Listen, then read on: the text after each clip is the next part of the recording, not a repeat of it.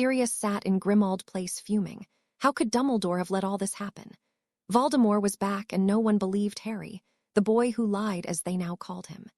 He realized that Dumbledore was playing games that left Harry as an outcast, Sirius as a wanted man, and the wizarding world at his mercy. He entered the Black Library with determination, the likes of which had not been with him since they created the map. He was on to his 6th book regarding wizarding law and the request for an appeal of a trial when there was a knock at the door.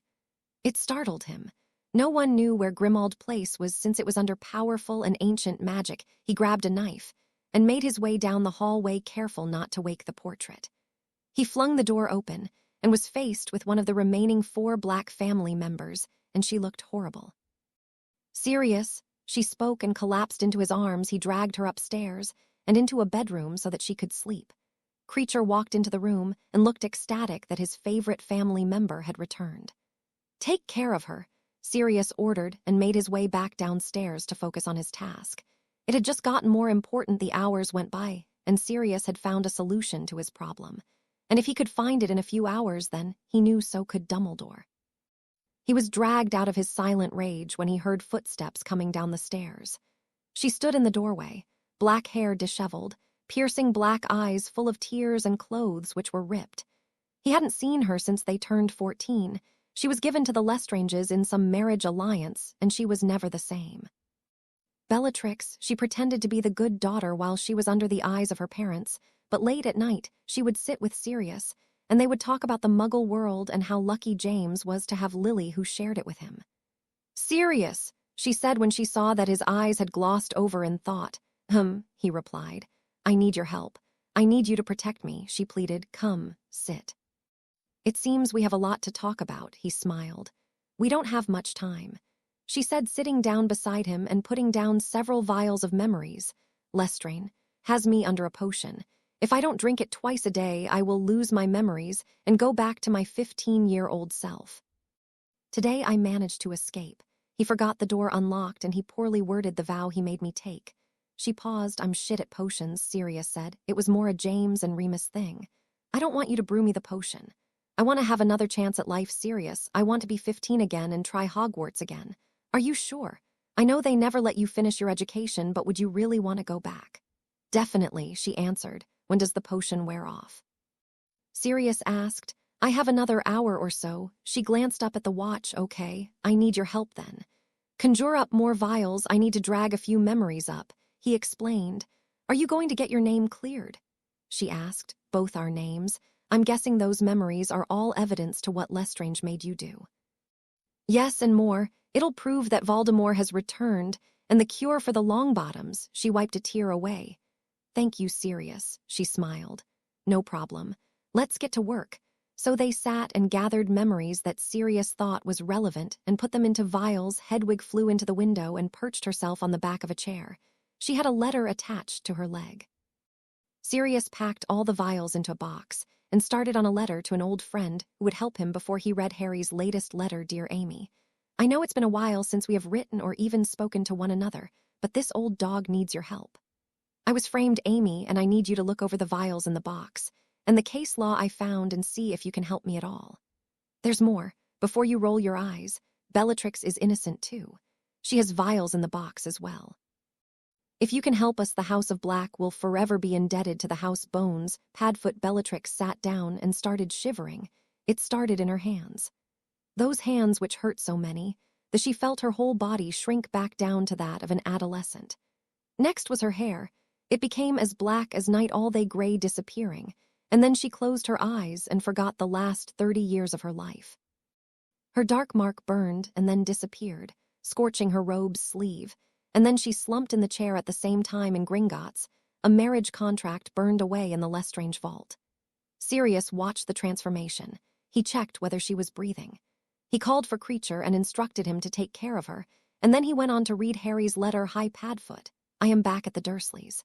Please keep Hedwig safe for the summer. I keep having dreams about Voldemort now that he's back.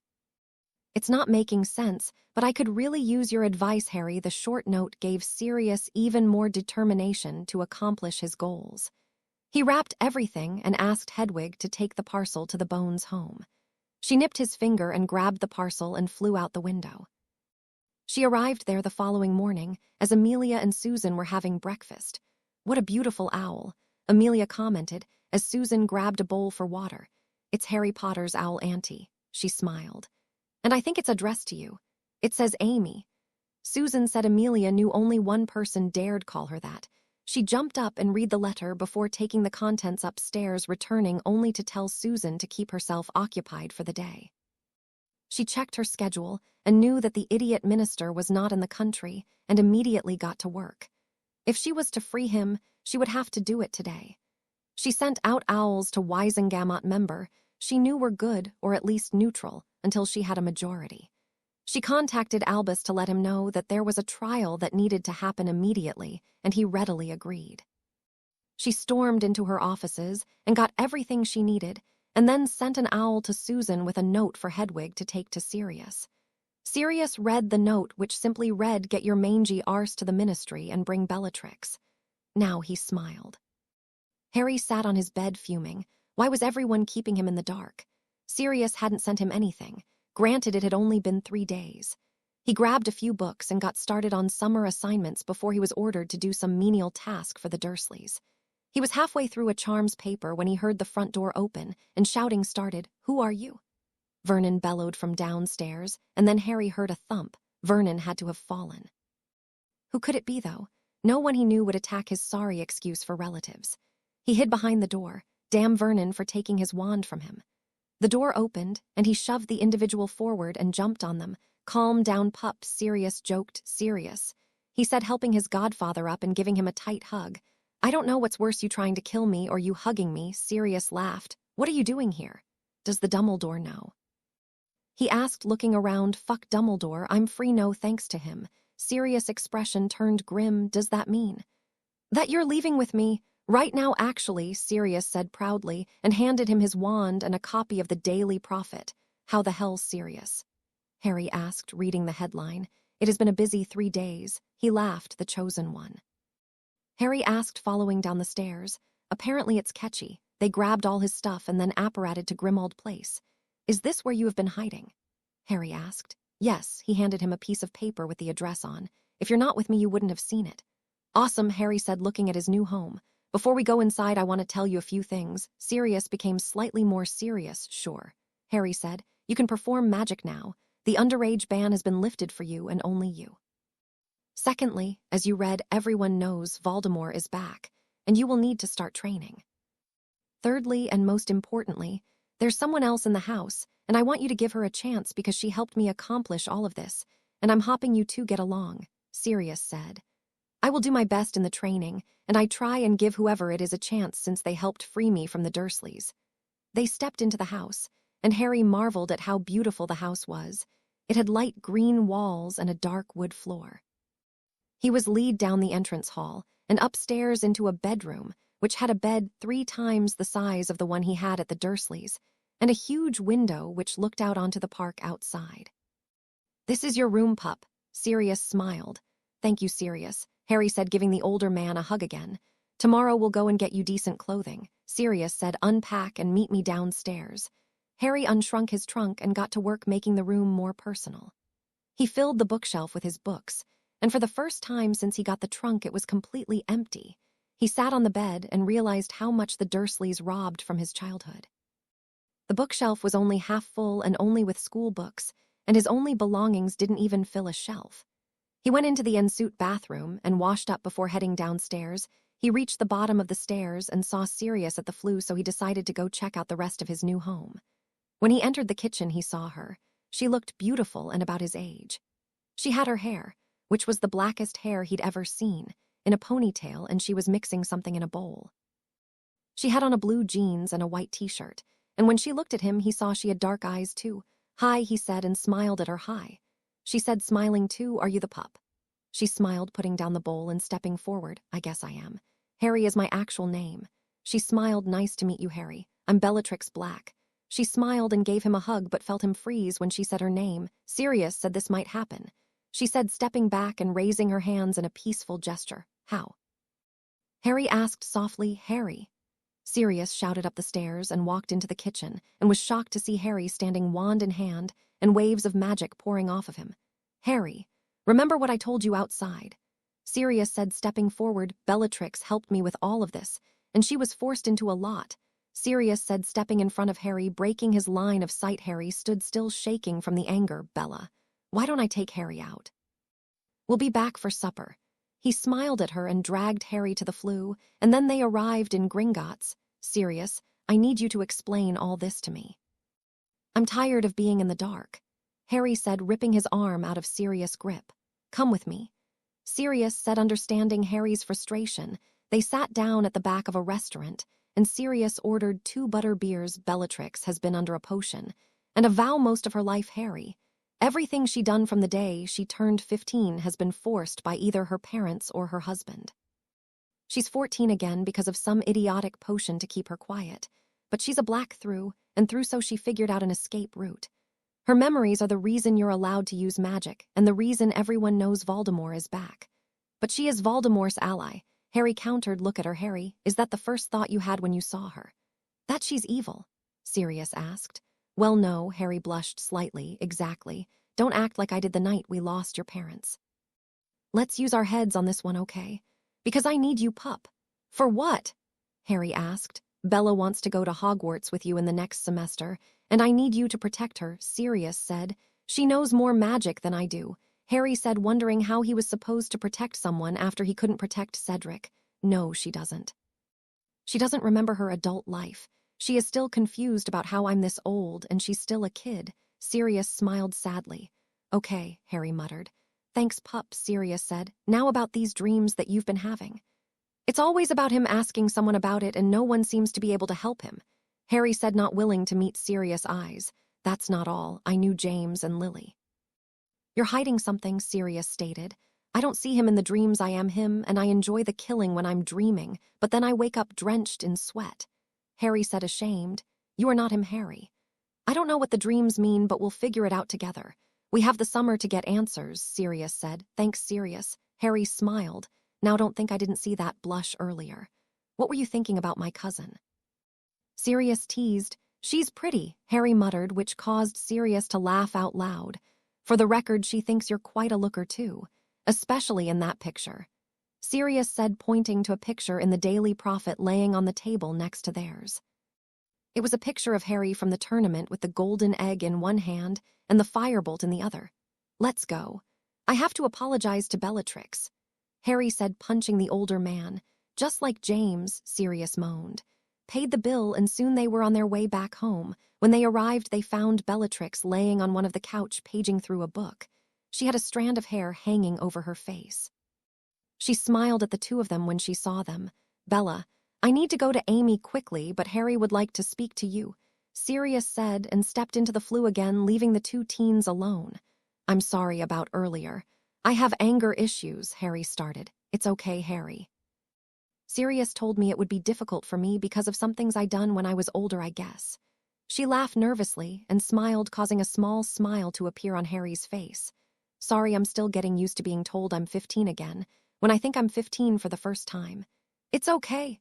We'll deal with it." Harry smiled at her. "You sound like Sirius now." She laughed. "I'm not a mangy old man," Harry muttered. "Are you hungry?" She asked. "Yes, I am," he said, and allowed her to drag him to the kitchen. After they ate, they spoke about their first 4 years of schooling, and Harry realized that nothing had changed about Hogwarts' curriculum barring second-year defense against the dark arts. He spent the rest of the evening doing summer homework with Bella, as she insisted he call her. Sirius returned later and told the teens about everything happening at the Ministry and Hogwarts. "Oh, and I have these," he said, holding up 2 letters. "Professor McGonagall is looking forward to seeing you both." He smiled. "Why do you have them so early?" Harry asked. "Could you be more like Lily?" Sirius whined. "Fess up, old man," Bella interjected. "I kinda stole them from her," Sirius said guiltily. Both teens laughed at their guardian's antics, and for the first time since Hogwarts, Harry Potter felt home. Harry watched her make her way around the kitchen preparing food. She always moved with such purpose, but still graceful. He heard a lot about Bellatrix from his friends, and read a lot about her and the first war with Voldemort, and that image couldn't be reconciled with the beautiful girl in front of him. Half the summer holiday had passed, and still no word from Ron or Hermione, even though he had been writing them every week about the various assignments and trying to make plans to see them. With a partner like Bellatrix, who was always encouraging him, he managed to finish his holiday assignments, and since Sirius had gotten their letters earlier, they decided today they would head to Diagon Alley for their books and some training gear. They walked down the alley, and it looked livelier than what Harry had seen it over the many years he had been here. "What's wrong?" Bellatrix asked. "It looks so lively," he explained. "It usually is during the summer, except for the last 2 weeks when it's basically just back to school shopping." She explained, "That's usually when I get to go with Ron and Hermione." Harry answered, "I'm sorry that you haven't heard from them." She said, taking his hand and squeezing it, "It's okay. I just hope they're all right." He smiled at her, and they went about the rest of the day doing shopping for various things that they didn't necessarily need. They decided to have lunch at the same restaurant that Sirius took him to. They sat closer to the front, where the windows were charmed to let you see out, but no one could see into the place. They were finishing the order when Harry saw the Weasley family plus Hermione walk past and into the bookstore. "I'll be right back, okay?" Harry said and left without waiting for an answer, and walked in the bookstore. He found Ron and Hermione easily enough because she was lecturing him on something, and he looked as though she was mad. "Hey guys," he said, "what are you doing here?" Hermione scolded. "Why shouldn't I be out and about?" He countered, "'Cause you know who is running around causing chaos and Dumbledore said you should remain safe." Ron answered, "Well, Sirius thinks it's safe enough for me to be out. Why haven't you responded to my letters?" He asked Hermione more than Ron. "Dumbledore said you should be kept safe, so he forbid us from replying to any of your letters," Hermione said, "and you just listened to him." Harry asked in disbelief, "Am I not your friend? Are we not on summer break so the headmaster has no say over our lives for at least 3 months of the year?" Harry almost shouted, "Dumbledore is wise, Harry." Hermione started, but she never finished because Mrs. Weasley saw him and started shouting, "Harry James Potter, what are you doing in the alley? Dumbledore has forbidden it." She went on, but Harry made his way for the exit and disappeared into the crowd and found his way back to the restaurant. Bellatrix was drinking some apple juice, and his own juice stood untouched. He slid back into his seat and stared out the window at the bookstore for a bit. "So where'd you go?" she asked, softly, seeing that he was angry again. "I saw my friends go into the bookstore and thought I'd surprise them. It seems that Sirius was right. Dumbledore is playing a dangerous game, and it involves keeping me in the dark," Harry said, and then told her verbatim what had gone down in the bookstore. "So she shouted your full name out loud in the middle of a crowded place to keep you safe?" Bellatrix asked egregiously. "Yeah," he replied simply and ran his hands through his hair. "Well, I don't know what to say, Harry. We'll talk to Sirius later and figure it out." She said as their food arrived, "Let's eat and get out of here. I'm keen to get started on the dueling book we got." He smiled at her. "Let's," she nodded and got dug into her lunch. When they arrived home, they found Sirius in the library going over what looked like contracts and mumbling to himself. "What's that, Sirius?" Bellatrix asked. "Just some legal guardian documents. Apparently we'll be getting 2 visits from the ministry and the hospital to make sure I'm caring for you properly," he said bitterly. "Why didn't the Dursleys have to receive those visits?" Harry asked. "Dumbledore said it wasn't necessary, but for me he is insisting that it happens." Sirius sounded hurt. "Well, he is wrong and will show everyone what a fantastic guardian you are," Bellatrix said, rubbing his shoulder. "Also, Harry ran into the Weasleys today." She followed up. "How did that go?" "Ron and Hermione glad to see you." Sirius asked, looking hopeful. "Not exactly," he said, and then told Sirius the entire story. "I don't believe them. After everything Lily and James have done, everything you have done for that family, and then they listened to Dumbledore. I give up. I thought once you saw them that things would change, but it seems that they are going to follow Dumbledore blindly," Sirius said, shaking his head. "It's okay, Padfoot. We'll be all right." Harry said. "We'll figure it out," he said, and got up and went upstairs, leaving the teens alone in the library.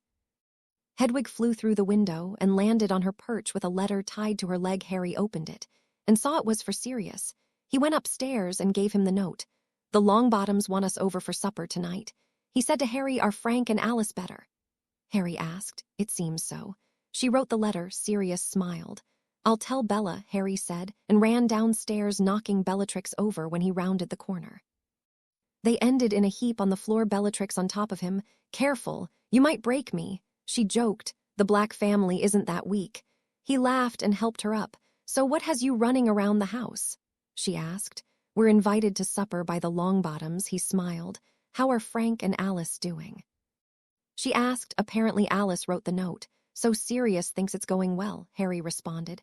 "Don't look so sad, Bella. I'm sure everything will be okay," he said, seeing her frown, and gave her a hug. "Thanks, Harry." She smiled and went upstairs while Harry went into the game room to throw some darts. It was something he could do without having to think too much. So his mind always drifted to something else. Today it was about a possible move to a new house. Sirius told him about the other houses the Black family owned, and that he wanted to move them to the one with more outside space, which in serious terms meant Quidditch pitch. Harry summoned the darts and continued playing for a bit before Sirius told him to get changed so that they could leave. He went and put on a pair of jeans and a white t-shirt and a pair of sneakers, and made his way to the flue where Bellatrix and Sirius were waiting for him. They arrived at the Longbottoms parlor and found Neville waiting for their arrival. "Hi, Harry." The other teens smiled brightly, clearly happier than Harry had ever seen him. "Hi, Neville," Harry said when he was released from the hug. "Hi, Bellatrix and Sirius," he said, giving both members of the Black family a hug as well. "Mom and Dad are outside waiting for us," he said, leading them out onto a patio, which overlooked the most beautiful garden Harry had ever seen. Frank and Alice stood to greet the new arrivals. Neville looked just like Frank in the way Harry looked just like James. Alice was shorter than everyone else except Bellatrix, who was the same height. "It's nice to meet you, Harry. Did you know I'm your godmother?" Alice asked after giving the teen a tight hug, which felt more like home than Mrs. Weasley's hugs. "I didn't. Here I thought I'd have to settle for the dog as a godparent." He laughed and got a smack on the back of the head from Sirius. "Keep cracking jokes like that, and I'll leave you here." Sirius laughed. They spent supper getting to know one another and making plans for the remainder of the summer. Bellatrix and Neville took a walk alone after dinner and came back looking more at ease with one another. Bellatrix noticed that had seen them leave and had a look on her face that she couldn't place, so she decided to ask him about it when they were at home. The evening was pleasant, but like all good things, it had come to an end. Later, Harry found himself sitting in a wingback chair reading a Quidditch magazine when he heard a knock at his door.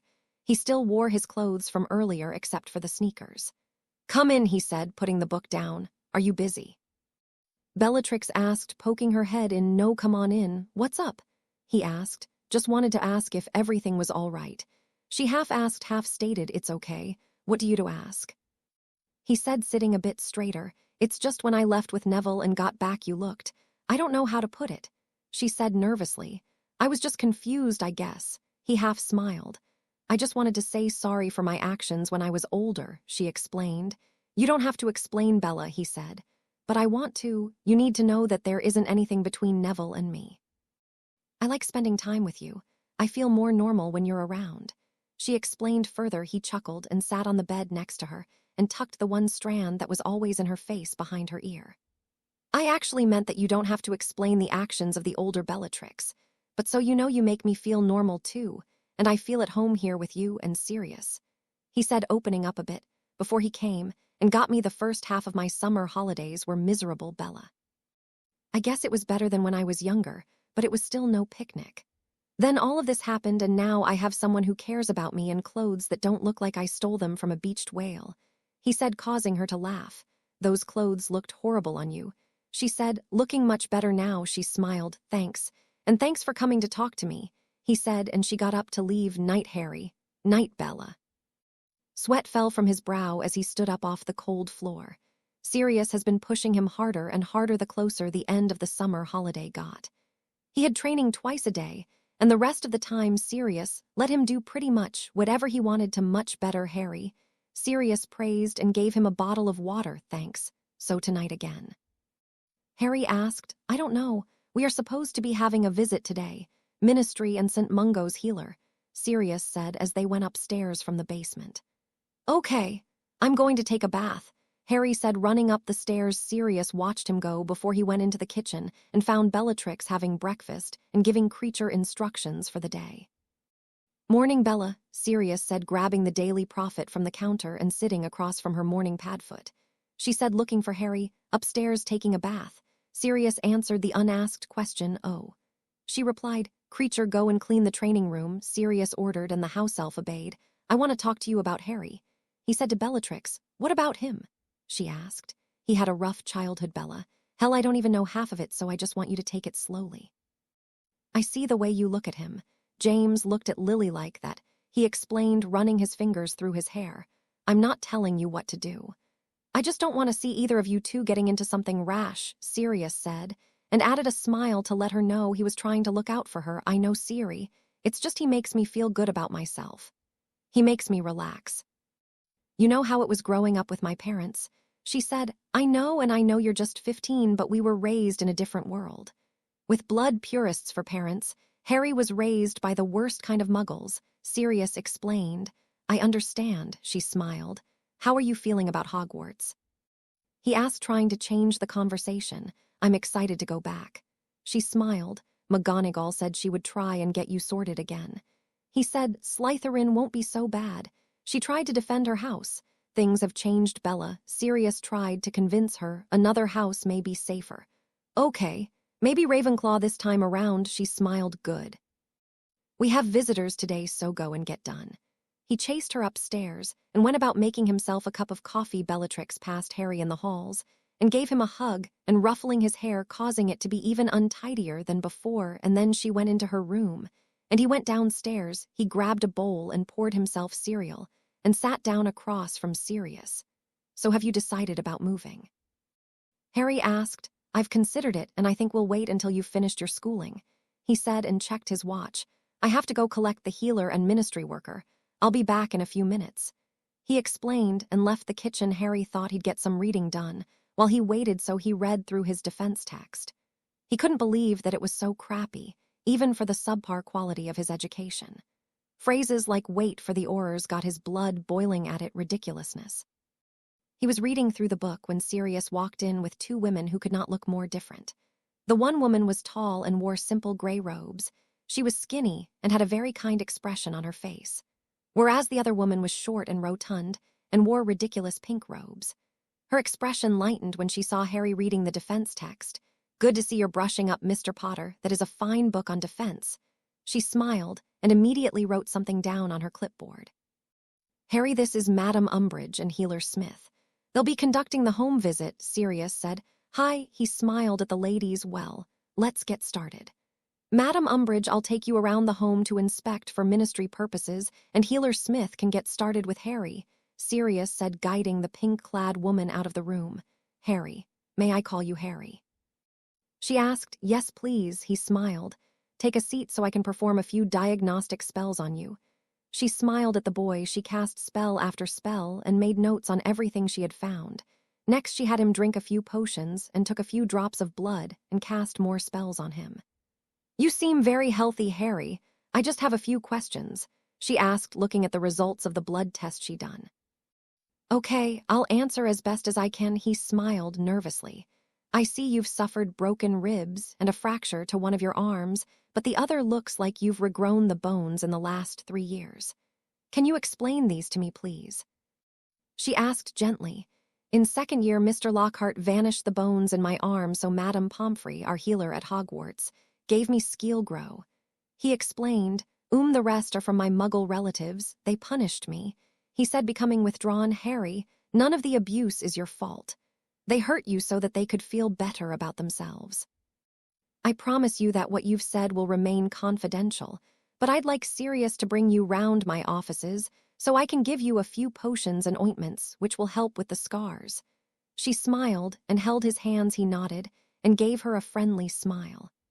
Bellatrix entered the room as Harry left so she could get her checkup. And that's the Black House, Madam Umbridge, Sirius smiled, slightly forced. Very well, Mr. Black. Everything seems in order and confirms the minister's suspicions. She spoke. You're doing a good job with Mr. Potter. We're extremely glad that he is away from a certain headmaster. She smiled and winked at Sirius. Keep up the good work on that defense book, Mr. Potter. She left the house. That woman is bloody mental. That book is a piece of shit, Sirius said. How did you know to use that book? Sirius asked. I didn't. I was reading it hoping I had been wrong about the book, but I wasn't. It's complete hogwash, Harry laughed. Are you sure you don't have any liquid luck on you? Sirius put on a show about patting Harry down liquid luck. He asked. I'll tell you about it later, Sirius said, seeing the door of the study open, and the healer walked out smiling. Thank you, Mr. Black. Both teens are healthy. I've asked Harry to come and see me before the summer ends so that we can go about fixing some things. Like his eyesight, for example. She smiled. I will bring him later this week then. Sirius smiled and escorted the woman to the door. Harry found Bella in the study reading through her transfiguration notes. Her hair was loose and hanging over the pages. He watched her for a bit from the door before joining her. That was where Sirius found them after his discussion with the healer. He watched them study for a few seconds and then left to do some inquiries. Harry sat at the poolside at Longbottom Manor, relaxing and chatting to Neville about the school year ahead. They watched Hannah and Bellatrix enjoy themselves in the pool in between their conversations. So what about Ron and Hermione then? Neville asked. I don't know, Nev. Sirius and I have been speaking about it and the letters we received from Dumbledore about my safety. It seems everyone would prefer I'd be holed up at the Dursleys feeling miserable and hated. He spoke plainly and directly. It was something Harry was enjoying about hanging with Neville instead. He could be open and honest without worrying about how he'd be perceived. I understand how you feel, Harry. I've seen how they've all treated you over the years, and you've never deserved the trouble you've got because of it, Neville said. And for what it's worth, Hannah and I will be there for you and Bellatrix. He smiled. Thanks, Nev. You're the best, Harry said, and then pushed Neville into the pool. The rest of the day was spent fooling around in the water. Harry and Bellatrix left for home when the sun had started setting. Sirius found them laying on the couch in the study and sleeping. He was glad that they both were having a better summer than they had had in their entire lives. He left them there and had Creature prepare him something to eat. Most days had been filled with either training, studying, or relaxing. Bella had made sure Harry had clothes that suited him and fitted him before they left for the train back to Hogwarts. Sirius had taken him to the doctor the day before they returned to Hogwarts. Hi, Harry. I've been expecting you. She smiled. Hi, Healer Smith. He smiled. Call me Mary, please. This isn't ministry business. She smiled. Okay, Mary. So what all would you like to do? He asked, looking at the potions she had set out. 3 things, actually, Harry. The first is to fix your eyes, which will take the longest of the 3. Then I'd like to address your scar, and then I'll give you potions that I'd like you to take until Christmas break, when I'd like to see you again. She smiled. My scar? He asked. Yes, I've been talking to Sirius and he told me some things about visions and dreams. I have a theory and I'd like to try and heal that for you. Do you mind? No, I do not mind at all. I mind that my dogfather just decided to share information about me. He gave Sirius a dirty look. He only does it because he cares. If that helps at all. She smiled at him. Now lay down because I'd like to start. He followed her orders and laid down on the bed that she motioned to. This may sting, but after an hour you'll feel dizzy, but the pain will be gone. Then we'll look at your scar. Now be still. Ocularum reparo. She cast on his left eye and then on his right eye. She continued putting potions into the box that he would use until Christmas break. The hour passed, and Harry felt the pain disappear and then the dizziness set in. He waited patiently for her to let him up. Okay, now while your eyes are still closed, I'm going to take a look at your scar, she announced and started casting spell after spell on the scar. She went back her bookcase once more and opened another book. I knew it, she shouted. What is it, Mary? Sirius asked. When I heard that Voldemort was back, I started researching how it would be possible, and it turns out you can make soul containers, but they are very temperamental and need to be prepared very carefully. Voldemort's soul left a piece behind Harry's scar. She explained, I have a piece of Voldemort in me. He asked, shocked. A very small piece, and I can remove it, she smiled. Please do, he smiled. She set to work, and Sirius watched as the scar opened up and blood and black goo oozed out of it. He saw Harry's face take on a very stern and stiff expression as she worked. Sirius saw the goo reach out to her, but she managed to trap it a conjured vial. Within seconds, it burst into flames within the vial. She cast a few healing spells on Harry and then allowed him to stand up. How are you feeling? She asked. I feel light. It's like a pressure disappeared in my head, he said, looking around. Everything looks so bright. He said, the light sensitivity will pass in a few minutes. The healer smiled. Thank you, he said, and hugged the woman tightly. You don't know how much this means to me, he said, stepping back again. It's my pleasure, Harry. Now come and look at these potions, she said, stepping closer to her desk. I've labeled them all with a date and either an E or M for evening or morning. I'll stick to them religiously. Harry smiled good. Stay safe, Harry. The healer smiled and escorted them out. Sirius treated Harry to some ice cream and bought Bella a firebolt as her new broom, remembering how she loved flying as well. All in all, it had turned out to be a fantastic day. The following morning, the Black family was packed and ready for the new year at Hogwarts. Sirius gave both teens a communication mirror and a book on occlumency. They boarded the train and found the compartment that Neville, Susan, and Hannah were in and sat down with their new set of friends. Harry cast a notice me not charm and a silencing charm on the door. That'll give us some privacy till we get to Hogwarts. So all the homework done, Bella?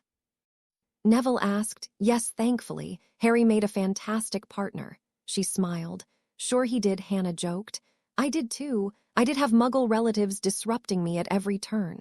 He said, are all Muggles like them? Neville asked, now knowing what Harry had been through. Not at all, Nev. We'll arrange a Muggle field trip for you three once we're on Christmas break. Harry said, that would be great. I've always wondered how it is for Muggle-borns. Susan said, most of them have peaceful and loving family homes, just like any wizard-born, Harry explained. So are you going to get resorted, Bella? Susan asked. I am. McGonagall said I should sit with Harry until the first years have been sorted. She explained. Don't worry, I'll keep you safe from those mean Gryffindors. He smiled and pulled her closer, causing the other three teens to share a look. Harry and the group made it into the Great Hall without incident, mainly because they avoided the Weasleys and Hermione and they didn't run into Malfoy. Bellatrix sat in between Harry and Neville as agreed. She was getting looks from the other students. It's not just you, Bella, it's all three of us. I have my parents back. Harry is the chosen one and you're back to being a teen, Neville pointed out, and all three issues made headlines. It's just weird. It wasn't like this in my fourth year. I managed to slip unnoticed, she explained. Well, you're running around with Harry now and he doesn't do unnoticed. Neville laughed. I can go unnoticed. Trouble just finds me, he defended. Of course it does, Harry, Bellatrix said, patting his knee. They watched the first years get sorted, and then the headmaster stood but didn't vanish the chair and hat yet. A second chance at life is a rare thing. Some would even say that it is impossible. Today, however, we see that it is not so. Bellatrix Black once more walks the halls of Hogwarts. After using her knowledge to free Sirius Black and herself, the effects of a very dark potion took place, and she was left with no knowledge of the acts she was forced to commit. The staff and I have decided to allow a resorting to take place. MS Black, if you will, he motioned to the chair. She stepped forward and sat, while McGonagall placed the hat on her head. Welcome back, MS Black.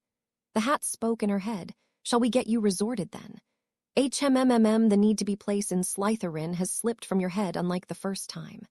A new family, I see, Harry watched on. He didn't know what he'd prefer for her. He only knew that she shouldn't be in Slytherin again, not with Malfoy, not Crabbe and Goyle in the house. He was dragged out of his thoughts when the hat shouted Hufflepuff. He clapped knowing that Susan and Hannah would be there for her. She smiled at him as she walked past where he was sitting and sat down between the two girls. The feast commenced, and as soon as the food appeared, so did his old friends. Hey, Harry, we were looking for you on the train. Hermione smiled. Are you still listening to the headmaster? He asked. Harry, he knows best regarding. She started. I'll take that as a yes.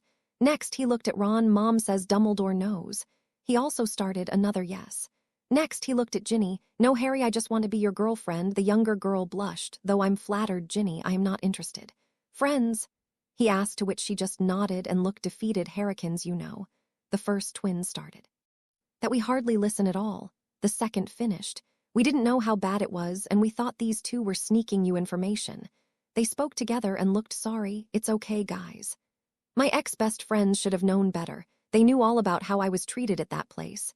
He looked at Ron and Hermione. We're sorry, Harry, Hermione apologized. Will you follow the headmaster's instructions? He asked. Yes, she said without a break. Then I don't accept your apology, he stated, and turned to Neville. Supper went by, and Neville discussed their summer assignments and ignored the rest of the table. Harry and Neville then escorted the three girls to the Hufflepuff and went back to their own common room. Oi, Potter, Seamus slapped Harry on the shoulder. Mom says she's awfully sorry for doubting you, the boy said, and sat on his bed. How was the holiday, Harry? Dean asked. It was much better. Sirius was cleared of charges, and now I live with him. We've been training. Harry spoke about how he had visited Longbottom Manor as well. Manor? Dean asked, shocked. Yeah. Neville said, still shy about the wealth his family had. Dean, have you visited a wizard home before? Harry asked, remembering his conversation with Susan and Hannah. No, I haven't, Harry. You inviting me over? He asked, a little cheeky. Sure, maybe over Christmas break. We were talking about the Muggle world with these poor purebloods, and they're clueless, Harry said. Wow, sure, that would be great, Harry, Dean said excitedly. Think I could come too, Potter? Seamus asked. Why haven't you asked before? Neville asked the room. Harry was always with Ron, and he was always unpleasant whenever suggested inviting you somewhere. Dean shrugged. Harry was about to respond when the red-headed boy walked in. There you are. Why were you so rude to Hermione? Ron shouted. I wasn't rude. I just had enough about being kept in the dark. I need friends who will stand with me no matter what, Harry calmly explained. We stand behind you, Ron defended. No, you don't. You stand with me when Dumbledore says it's okay. Harry still calmly dismissing his defense. Harry grabbed toiletries and made his way to the shower instead. Harry enjoyed his shower and, leaving his hair damp, pulled on a vest and a pair of pajamas pants. He threw his dirty washing in the hamper and saw that Ron had left the room again. We thought you'd grab him by the collar and beat him, Harry. Dean laughed. What happened to that Potter temper we've gotten used to? Seamus asked, laughing too. Harry has calmed a lot, guys. I'm worried maybe we should take him to Madame Pomfrey, Neville said, causing the room to burst into louder laughter. Very funny. Harry muttered and crawled into bed. Everyone was discussing what they'd like to do in the Muggle world or Wizard world, and the room felt much more relaxed than it ever had to Harry. Bellatrix was having a pleasant evening as well. The Hufflepuff students had accepted her and were doing their best to make her feel welcome. She shared rooms with Susan, Hannah, and Leanne. The third girl seemed more interested in spending her time with the older years. Bella had unpacked and was discussing how her first 4 years at Hogwarts had been. The girls had quickly realized nothing besides the defense teacher had changed over the years. Hannah had suggested they go to bed when she checked her watch, and the other 3 easily agreed. Bellatrix lay in bed thinking about Harry in the Gryffindor common room and having to deal with Hermione and Ron. She hoped he was okay. Sirius sat in the study going over vacancies when his flu roared and Amelia stepped through with a bottle of wine in hand. I hate going home to that empty home, she said. I miss their noises. It's too quiet now without them. Sirius agreed, looking for a job, Padfoot. She asked, seeing the newspaper. I am, he admitted. We always need aurors and hit wizards. She suggested, let me think about it, okay? I might only do it until Voldemort is defeated. He said most of the new recruits are statting the same. They spoke about her plans for the war and his time in Azkaban.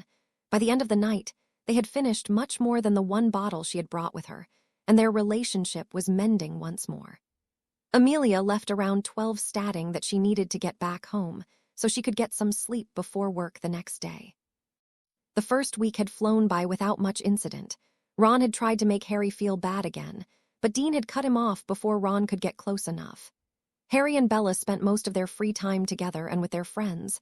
They had amassed quite a group, including the twins, Susan, Hannah, Dean, Seamus, Ginny, and Justin Finch-Fletchley.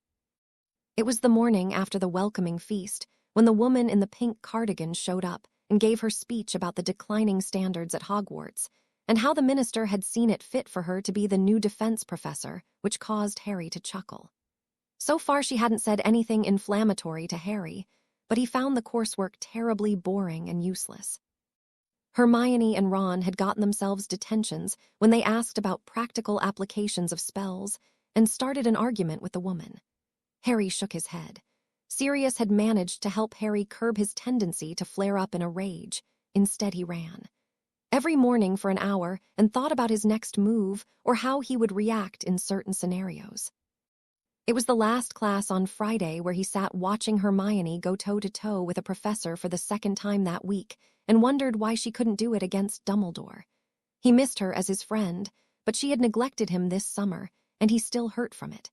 Sit down, Ms. Granger, the woman shouted for what seemed like the 4th time for the class. A war is coming. Hermione shouted back, tell her, Harry. She looked to him for help. I have nothing to say, Professor. he said, raising his hands in a calming and non-aggressive manner. "Harry, Voldemort is back and he is after you," Hermione shouted. "The Aurors are more than capable, Ms. Granger. Now sit down and that'll be another 50 points from Gryffindor." She smirked when Hermione seemed defeated. "Well done, Granger, you've lost Gryffindor 500 points in 1 week." Malfoy laughed. The class continued reading their books, but Harry had put his occlumency book on the inside and continued reading that instead. Practicing his breathing had become second nature to him, and focusing had become easy. It clicked then. The piece of Voldemort's soul had been affecting him more than he remembered or suspected. He pulled out a new piece of parchment and wrote down everything that had changed for him, focusing easier, sleeping better, no headaches, much less angry, no nightmares, no visions, no scar pains. Folding the note and slipping it in his pocket once class ended, he decided to find Bella before their next classes to give her the note. "Harry, wait up," Dean called. "What's the matter, Dean?" he asked. "Nothing. We have herbology next with the Puffs. I thought we could sit together." He asked. "Sure, I forgot herbology was next. I wanted to find Bella first," he smiled. "Okay, so why didn't you help Hermione out?" "She is right," he asked. "Dean, does Professor Umbridge seem like a reasonable person to you?" he asked in return. "Not particularly."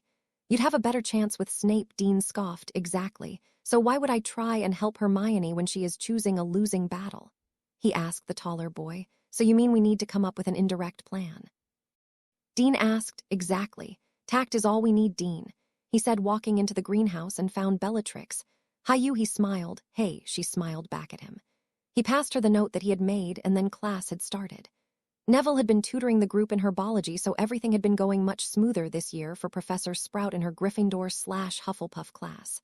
Sirius had finally gone to the Gringotts to sort out the Potter and Black estates on the last day of September. He walked into the bank and asked to see both the Potter and Black account managers. The teller was reluctant to have this request fulfilled, but once Sirius showed the goblin the keys, he rushed off and set the meeting room. "Mr. Black, welcome." "I've been waiting for your visit," Shortsaw grinned. "I, however, did not expect to be summoned," Griffooks scoffed. "The Potter and Black families provide Gringotts a lot of business, so I will summon my account managers when I see fit," he said, sitting straighter in his seat. "Apologies, Mr. Black. I did not intend to cause friction." Griffooks smiled now. "That's fine. I would like full statements for both accounts. All payments to be stopped immediately. All access to both accounts to be restricted to myself and Harry James Potter. Access to the Black account to be given to Bellatrix Black," he said, and watched the goblins get to work. An hour later, he emerged from the bank, having finished his business and thoroughly irritated Griffook with his superior demeanor. He sat down at his favorite table at Florian's and had some ice cream and read through the statements. The Black statements were dormant for 12 years, only bank fees being withdrawn every month. Recently, he saw all his purchases to fix up Grimmauld Place and treat the two teens. It was a straightforward account, unlike the Potter account, which was split into 3 separate accounts: a trust account for Harry, a jewels account, and the main account. Sirius looked at the jewels account and saw that it was basically a listing of jewels the Potters had collected over the years, but no movement had happened for the last 50 years. The main account had a management fee for the trust account, and the jewel account added on to the main account, which was charged every month on the last day, and a payment to the trust account at the beginning of every year. Then came the trust account, which simply made Sirius mad, almost as mad as the night he went after Peter. Every year the entire vault was cleaned out, which was impossible because Sirius had known how much James had spent at Hogwarts, and they had lived quite lavishly as a group of 4 off half of the amount Harry was receiving. He finished his ice cream and went over to the bookstore. "Good afternoon, Mr. Black. How can I help you?" The attendant smiled sweetly at him. "I'd like to know how my godson spends so much on books every year." He demanded. Let me open the Potter account history," she said, clearly intimidated by his anger. "It seems that this year he purchased significantly decreased, and last year he purchased 2 sets of 4th-year Hogwarts curriculum books, 2 5th-year and 1 3rd-year. She said, and handed him a copy of the purchases. "Thank you, and I apologize for the anger," he said, and stormed to the next shop. Every shop was the same story, and as the evidence mounted, so did Sirius' anger. He checked the last line of the statement for every year and went back to the bank. "I need to see Griffook. he demanded once he was led through to the office of the account manager, and the door was shut. He started shouting at the goblin who shrunk lower and lower into his seat. Whose account does the balance of the trust fund go into? He demanded hoarsely. Chief Warlock Dumbledore, the goblin answered without checking anything. Sirius got up and made to leave, but he turned back. He was a child. Is a child. And you done nothing to protect him or advise him, Sirius shouted, and then stormed out. He arrived at the burrow a few minutes later and found Molly and Arthur at home. Ah, Sirius, welcome, Arthur smiled. I am disgusted in your family. He started. Harry needed protection and loved. If you felt it necessary that he pay for it, then you could have asked Dumbledore. Sirius quickly realized that Arthur was completely lost, but one look at Molly answered all Sirius' question. Stay away from him. I cannot believe it. I really can't, he said, and apparated home. Harry sat at breakfast the next morning and was chatting away with Neville and Dean about what he thought about the Quidditch team's chances for the year when the owl post arrived. He saw the black owl of the Black family into the hall. Harry saw it was carrying both a parcel and a letter. He relieved the owl of its packages and fed a piece of bacon before it left once more. He opened the letter and found 2 letters inside, one addressed to him and one addressed to Bellatrix. Harry, I'm glad to hear that you're having a better time at school this year, and I hope my news doesn't sour it too much. But firstly, I'd be glad to have Neville, Dean, the twins, and Seamus over for the week before school opens again. We can definitely do some muggle and wizard activities to open both sets of boys' eyes to the other worlds. My news, though troublesome and infuriating, has been remedied already. Is that over the last 4 years you were being robbed by Molly Weasley and Albus Dumbledore. Your trust vault was constantly emptied by both parties. You are never to give your key to anyone. Ever. I have secured both our accounts, and I'd like to take you to Gringotts over the Christmas break to ensure you're constantly kept up to date about the latest development, and so we can visit your vaults. I hope this doesn't affect your relationship with the twins, as they were the only ones who knew about this way, Dumbledore and Molly. I'm sorry I wasn't in your life to prevent this, pup. Another failure on my part. Your silly and quick-to-anger godfather, Padfoot Harry, had to read the letter twice before he reacted. He crumpled the letter and shoved it in his pocket before looking toward the staff table, and unfortunately Dumbledore wasn't there. He stood, grabbed his parcel and Bella's letter, and made his way over to the Hufflepuff table and delivered Bella her letter before making his way out of the hall. She saw him walking with his free hand clenched in a fist and decided to follow him before he done something that he would regret. She caught up with him going down the hall towards the Gryffindor common room. She unclenched his fist and held his hand. They entered his common room and sat on a couch where he told her about his letter. I'm so sorry, Harry. She held him close. Why would they do that? If they would have asked, I would have helped without a second thought. Harry said, anger turning to disgust and sadness. Because they're either proud or sly, she said, rubbing his head. And don't for 1 minute think you deserved it, she said with a stern voice, but smiled at him. Thanks for comforting me. What does your letter say? He asked. Let's see then, she said, opening her letter. Dear Trixie, I hope you're doing well. I'm glad you're having so much fun at Hogwarts this time round. You deserve it, kiddo. To answer your question, yes, you should. I think you would be a great chaser, and Hufflepuff will have an excellent advantage. Lastly, I have added you to the Black family vault once again, so you should be able to get some things from Hogsmeade. Your 4-legged cousin, she read. You want to play Quidditch? He asked. Yes, I do. I love the sport, she smiled, and they spoke about their favorite teams and why Seeker or Chaser was better. By the time Other arrived in the common room to collect their things for the first class, Harry had completely forgotten his anger. Open your parcel before we go, she said, looking at the unopened parcel. Okay, Trixie, he smiled at her when she swatted his shoulder. He knows I don't like when he calls me that. She feigned hurt. Harry obeyed and stripped open the package and found 2 new occlumency books, some sweets, and 2 leather money pockets. They split everything in 2, and Harry stored his share in his trunk, while Bella went to the Hufflepuff rooms to get her books. The 2 of them walked into Charms just in time and took their seats, only letting go of each other's hands when they needed to split up. Harry sat in between Seamus and Dean, whereas Bella shared a row with Hannah and Susan. Class went by quickly, even though they had been covering a lot of theory that day. Professor Flitwick dismissed them, and they went on to their next class where Harry planned on starting his plan for the defense teacher. Bella waved to him and gave a friendly smile, which made him feel like her could conquer the world. He followed Dean into defense class and took their seats. Professor Umbridge had given them a chapter to read once again and to make notes on it. Harry raised his hand after 10 minutes, having timed it, so that it appeared that he had read the chapter. "Yes, Mr. Potter." She smiled kindly at him since he was one of the students who never questioned her methods. "Professor, I had an idea." He started. In second year, Professor Lockhart had tried to start a dueling club. "That seems very dangerous, Mr. Potter. I hope that is not what you are suggesting." She seemed a little disappointed. Maybe he was a troublemaker, she thought. No, Professor. "I wouldn't want Madame Pomfrey to have her hands full with poorly casted spells," he said, shaking his head like that was the worst idea in the world. "What do you suggest, then?" she asked curiously.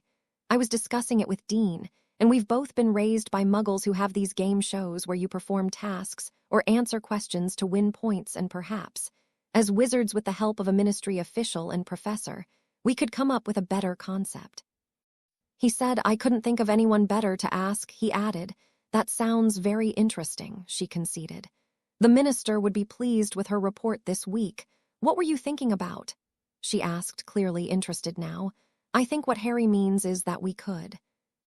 Hermione started. "Shut it, Ms. Granger. For a prefect, you have lost your house an extraordinary amount of points." She screeched.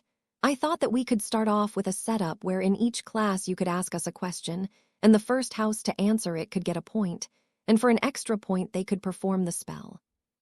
Of course, if you feel that you can't control the students, we shouldn't do it," he said sincerely. "No, Mr. Potter, I think that is a fantastic idea. We could keep a score, and at the end of the year we could award the winning house with something for their common rooms." She smiled. "Ministry funded, of course." "The ministry does care about your education," she said, already making plans to present it to the minister as her idea. "Whatever you think is best, Professor." Harry smiled. "I'll speak to some of the other professors about warding an area of the classroom in case something went wrong." She smiled and made notes. "That's all I wanted to say, Professor." "Thank you for taking time out of the lesson to listen to my proposal," he said, and turned back to his parchment. 50 points to Gryffindor for respect and initiative. She announced. Harry handed Dean a piece of paper and smiled, while continuing to read his occlumency book. "Told you all we needed was tact." Hermione sat in the library trying to figure out how she had to go about showing Harry that he was wrong for rebuffing her since school had opened, and instead he spent all his time with Bellatrix and Neville. She had to speak to the headmaster and explain that she only done what he had asked, and now she had found herself without friends and almost 600 points down because of that pathetic ministry witch. Hermione had been getting tired of seeing Bellatrix in the Hogwarts common room too. She was in Hufflepuff, why didn't she just stay there? She slammed the book closed and packed her stuff up in a huff. She made her way to the common room and found Bellatrix sitting with Harry. She made her way over to them. "Harry, do you mind if I have a word?" she asked. "Sure, Hermione. What would you like?" he asked, not shifting from his seat. "Can we talk alone, please?" She asked. "No, I don't keep secrets from my friends," he said calmly. "Okay, she needs to stop sitting in our common room." She pointed to Bellatrix. "And why is that?" he asked. "Because she is a Hufflepuff," Hermione reasoned. "Okay then. Let's go to the Hufflepuff common room then, Bella," he said, and stood offering his hand to Bellatrix. "You don't have to go, Harry. You're a Gryffindor and you deserve to be here," she said, happy that she had won, but her happiness faded when she saw Harry's face, and Bella doesn't. He asked harshly. "No, the hat placed her in Hufflepuff," she said quietly. "So the fact that she helped free both Sirius and me at personal cost doesn't make her brave enough," Harry almost shouted. "There was a crowd gathering now that has nothing to do with," she started. "It has everything to do with what we're talking about." He cut her off. "I'm looking out for you, Harry," she shouted. "Looking out for me? How?" he asked. "She can't know everything. How can you trust her after everything she's done? And she used to be a dirty snake and Death Eater," Ron shouted, pushing his way through the crowd. But as soon as he made it to the front, Harry punched him in the throat, causing him to collapse to the ground. "Now listen here, you ignorant bitch," he turned on Hermione. "If you say one more defamatory thing to or about Bella, I will curse you until you don't know your first name." He stared her down hard. He turned to leave when he heard her speak again. What was that? He asked. 5 points from Gryffindor and detention with Filch for 2 weeks for assaulting another student. She said louder, "Go fuck yourself, Granger," Harry said, and left the common room. He walked side by side with a very quiet Bellatrix till they got to her common room door. Harry pulled her aside before they entered. "Talk to me." He said to her, "Does everyone hate me?" She asked with tears in her eyes. "No, they don't. She just said that because she's losing her friendship with me. Maybe in some part of her she thought we would be together, but that's never been a possibility for me. You, Bella, are a wonderful young girl, and whatever happened after you were married off doesn't matter to all of our friends. Neville already thinks you're the best girl in the world except for Hannah." Harry smiled at her. "What did I do to deserve you?" she asked. "I'm the lucky one here. Your support has made me better, Bella," he said and gave her a hug. "Do you mind if I turn in for the night?" She asked, "As long as you promise that you're okay." "I am. I've got such an amazing person in my life." She kissed his cheek and made her way into the common room where she found her friends. Harry stormed off to Professor McGonagall's office. He knocked and found his head of house sitting at her desk and grading papers. "Mr. Potter, how may I help you?" she asked. "I'm here about revering detentions given to me by Hermione Granger." He started and told her the entire story. She listened carefully and waited for him to finish before she answered him. "I agree with Ms. Granger. You cannot go ahead and physically assault fellow students, but I do also agree that it was provoked. So no detentions, but the deduction in points will remain. Mr. Weasley and Ms. Granger will receive punishments as well." She spoke. "Okay, Professor," he said, and left her chambers. He walked back to his dorm where he found his 3 male friends giving Ron a hard time about what he had said. "Don't tell me what to do," he said, and took a swing at Neville, but Harry caught his hand. "Do you want to get hit in the throat again, Weasley?" Harry asked, sounding furious. "What are you doing, Harry?" "We're friends," he whined. "We were friends. But that's over now," Harry said, and pushed him away from the rest of them. "It's that crazy bitch. She has you under some sort of potion," he said, and started running when he saw Harry chase him. He barely made it down the stairs when he felt a foot kick him in the back, causing him to tumble across the floor. Harry had his wand in hand and stood threateningly over Ron. "I warned you not an hour ago," Harry said menacingly. "Harry," George shouted, "wait." Fred followed up. "We'll take care of him." They said together, "Gred and Forge, I'm not giving him another warning." Harry said to the twins, "Thank you, Harry." Fred said seriously. They dragged Ron out of the common room. Harry checked his watch and saw that it was after curfew.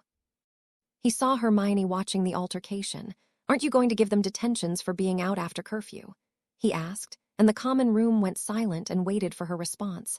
"I didn't see anyone leave the common room," she said, and stared back at him. "Bloody ridiculous," he said, and went back upstairs. The room was silent, all 4 occupants going about their nightly rituals.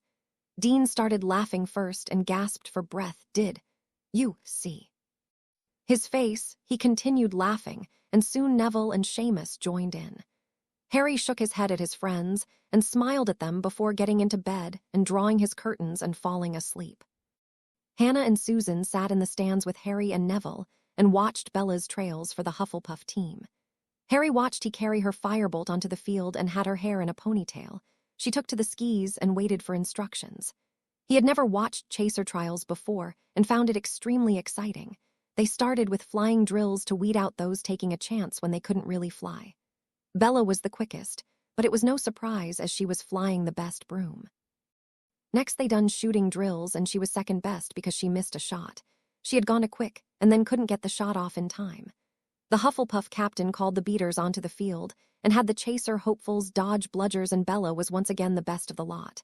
They all landed again, and then she flew over to them smiling. "Made the team?" Harry asked, smiling. "I did." She jumped onto him. "Thank you for the training," she said, and kissed him as he turned to look at her. Her lips landed on his, and they both froze for a moment when they realized what was happening. Harry wrapped his arms around her waist and deepened the kiss. They kissed until Neville cleared his throat to let them know that their friends were still there. Sorry about that," Harry blushed. "No apologies. We've been waiting for this for 2 months now." Hannah smiled. "Yeah, shall we go to the Halloween feast?" Susan asked. "I really crave some pumpkin pie." Harry looked at his friends if they were crazy. He checked his watch and saw that the date was the 31st. How had he forgotten the date completely?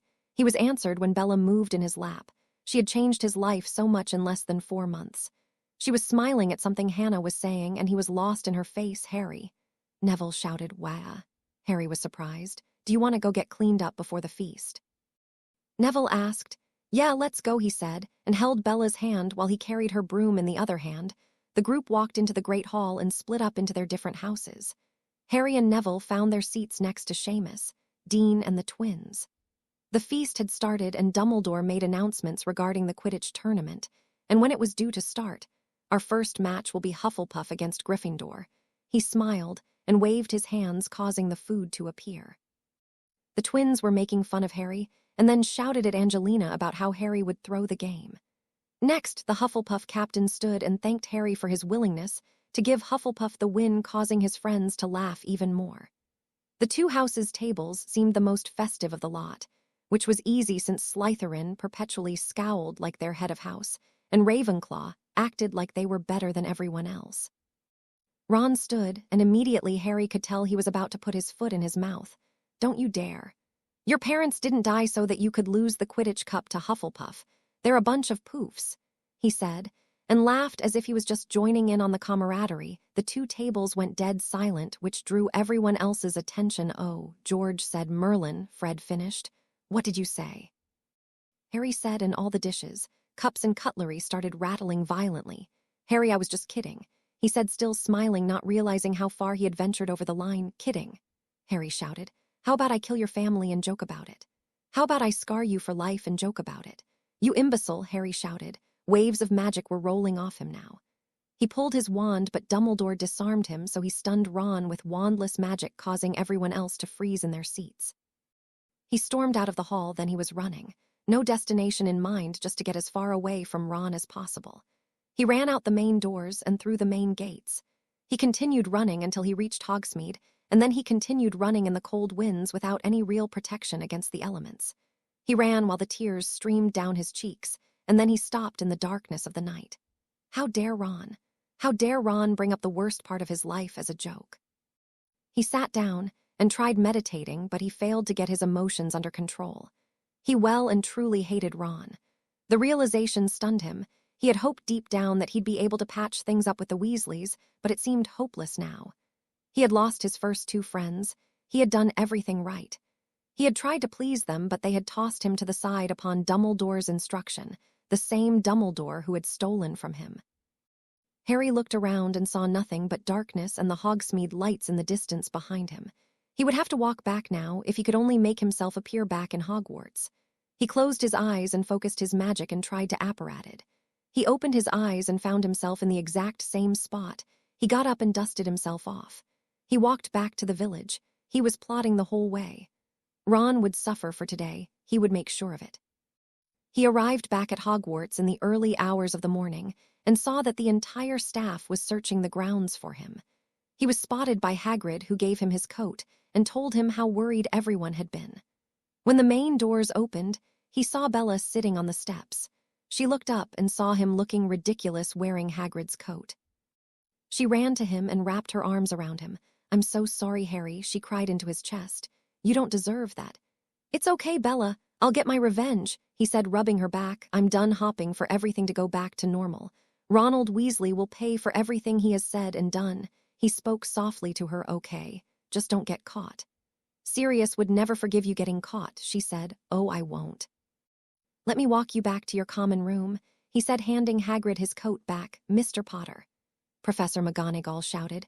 "We were worried about you." "I'm fine, Professor, or at least I will be. I'm sorry for causing such a scene," he apologized. "You were fully in your rights to cause one. Mr. Weasley has detentions for the rest of the term and has lost Gryffindor another 100 points. She shook her head. "Between Ms. Granger and Mr. Weasley, I cannot see our house winning the House Cup," she said, walking away, mumbling about being too old for this. "Here, Neville picked it up after you were disarmed," Bella said, handing him back his wand. "Thank you, Bella. I'm going to work on wandless magic now." "Maybe I won't need a wand one day," he said as they reached her common room. "That was spectacular to watch. I hope you get it right." She smiled and kissed him softly.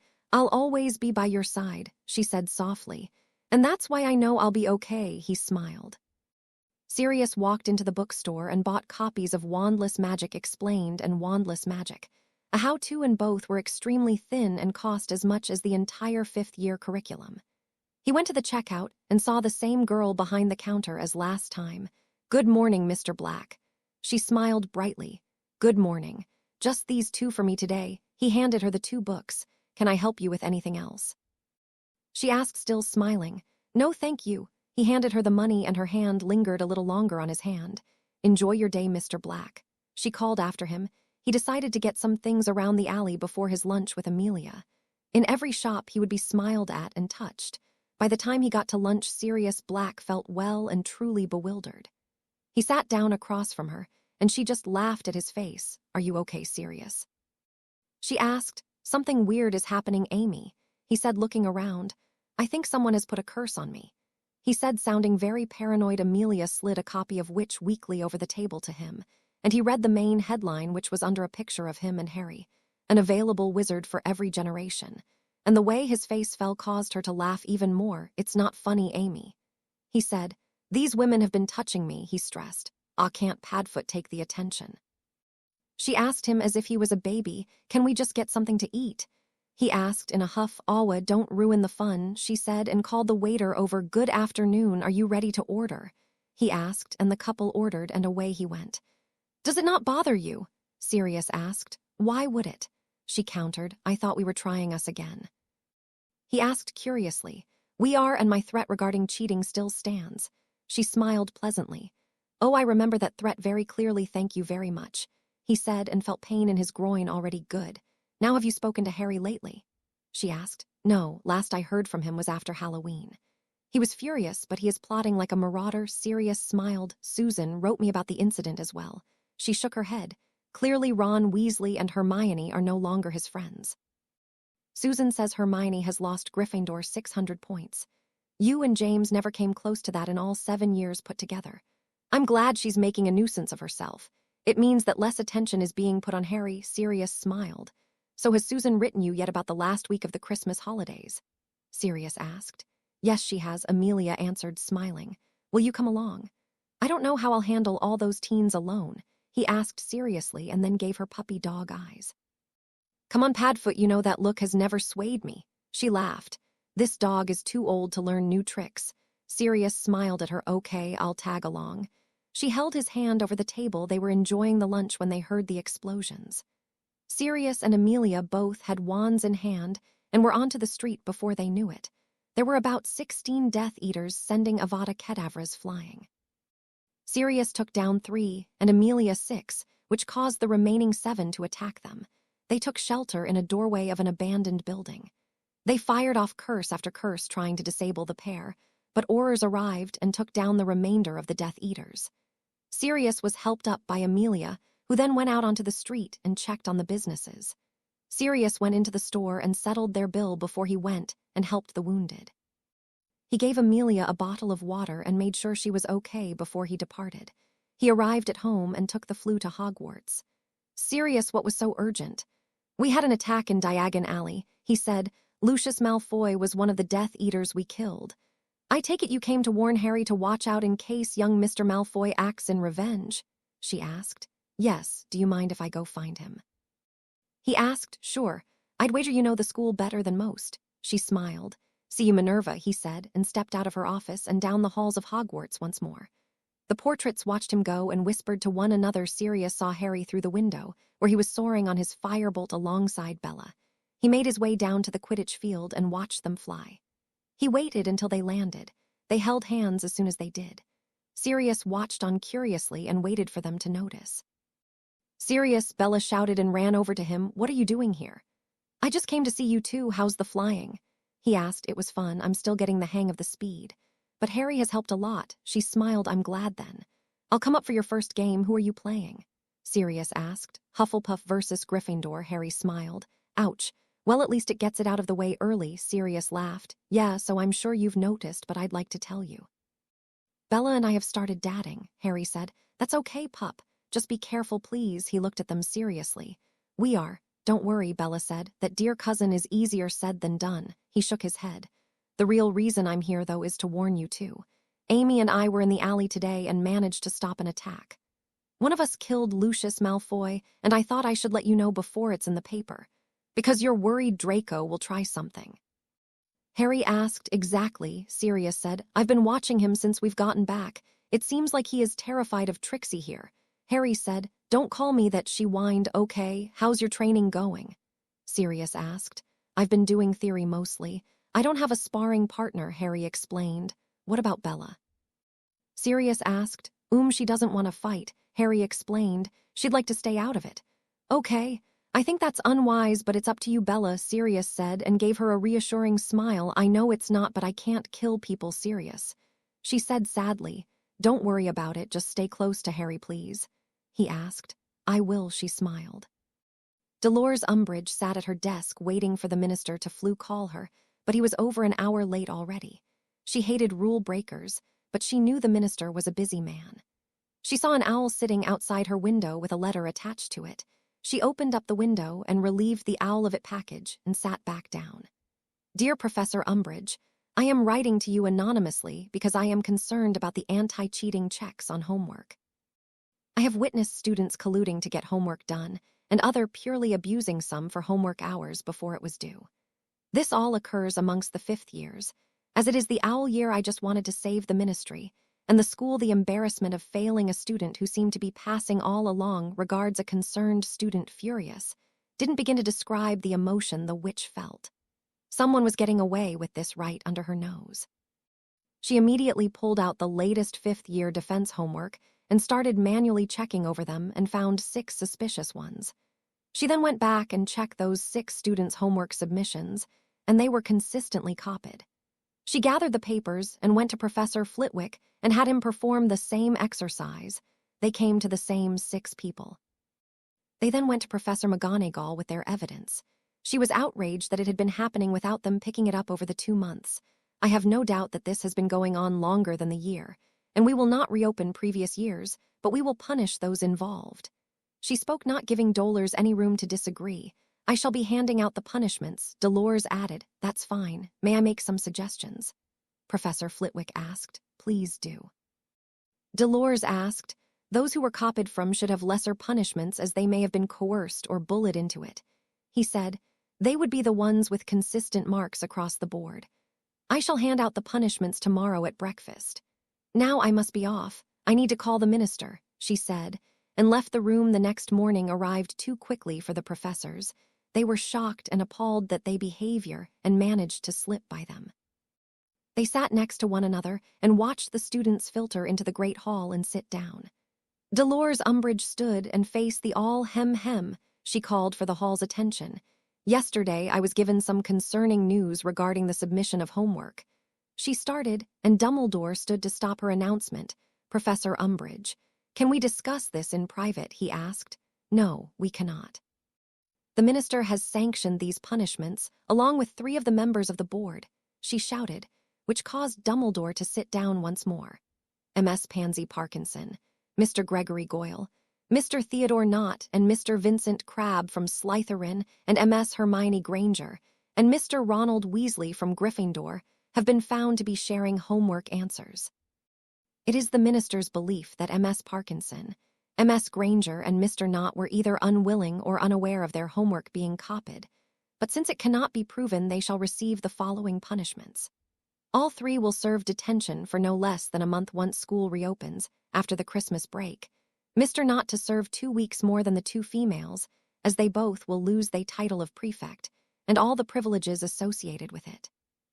She spoke clearly, and her voice utterly pleased with the work she had done overnight. Hermione was in tears, whereas the Slytherins merely hung their heads. Snape was furious and was glaring at his students.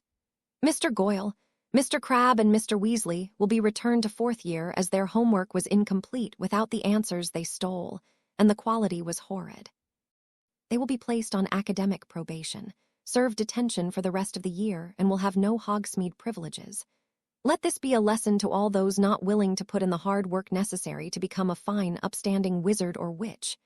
Now I do believe it's time for breakfast," she said, and looked to the headmaster, who waved his hands, causing the food to appear.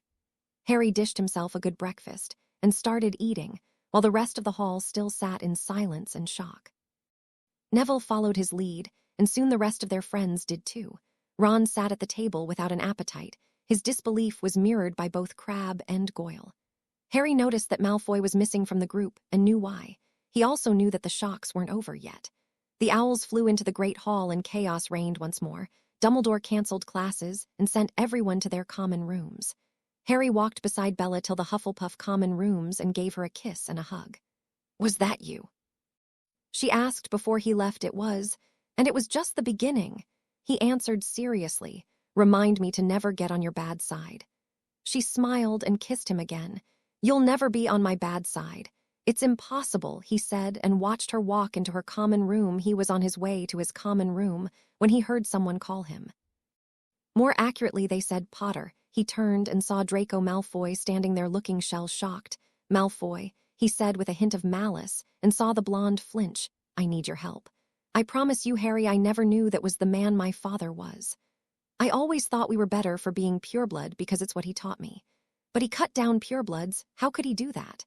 They were businessmen and women just like him." Malfoy spoke, broken.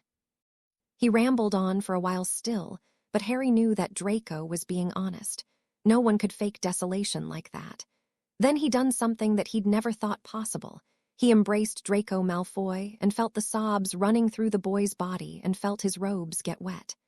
"Come with me, we'll make sure you're okay," Harry said, and pulled him into an empty classroom. He pulled out his mirror and called Sirius. "Hey, pup," he smiled. "Hey, Sirius, I have Draco here with me."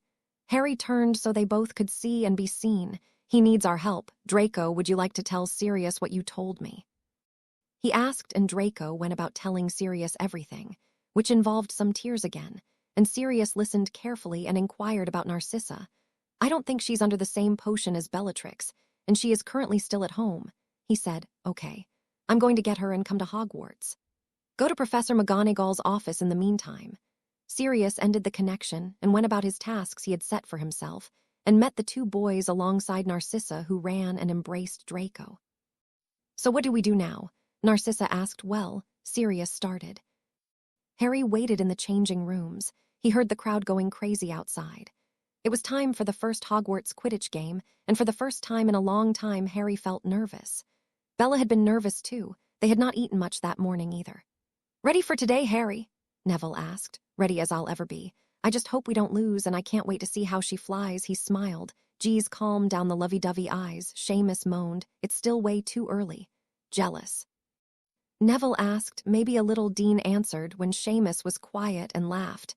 "Don't look now, but Ron is watching you," Neville said, casually dishing from a dish closer to Harry. "I think he blames me for being held back a year."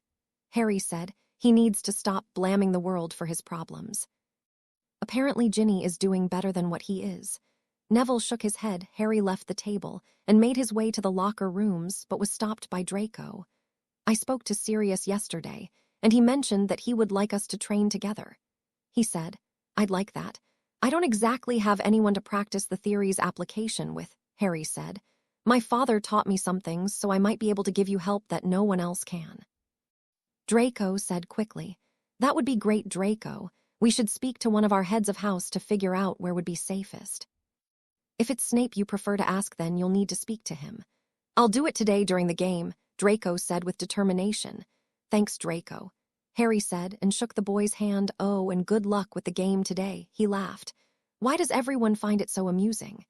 Harry grumbled. Harry entered the room and saw the twins acting like clowns, while the rest dressed for the game. He sat on the far side of Cormac and readied himself for the game. He didn't listen to Angelina's team talk, which felt like it had been going on for forever. They exited the changing rooms and onto the pitch where the Hufflepuff players were already flying around. He watched Bella. She looked so graceful on her firebolt. Harry took to the skis and circled the field before Madame Hooch set things in action. Harry took off actively looking for the snitch. He was glad to have Fred and George watching his back. Lee was on the microphone and giving the audience a play-by-play with colorful commentary, which irked their head of house and amused their fellow Gryffindors. "Hufflepuff lead 50-0. Gryffindor doesn't seem to have an answer to Bellatrix Black. Harry seems to be looking for the snitch with more intensity than before." right in the stomach with a bludger for the Hufflepuff captain, but he seems to be carrying on. Bellatrix has the quaffle once more and past the Weasleys, but can Cormac keep her out? No, he can't. 60 points now. Harry spotted the snitch and went for it then. He ducked a bludger and took a wide arc around the Hufflepuff beater.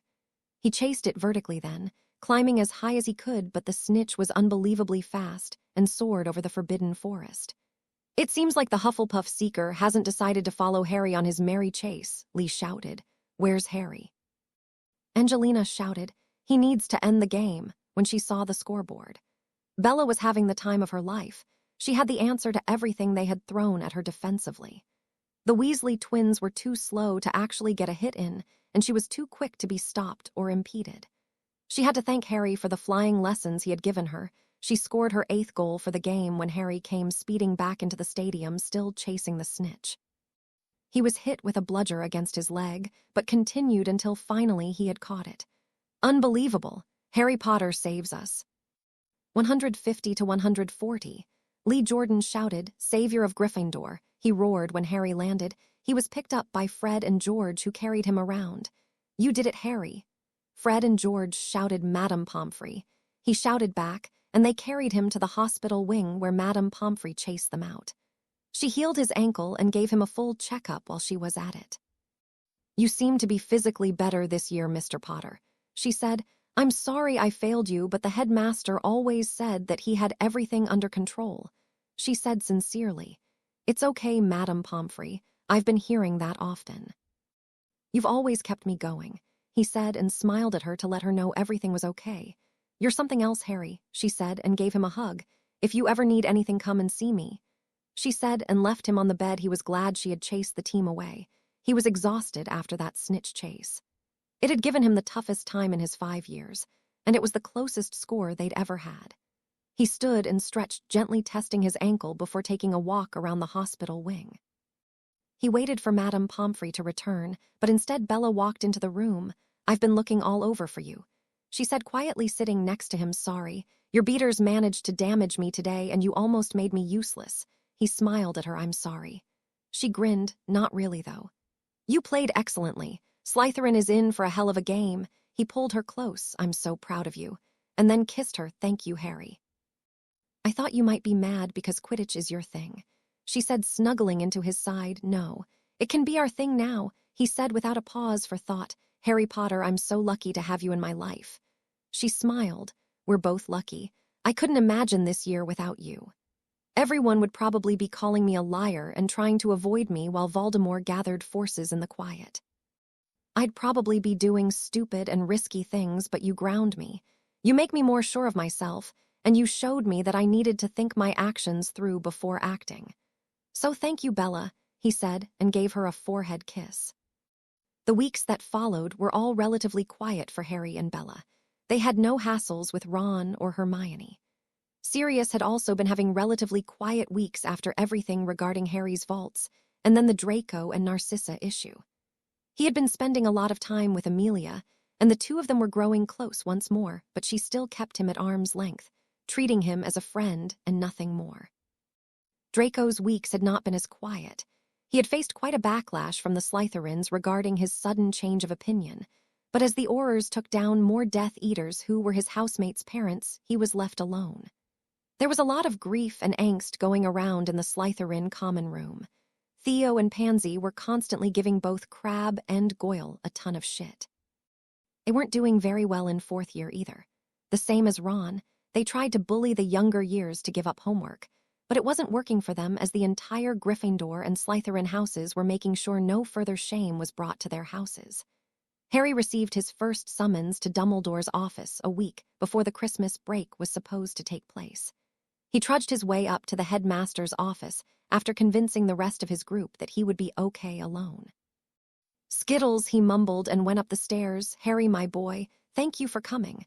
Lemon sherbet, he offered. No thank you, headmaster, he said politely. Very well, how has your term been, Harry? He asked. It's been so much better this year, headmaster. He answered politely once more. I've seen the improvement in your grades. I'm proud of you, he said in a grandfatherly tone. Thank you, headmaster. he said, emphasizing the headmaster to let the old man know what role he fulfilled in his life. Now, Harry, I called you here today to discuss your living arrangement for the Christmas break. I've noticed that you haven't signed on to stay here over the break, he said, more concerned. I'll be staying with my godfather, he said, starting to get angry now. I'd rather you stay here, Harry, he said firmly. Noted, Harry said in a clipped tone.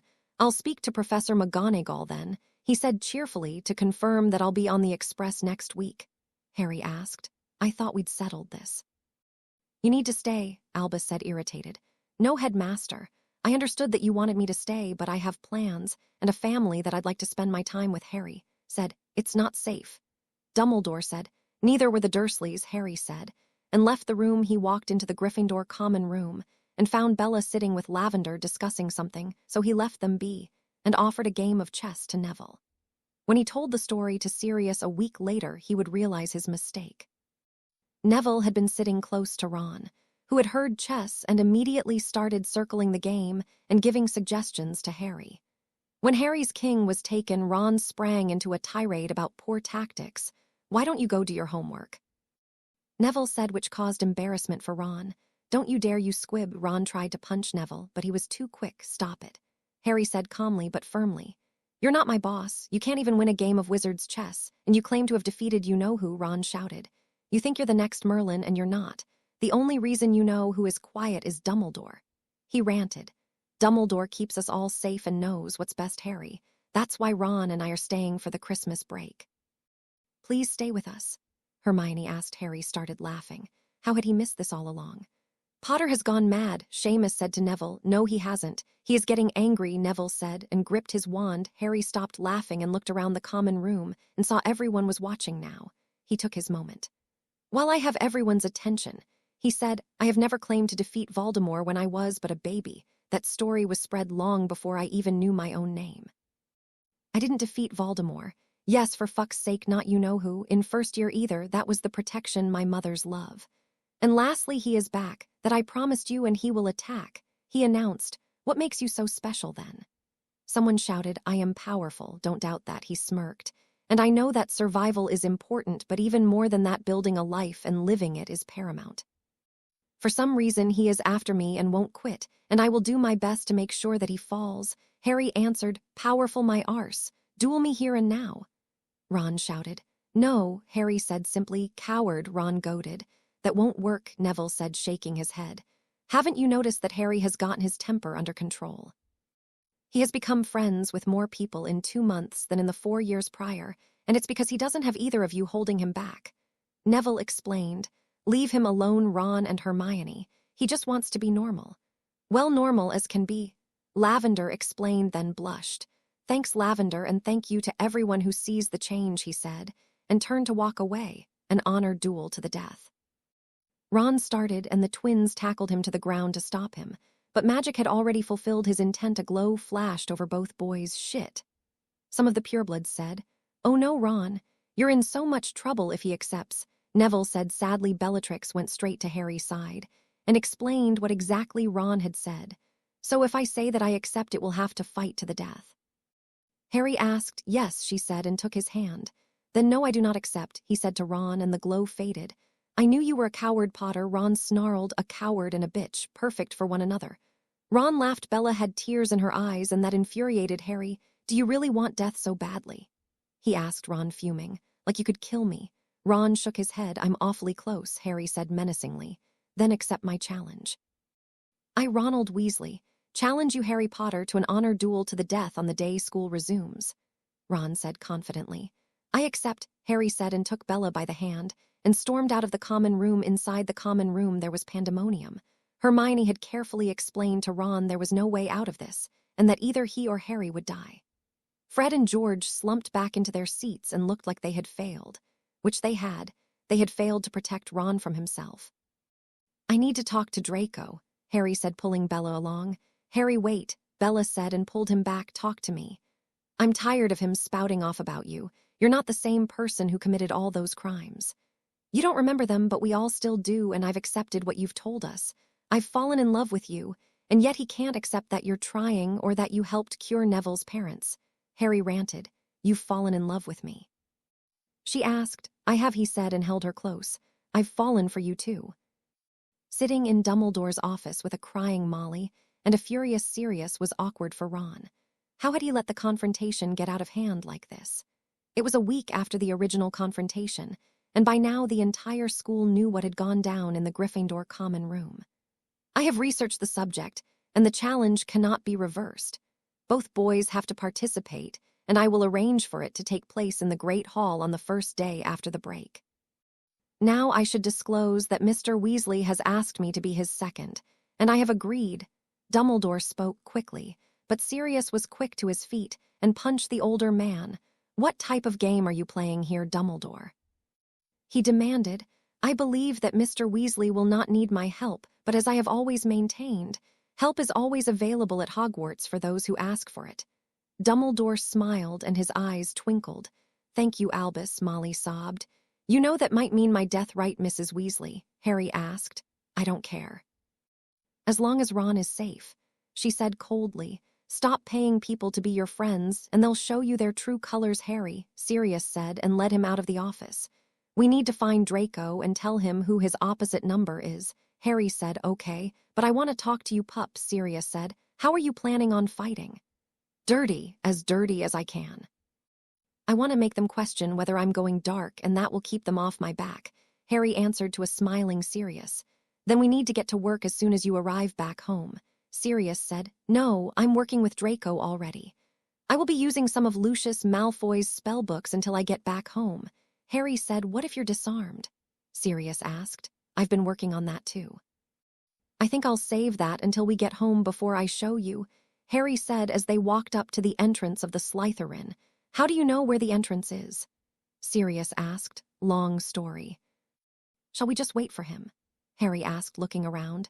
"Yes, I think so," Sirius said, and leaned against the wall. They waited for a while as a few younger Slytherins came out, and immediately went back inside. Sirius laughed at their reactions, and then Draco emerged. "You're scaring the first years," he said. Yeah. Whatever, listen here, we may have a small problem," Harry started. "Ron's second is Dumbledore." "Shit, really? The old man is really going to take that idiot's side in this?" Draco fumed. "See, he did take it worse than I did," Harry told Sirius. "I owe you a few galleons then," Sirius said, shaking his head. "So what do we do?" Draco asked. "We train, and I need those books we spoke about." Harry said, "You're really going to go through with it? Acting dark?" Draco asked, clearly impressed. Yes, I am." "I hate the interfering, and I hope it takes care of them," Harry said. "Okay, I'll bring them over as soon as I can," Draco said. "Thanks," Harry said, and shook his hand. The rest of the morning, before the train left, was interesting. Ron walked around the school like he owned it, and boasted to everyone about how Dumbledore was his second. Once they all boarded, Neville managed to ask, "Does he know that a second doesn't do anything until you can't continue dueling? And that because it's a duel to the death, a second is completely unnecessary?" "I don't think he does. I think he thinks Dumbledore will do all the fighting," Harry said, shaking his head. "Why did you ask me then?" "Oh, right, you're going dark." Draco smiled. "Exactly. And you're trying to find redemption, so it's a win-win," Harry said, causing Draco to laugh. "So the visit is cancelled?" Neville asked. "Unfortunately, it has to be. Sirius wants me to train because he doesn't know what Dumbledore plans on showing Ron," Harry explained. "Good luck, then," Seamus said, and patted his shoulder. "Thanks, guys. It's going to be a difficult fighting an ex-best friend," he said, and rubbed Bellatrix's hand that he was holding. The train ride went by very quickly, and soon Harry was back in Grimmauld Place facing Sirius in the dungeon. Harry watched the sweat drop off Sirius' brow. They had been training for nearly 3 hours now, and Harry could feel his energy levels falling. "Again!" Sirius shouted and attacked. Another hour later, Harry was dead on his feet, and Sirius looked just as exhausted. They both just sat down on the floor, breathing heavily. Bella had heard the long pause and finally entered the room. She gave both of them a wet towel and a glass of juice. "It's time for you to call it a night. Come up, I've prepared food," she said, helping Sirius to his feet. "Great stamina, Harry," Sirius said as they climbed the stairs. "Thanks, I guess." "Where's Draco and Narcissa Trixie?" Sirius asked. "Waiting in the dining room," she answered politely. "Tell them to come through to the kitchen. We're not hosting a dinner, we're just having supper," he said very grumpily. "I'll get them," Harry said, and walked off to the dining room. He found Draco listening to his mother about their plans for the next day. "And then we need to go to Gringotts." She said supper is in the kitchen, not here. Also, you've dressed way too formally. We usually lounge around the kitchen area for supper. Harry smiled at them. I'm going to have a shower first, so I'll see you there. He left them there and got into his shower. He used the time to think about what needed to happen with Ron and the emotions he needed to bury for his ex-best friends. He washed his hair and noticed that it was getting longer than it had ever been. He got out of the shower and found Bella sitting on his bed. You should make a ponytail, she said, and gave him one of her hair ties off her arm. Thanks. So what are you doing on my bed, Ms. Black? He asked. Are you complaining? She asked. Not at all, he said, and pulled her close and started kissing her and pulled her into the chair he had in the room. They heard footsteps on the stairs and jumped apart, and Harry frantically dressed. There was a knock on the door and then Draco entered. You've been gone too long, he said to Bella. You should go down, and Harry and I will follow in a few minutes, he advised. Bella left and Draco pulled a thin book from his pocket. This is the one you were asking about. I read through it, and if you can do it, you're going to shock the hell out of them. He grinned and handed Harry the book. That's the plan, Harry smirked. Christmas morning was a pleasant affair for Harry, more so than any other year. He woke when Bella ran into his room and hopped onto his bed and kissed him. Happy Christmas, Harry. She smiled and snuggled against him. Merry Christmas, Bella. He smiled. Let's go open presents, she said, and hopped up and bolted from the room. Harry got up and went to the bathroom to freshen up before he went downstairs. When he entered the sitting room, he saw that the tree was spinning in place, and soft Christmas music was playing in the background. Sirius sat in his favorite chair with a cup of coffee and smiled at the teen when he entered. Happy Christmas, pup. Merry Christmas, Sirius. He smiled and took a cup of cocoa from Creature. Sirius cast a spell on the tree which made it raise a little, which revealed a mountain of presents. I may have gotten carried away, Sirius admitted. It's perfect, Harry said, and took a seat next to Bella. They spent the morning presenting gifts to one another. Harry had gotten Bella a necklace from the Potter vaults, which would protect her from mind-altering potions and minor curses. Sirius had gotten her a bracelet which done pretty much the same. The girl in question burst into tears and thanked them that they cared so much for her and told them that she loved her gifts. She received a large pack of sweets, a broom servicing kit, new Quidditch gloves and a wand holster, a set of earrings, a few new books, and some more jewelry from other friends. She watched Harry open his gifts. He never stopped smiling from the moment she had woken him, but she could tell his mind was elsewhere. When he opened his wand holster, a flicker of seriousness flashed across his face. She was glad they were entertaining later. Hopefully it would take his mind off the whole Ron situation. He opened the rest of his gifts, which included books from Draco and Narcissa. They had decided to spend Christmas at the Malfoy Manor and join them later for lunch. Harry received a ring from Sirius which had been in the Black family since its creation. After opening all the presents, Bella checked with Creature that all the food was being prepared, and then made her way upstairs so she could get cleaned up before their friends arrived. Sirius waited till she vanished from sight and then spoke to Creature. I know Trixie has told you that you're cooking for 11 people, but there are going to be so many more. We'll be closer to 30 people, so if you could prepare the large dining room with seating for 30, that would be great. Also, don't breathe a word of this to Bella. He smiled at the elf. He left the room and went upstairs to change, and then left the house to fetch his guests. First, he stopped over at the Thomas household and picked up Dean and his parents, then over to the Finnegan house and picked up Seamus and his mother. He arrived back home and saw that Neville and Susan were waiting in the sitting room with Frank, Alice, and Madame Longbottom. Hannah arrived with her parents a few moments later and joined the group in having a few drinks and chatting away. Harry descended the stairs, tying his hair back with his new silver hair tie, which was a snake which coiled on itself to form the hair tie. Why is it so noisy? He said, and entered the room seeing all the smiling faces. Happy Christmas, Harry. They wished him, and he got lost in the crowd. Fred and George arrived shortly after he had come downstairs and brought him a bunch of gag gifts. They apologized for Ginny not being able to come along as she was being grounded for not helping Ron with homework. Sirius saw Narcissa and Draco arrive with Ted, Andromeda, and Dora. The group looked just as shocked to see such a full room, which was only made worse when Amelia arrived with Kingsley and Remus. Bella had wondered what all the fuss downstairs was about while she was dressing. She chose a beautiful dress and got done quickly so that she could investigate. She descended the stairs and walked past the dining room and saw that Creature had not set the table yet. Sirius must be stopping the elf from doing his work again. She rounded the corner and saw the large dining room looking so beautiful. She smiled and knew Sirius had been scheming for a good reason. Sirius led everyone into the large dining room. "Happy Christmas, Bella," he whispered to her. "Thanks, Siri, for everything. It's been the best few months of my life," she beamed. "No problem, kiddo. Now go greet Andy. I'm sure she'd like to see her sister," he said, and gave her a nudge. The afternoon was pleasant and filled with laughter, mostly caused by Remus, Sirius, Fred, and George, who shared tales of Hogwarts. Harry had never laughed as much as he did that day. He looked around the table and saw that Sirius had done exactly right in freeing them from the plans of Albus Dumbledore. He stood and raised his glass, a toast, he started, to Sirius Black, the man who freed himself with the help of Bella. "May he be successful in all his endeavors," he smiled. "Thanks, pup, and thank you to everyone who came today. This can become our tradition, and when we get too big, we'll move it to Longbottom Manor. I'm sure it hasn't seen a marauder party yet." He grinned at Frank. "Sure. Let's have a New Year's Eve ball there then," he cheered. "Fantastic," Harry said, and smiled at his friends. They ade farewell to their friends, and soon Harry and Bella found themselves alone in the sitting room, sharing a large one-person sofa. She looked into his eyes and smiled at the boy she loved beyond measure.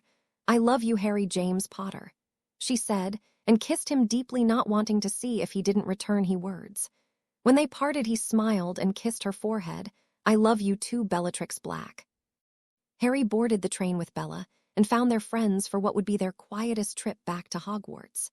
Harry sat and read while Bella watched him for any signs of weakness or panic. Neville frantically completed an essay for Transfiguration, which had slipped his mind, and the rest of the group didn't trust themselves not to ask about Ron and what Harry planned on doing. Draco sat looking out the window, wondering if Harry could really bring himself to do what he had planned. They arrived in Hogsmeade and found a few carriages to climb into and resume their silence. Bella now held Harry's hand tightly and tried keeping back her tears. He sensed her distress and rubbed circles onto the back of her hand with his thumb. He hadn't said a word to anyone since boarding the train. He needed to do this. He needed to show them he was not to be messed with, and that he understood magic better than they did. If it worked, they wouldn't be bothering him about his abilities. They entered the Great Hall and found that it looked like a gladiator arena inside, with stands all around the walls and a warded pit in the middle. Harry saw Sirius sitting next to McGonagall and Flitwick. He knew Sirius wouldn't stay away from this. The same way Molly and Arthur wouldn't stay away either. What surprised him was that the entire Weasley family was there. Aunts and uncles, grandparents and cousins all stood ready to support Ron. Dumbledore stood in the middle of the pit and set off a bang to get everyone's attention. "A sad day is upon us today. 2 friends will fight to the death because clearer minds did not prevail. Mr. Potter and Mr. Weasley, if you will," he said and motioned for them to join him. The sight could not have been more contrasting. In walked 2 boys. One dressed in hand-me-down robes which showed aging in both style and wear. The other dressed in pristine black robes which were the highest quality and style. One looking overconfident and ready for a fight, whereas the other looked humble and showed. And in aversion to the fight, Harry stood across from Ron and waited for Draco to join him. "Mr. Potter has asked Mr. Malfoy to be his second, and I have agreed upon request to be Mr. Weasley's second." He spoke. "Professor Flitwick, if you will." Dumbledore said, "The duel will end when one competitor dies. Now get ready. 3, 2, 1. Begin." The tiny professor said. Ron immediately started firing off curses that Harry had never seen before. He dodged them all. Ron just got angrier and fired off curses all over. Harry was glad for the warded area, otherwise many people would have been hurt by Ron's curses. Harry watched the faces of the audience and saw that they all were getting frustrated by his lack of action. This really felt like a gladiator match to Harry. They were here for entertainment, and not because they cared about the principles they were fighting about. Forgiveness for those who weren't doing evil deeds because they want to, but because they were being forced to do it. Harry was getting angry, but he reined it in and dodged another stunner. "Fight me, Potter," Ron said, smirking. Harry shook his head and sheathed his wand. He closed his eyes, and then he became smoke and rapidly encircled Ron, who waved his hands like a madman trying to get Harry off him. The audience just saw pitch-black smoke with green streaks. Bella was shocked. Was this what Harry had been working on all those nights when he locked himself in the training room? She watched as Ron's wand was taken from him and then burnt up in the smoke. Then Ron was thrown backward. Harry reformed in front of him and then lifted Ron up from the floor. "Headmaster, I'm unable to continue, help me." Ron pleaded, "Stay where you are, headmaster. Mr. Weasley can still defend himself." Flitwick shouted. Harry dropped Ron onto the floor and shook his head. "And I'm the coward," Harry shouted. "You pressed for this duel. Now you'll finish it," Harry said and threw Ron his very own wand. "Stand up and fight," Harry shouted. Ron resumed his fight but couldn't touch Harry, who was now sad for Ron. He had to try it, so he dissolved again and took his wand back and knocked Ron off his feet once more. Harry reformed again and reached down for Ron, but this time he pulled a black form from Ron. It stretched and fought against Harry, but he had a firm grip on it. "What have you done?" Ron shouted and picked up Harry's wand. He tried firing off curses, but nothing happened. "This is your magic, Ron," Harry said, showing them the figure in his hand. "Give me my magic," Ron said, but Harry stuck out his hand as if asking for something, and then the sword of Godric Gryffindor appeared in his hand. He shoved the sword in the figure, which immediately let out a shriek, which caused everyone to cover their ears. The figure imploded on itself and then disappeared. Harry walked out of the arena with the sword in hand. "Mr. Potter, can I have the school's sword?" Dumbledore shouted, "Call it," Harry said, holding out the sword. "What do you mean?" He asked. "It's alive. It has part of Gryffindor's soul in it," Harry said. "Give it to me, Mr. Potter." He shouted again. Harry took the sword and then threw it into the ground right in front of Dumbledore. "All yours." He smirked and watched Dumbledore try to pull it out of the ground and fail miserably. "What have you done?" he asked breathlessly. "I've always liked the tale of King Arthur and Excalibur," he said. "Since Ron always talks about how I think I'm Merlin, I was reminded of it." "The duel is not over, Mr. Potter." "Yes, it is," Harry said simply. "Mr. Weasley can still fight," Albus said, and lifted the redhead to his feet. "Headmaster, I can't cast a spell," Ron said, defeated. "He took my magic and destroyed it," he sobbed. "This fight is over," Flitwick said after casting a few spells. "There are no further bonds between the two students." "What about my magic?" Ron shouted. "Am I a squid?" He stuttered. "Yes." Albus began. "No, you're not," Harry shouted. "Squibs have some magic in them, you have none." "Less than a muggle, in fact," Harry said. "How could you do that?" Ron shouted. "You didn't deserve magic, Harry. Please, Harry." He begged. "Please give it back to me, Harry. I'll do anything." Ron cried. Silence rang all through the hall. Everyone listened to the redhead boy crying and pleading. He sobbed like a child and reminded all the adults in the hall that 2 children stepped into the hall to fight to the death. "You should have thought of that before you insulted Bella, before you listened to Albus Holier-Thantho Dumbledore, before you didn't think for yourself." "It's too late, completely too late," Harry said, and then left the hall. Harry sat next to Bella at the Hufflepuff table and was writing down a few notes for her to use when someone tripped over the sword of Gryffindor, which was now right in the middle of the Hufflepuff and Ravenclaw tables. He gave her the notes, which she slipped into her occlumency books. Harry had Sirius sent them another set of the books, since his fight with Ron, because Dumbledore had been calling Harry to his office night for a discussion about how he took Ron's magic. "What time is your meeting tonight?" Bella asked. "It's supposed to be at 7, but I'm not going. Instead, we're going to go find a broom closet." He smiled at Bella. Sounds like a plan." Bella smiled. "We have defense first, so I'll see you later," he said, and gave her a kiss and joined Dean walking to class. They arrived in defense class, and Professor Umbridge sat at her desk watching the class fill up. She was appalled at Dumbledore's running of the school. How could he allow a duel to the death? If it wasn't for Mr. Potter thinking outside of the box, Mr. Weasley would be dead. "Good morning. I'd like everyone to think about the duel that took place the other day. It was a horrible example of what shouldn't be happening at a school. Students should be safe at school. It's an environment for learning and not fighting," she said. "Professor, that hasn't been the case for Harry," Dean said. "Is this true, Mr. Potter? Have you not felt safe at Hogwarts?" She asked, worried. "Well, Professor, I'll tell you about my first 4 years, and then you tell me how I could feel safe." He waited for her to nod before he continued. "First year, I'm thrust into a world I know nothing about, and everyone knows my name because I've apparently defeated the worst Dark Lord in history. Later in the year, after taking my concerns to my head of house, I take 2 of my friends, and we stop the Dark Lord from returning to his body." He started. Then second year there's a basilisk roaming the halls, and everyone is blaming me for it. The same guy who defeated Voldemort is now a murdering Dark Lord. Third year, I'm once again a target of a murdering maniac who turns out to be my godfather, and there are dementors on the grounds who make me relive my parents' deaths over and over again. Then last year, I'm forced to participate in a tournament designed for people with 3 years more magical experience and training. So, Professor, no, I don't feel safe and sound at Hogwarts. He finished. None of that was reported to the board or the ministry. She said, frantically making notes. I wouldn't have thought it was, he said, shaking his head. Dumbledore had his reasons, Hermione interjected. And what were those? Harry asked, to keep us safe. She said, unsure of herself, safe. Harry shouted, yes, she said, sounding more confident. Professor Umbridge didn't dare stop Harry. She was terrified of him now. He could take someone's magic from them. Safe from fucking what? He ranted. Voldemort. She said, Hermione, for the smartest witch in our class, you're being frightfully blind. Harry said, he hasn't protected us at all. Yes, he is a deterrent, and yes, that does help, but so do the magical enchantments around the castle. I've nearly died thrice at Hogwarts. Does that seem normal to you? He asked. Dumbledore didn't make you do. She started. So what then? I should have left it up to people who clearly don't care about the students. He asked. Dumbledore would have acted when it was time. She said, completely believing that Dumbledore wouldn't let things get out of hand.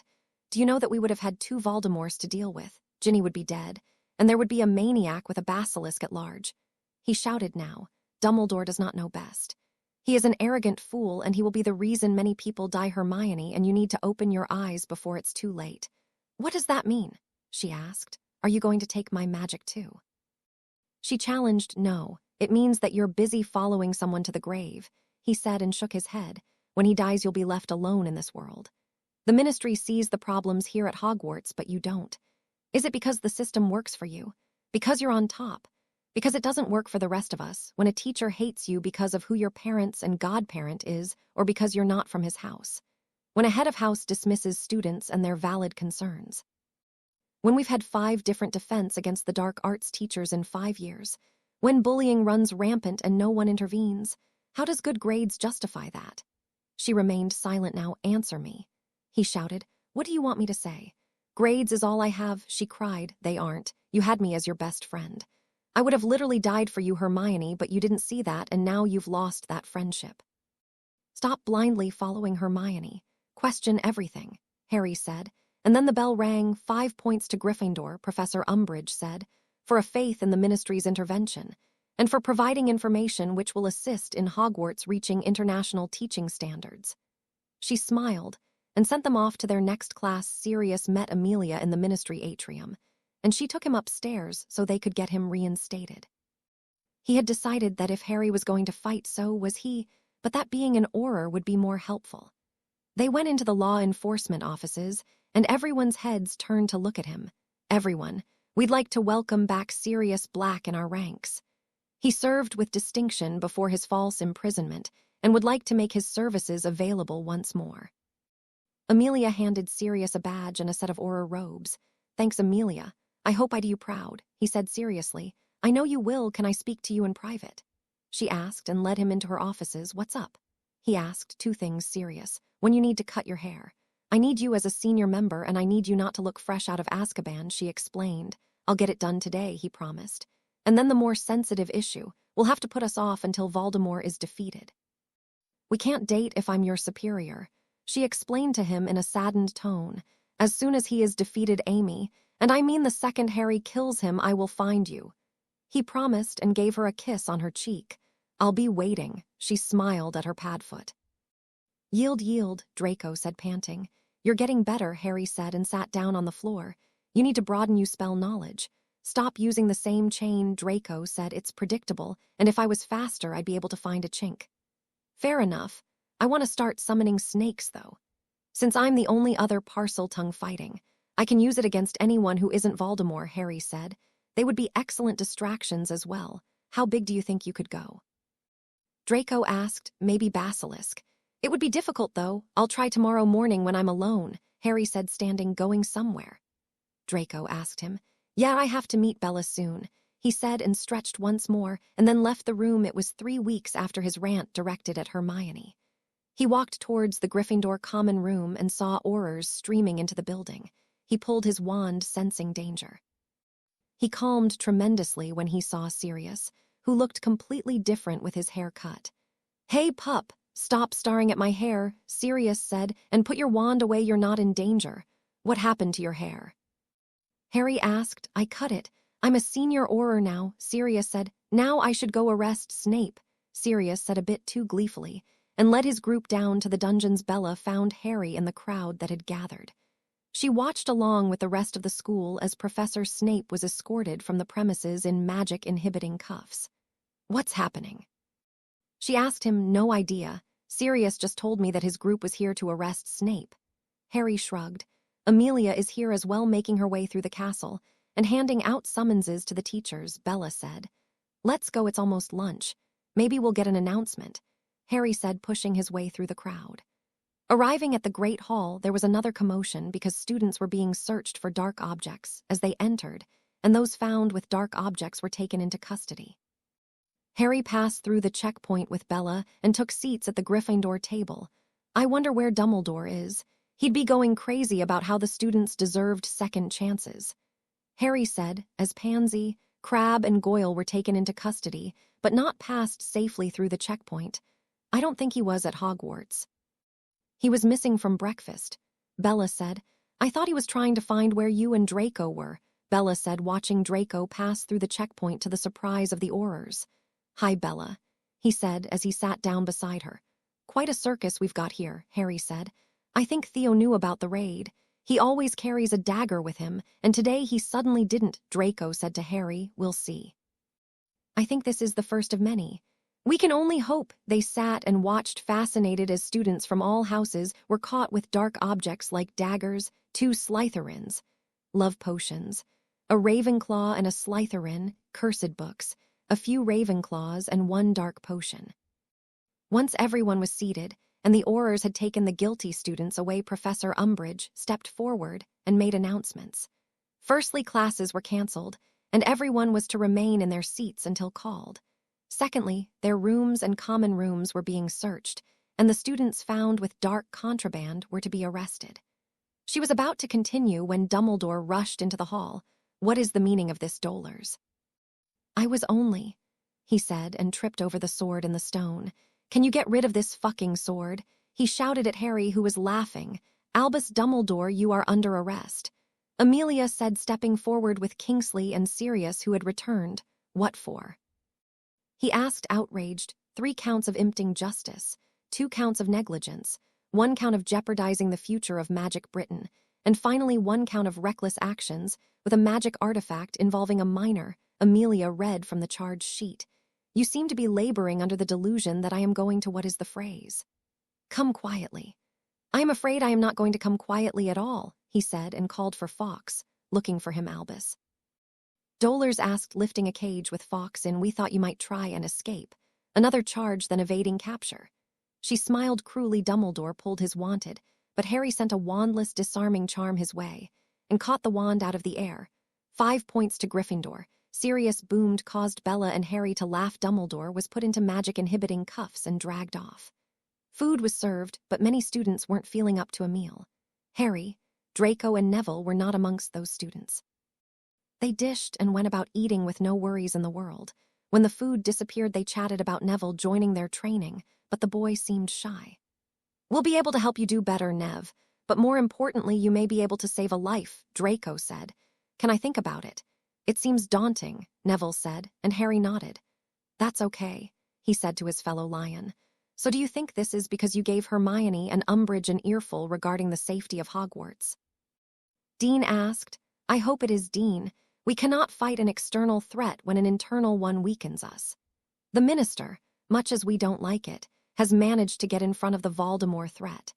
He has tripled the Auror forces and issued a shoot-to-kill order, but Dumbledore has convinced too many people to hug the bad guys into submission." He looked to Draco to make sure his new friend wasn't hurt by his words. Draco nodded for him to continue. "They need to be taken down and exposed, and the only way for that to happen is for everyone to be on the same page. Good vs evil, not evil vs good vs Dumbledore vs ministry." Harry continued the entire table listening to him now. "We have to stand as one against this threat," he said, and knew that he could never convince the world he was going dark now. But who will lead us? Lavender asked. "We will lead ourselves. Those with information will report it to those with the power to act. We will lead ourselves into the light, into a future that's safer than our present. The reason Dark Lord exists is because people are kept in the dark and people are oppressed. Removing those oppressors and encouraging transparency is key. Professor Umbridge and Director Bones have started that here today from the foundations of the magical world, which will go a long way in healing the future," Harry said, and took a drink of water given to him by Bella. Draco continued where Harry had left off. "And we can help by not shoving our heads in the cauldron," he started, and many nodded. Harry isn't the only person who can put an effort forward in fixing our futures. It's not his burden to bear alone, it's all of ours. What they boys did not realize is that everyone in the hall had listened. Some looked ashamed and others looked hopeful. The professors could not believe how they had failed their students. They were not preparing them for a war. They had taught as if they lived in a world without a Dark Lord. "Thank you to everyone for their cooperation," Professor Umbridge said, 100 points to both Slytherin and Gryffindor for those words of encouragement from Mr. Potter and Mr. Malfoy. "Now off you go. OWLS and NEWTS will begin in a month, and we expect everyone to do their best. Professor Franklin will be joining us in the morning, and he will be taking over classes for Professor Snape. I will be acting headmistress until someone is appointed by the board, and the 3 heads of houses will be assisting Slytherin House, as I will not appoint a new head of house yet." She dismissed the hall and turned to talk to the professors, who all looked shell-shocked at the day's events. Harry couldn't believe that he was on the train and heading home once more. This year had been a roller coaster ride that he could not have imagined. He looked at Bella, who was busy watching the trees pass. She looked troubled. "Hey," he whispered and squeezed her hand. "Yeah." She looked at him with those dark eyes. "Everything will be okay." He smiled. "I hope so," she said, and returned his smile. The rest of the compartment were making plans for the summer holidays and gave Harry open invitations to join them. Draco had agreed to stay at Grimmauld Place again so that he could receive further training, but said that his mother was going to stay with his Aunt Andromeda. Harry got off the train and found Sirius waiting for them. "We should go see the healer. She asked that we come over as soon as you got back home." The older man smiled and led Harry and Bella to the Floo point in the station. "I'm going to Florian's," Bella said, and left the 2 of them walking towards the healer's offices. "What's wrong with Bella?" Sirius asked. "She's worried about all these changes that are being made and about me fighting Voldemort." Harry said, "I tried making her feel better by reassuring her, but it never distracts her long enough." He continued, "I'll talk to her and see if we can make her feel better." Sirius smiled at his godson. They entered the room and found Mary at her desk. She got up and greeted them with a smile. "It's nice to see you again, Harry. You look even better than when I saw you at Christmas break." She started his examination. "I think you're well on your way to recovery," she smiled. "If only I can keep him out of trouble," Sirius joked.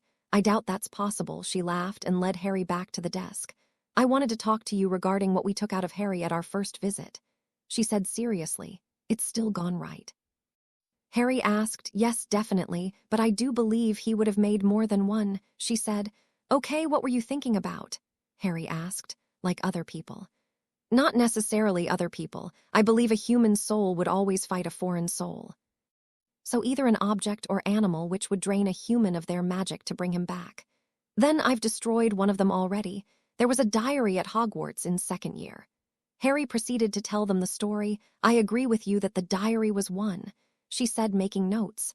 "I think we should assume that there are still more," Sirius said. "He always had a snake with him the first time." "Maybe it's still around," he suggested, and Mary made notes once more. "Is there no way we can force all of them back into him?" Harry asked. "What if there are too many and it takes all our lives to find them?" "I'm concerned about that too. Maybe if we found 2 of them we could try," she said, making notes. "Let's keep our eyes open.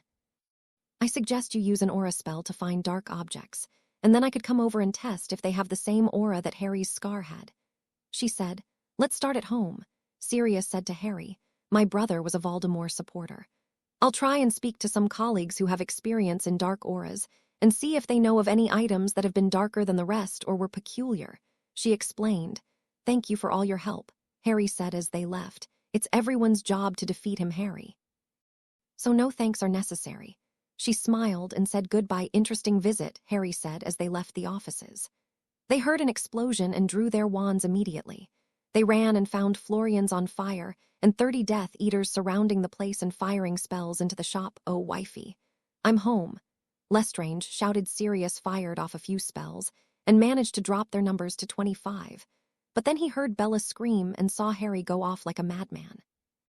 In seconds, he had the sword of Gryffindor in his left hand, while he wielded his wand in his right. He fought his way through the Death Eaters with Sirius by his side. He decapitated a Death Eater and stepped closer to Lestrange. Ah, Bella's new man, he said and rounded on Harry. Before he could say any more, Harry rushed him with the sword, and Lestrange barely dodged the blow. Harry spun around and started casting stunners at the man who was almost twice his size. Once Lestrange had been forced to be walking amongst his fallen comrades, Harry stowed his wand and attacked purely with the sword. Running forward, he deflected curses from his blade. He was within striking range when another Death Eater joined the fight, but was cut down quickly, which gave Lestrange a chance to find his feet amongst the bodies. Then the killing curse started flying. Harry still managed to intercept them with the blade, but instead of the curses being deflected, they were absorbed by the sword. Harry faked right and spun clockwise and caught Lestrange in the arm. He pulled the sword towards himself, and it dislodged itself, but pulled Lestrange forward as well. Thinking quickly, he shoved the sword forward once more, and through the chest of Bella's tormentor Aurors arrived and found a bloody Harry Potter and Sirius Black. The watched Harry pull the sword from the hulking man's chest and kick his lifeless body. Late as always, Harry said, shaking his head. Harry, calm down, Sirius commanded, but the younger boy turned on his ready to shout, but Sirius spoke quickly. Bella needs you. Harry walked with sword in hand into the ice cream store. He opened the door and saw a few customers had been injured. He let them out and entered the back room of the store and found Bella crying. Bella, he said softly. Bella, he's gone, he said, moving closer to her. She looked up and saw him covered in cuts and blood. Did you? She started. Shove this sword through his chest. Yes, my Bella, he said and got onto his knees in front of her. Thank you. He scared me. I always hated when he came around to my parents and leered at me and Andy. She cried. I'll always protect you, my Trixie, he said, and finally pulled her into his arms. They got up after a while and exited the shop to a full Diagon alley. Harry was shocked to see so many people had gathered. Raise the sword, Bella whispered, and he complied, which caused loud cheers to erupt from the crowd. You're their sign of hope. But more importantly, you're my sign of hope, she said and kissed him, which caused catcalls to be made, mostly by Sirius. They were escorted to safety by Aurors, where they waited to be debriefed by Amelia and Sirius. Harry watched an owl fly into the room. He detached the letter and read it. Dear Mr. Potter, the Lestrange vault is now rightfully yours by conquest. Please see us as soon as possible, as there are dark items we'd rather not have the leader of the light to have in his vault. The goblins stand behind you, Mr. Potter. This fight is for magical Britain, and we'd very much like to have a hand in winning it for the good. Too long have the goblins only been known for rebelling. Please accept our offer of support. Your knife in wealth, Grand Chieftain Blacklaw. It was the following morning before sunrise, which found Harry sat in the goblins' chambers waiting with Sirius and Bella, who would not leave his side since the attack on Florian's ice cream shop. They sat staring at the locket on the table that Sirius had found in Grimmauld Place. Creature had lost his mind when Sirius had it in his hands. Do you believe what Creature said about Regulus? Bella asked. I do, he said sadly. He was Creature's favorite after you. So he tried to sell Voldemort out in the end. Harry asked why. I think he grew disenchanted with the supposed pureblood propaganda, Sirius said. I feel bad for all the shit I gave him over the years. Just do his memory justice, then, Padfoot, Harry said and patted the old man on the back. I asked Mary to join us, since she has a theory about destroying them all at once, Sirius said when the healer entered the room. Hi, Sirius, Harry, and Bellatrix. How are you after the attack yesterday? Mary asked. We're okay, Bella answered. The group discussed the attack for a bit until the goblin walked into the room. He was followed by 2 younger goblins. Mr. Potter. Welcome, he smiled. I've never been this far down in Gringotts, Sirius said. You're in the Goblin's Keep. You're the first humans here, he explained. Why? Harry asked. Because never before have we thought anyone worthy of being allied with Blacklaw explained. Then I will try not to let you down. We found this necklace at home. We're hoping that the object you spoke about is the same, Harry said. Healer Smith has a few theories about destroying them all at once. We have assigned a healer and a curse breaker to assist us with the dark object, and looking at that locket, I do think that you are correct in the assumption that they are both soul anchors. Perfect. So how do we destroy them? Harry said eagerly. That remains to be seen, Mr. Potter. If you plan on destroying one at a time, then maybe using a spell like Fiendfire or the Killing Curse.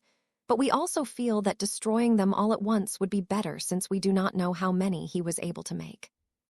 Therefore, it would require intensive research and careful experimentation. Blacklaw explained. I understand. He handed over the locket, which was placed in a case and locked. Healer Smith, you're welcome to join our researchers whenever you have time to assist, the goblin said kindly. Well, I have closed my practice to assist in this matter, so I can join them immediately, she said. Wonderful. Irontooth will take you to the room which you will be working in, he said, and motioned for her to follow the younger goblin, which she readily complied with. They discussed tactics regarding getting goblin warriors to points where they were needed. Sirius thought it would be more prudent to have Amelia involved, so he went and got her. I would never have thought I'd be planning to fight a war alongside a goblin. She said dark times require the defenders of the light to band together. Blacklaw smiled. Agreed. Now I'd like to have some Aurors patrolling Hogwarts in the new year. Will you be able to assist with the perimeter? She asked. We would. I've had portkeys made for everyone. They will tear through any anti-portkey wards and will bring you to an entry hall here in Gringotts, he said, and opened a box filled with bracelets and offered them to the group. How quickly can your warriors get to key areas such as Hogwarts and the Ministry? Amelia asked. We can be there in minutes. We have portkeys set up to take us to those locations. So all that would be needed was to get a squad together. That's excellent. Another question. Amelia asked, not waiting for an answer. Would a squad be able to patrol the alley? It was a suggestion I was going to raise. Perfect then. Give me an hour so I can get a press conference together to announce the allegiance to the world. It will ensure that your warriors are not disturbed by wizards. Let us have it on the steps of Gringotts. Mr. Potter will be there naturally, as his presence will only strengthen the message we are sending to the world. Blacklaw said, looking at Harry, who only nodded. Lastly, we wish to give you this, he said to Harry, revealing body-hugging garments. They'll shield you from most offensive curses and will help you with magical stamina. We have been working on them for some time now, and we believe you would be the best candidate to wear it. It can be worn under your normal clothes as not to be conspicuous. Thank you, Harry smiled. I'd like to get a cup of coffee and perhaps read the morning newspaper before we have the press conference, Sirius said. I haven't gotten these two breakfast yet either, and I'd hate for the Ministry thinking I have no clue about raising children. He laughed. I apologize for the early meeting. We planned on getting a lot done as to not take up too many days, Blacklaw said. Okay, Sirius, you take care of your family while I head off and get a press conference together. Blacklaw, see you in an hour, and thank you for the cooperation. It is a pleasure, Amelia. Let us get to our jobs then, he said, and got up in the restaurant. Sirius had noticed Harry had gotten quiet and was staring over his shoulder. Is something about to attack me? Sirius asked, making a move for his wand. Huh. The teen replied, what's distracting you? He asked and turned in his seat, and then he saw the front of the newspaper. It was Harry with the sword through Lestrange's chest with the words Our Hero in action printed above it. Below that was an article with the title Albus Percival Wulfric Brian Criminal Dumbledore. Time to step up, isn't it? Harry asked. I think so, pup. We're here and we're not going to leave your side, Sirius said. Then breakfast can wait, he said, and got up. We're going to Madame Malkin's, he said, walking out the door. Sirius, I need you to take this, he said, while Madame Malkin measured him once more and handed over the sword to Sirius. I need a sheath for it. I plan on wearing it with the black formal robes Madame Malkin is making. On it, he said, and gingerly took the sword. I'm proud of you, Harry, Bella said, smiling. You're going to do great. They waited for the witch to finish her work, and then Harry changed into his new robes. He looked older and more distinguished. He put both wands in holsters and combed his hair back. Give them hell, Mr. Potter. The older witch smiled. "And come back when you're ready to marry that one." She said to Bellatrix quietly, "Oh, I will," she blushed and followed Harry out. They had a magical world to lead. When they arrived home, Harry went straight upstairs to his room and had a shower. Who would have thought that a press conference could be so tiring? At least it went well, and people had accepted the idea of goblin help, after his vote of confidence, of course. He stood under the hot water and was immersed in his thoughts. Downstairs, Sirius and Bella spoke about him. They were worried that he was taking on a lot of stress with this whole war, and the more they told him to talk and delegate tasks, the quieter he got, and the more he done himself.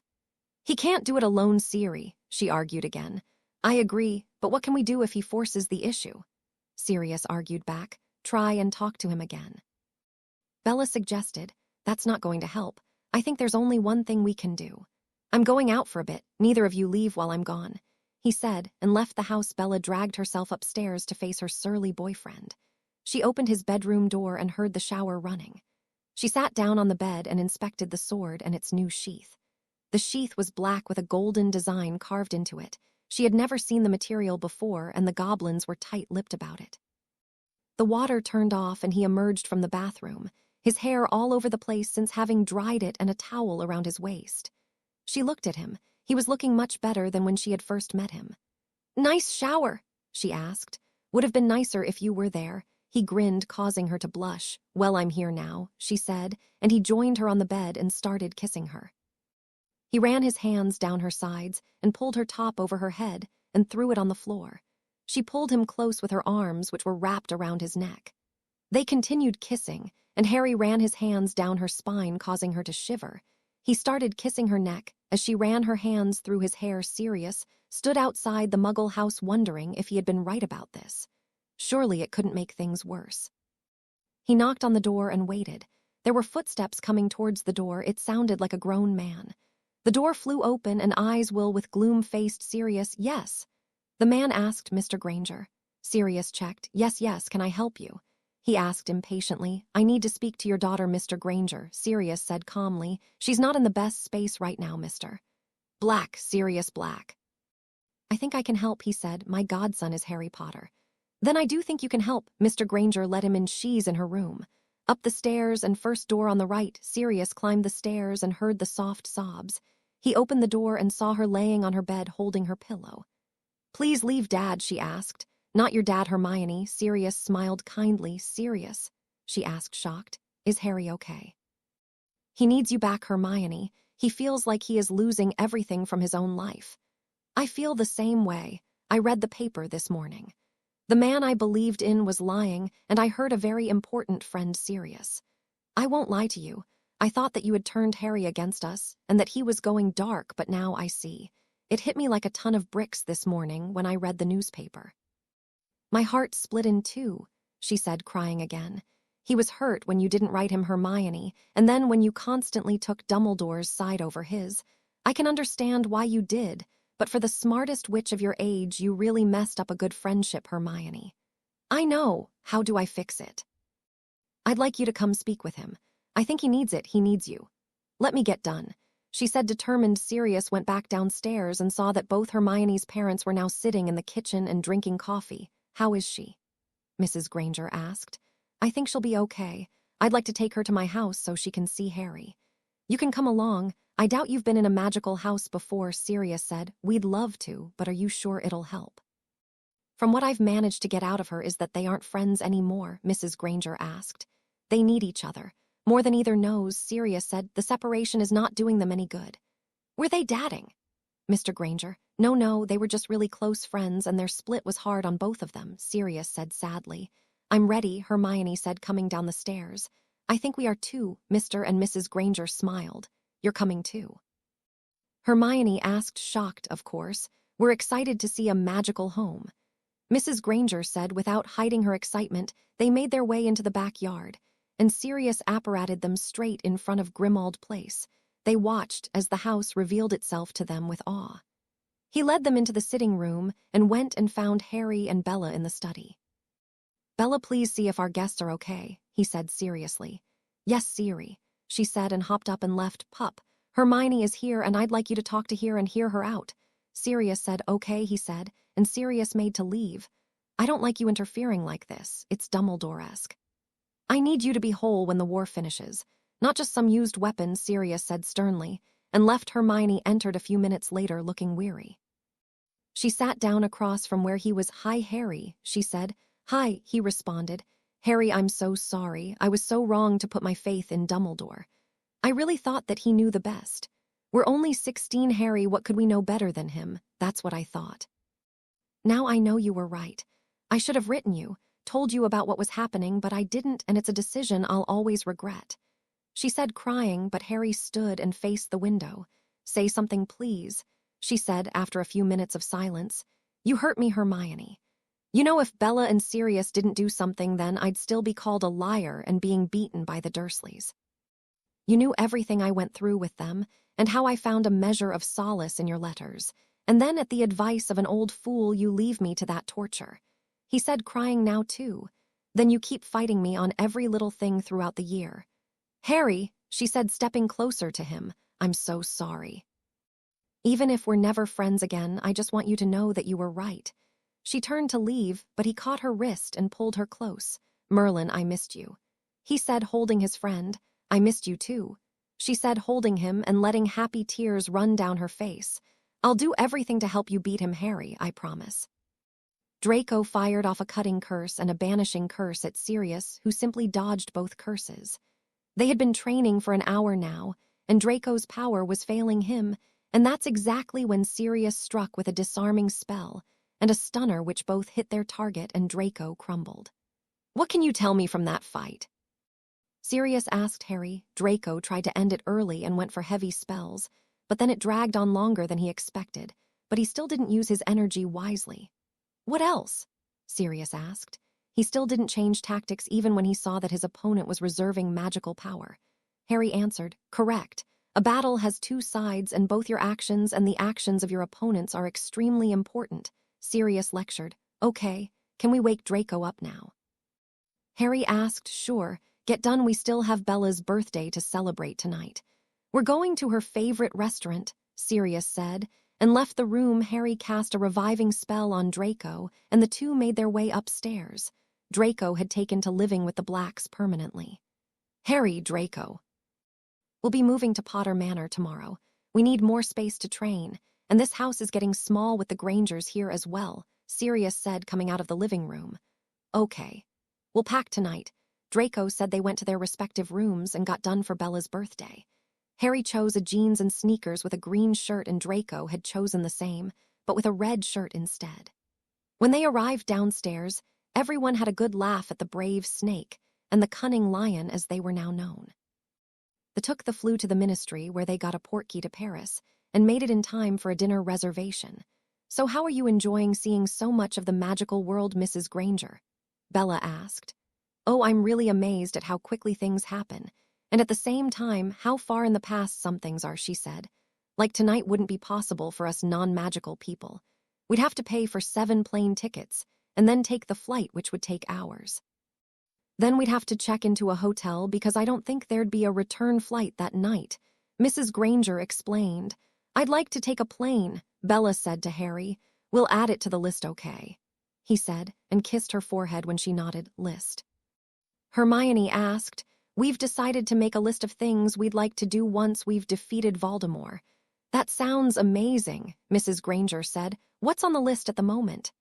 Sirius asked. "It's places we'd like to go, like the Black Island and an amusement park. Things like taking a plane or going paragliding."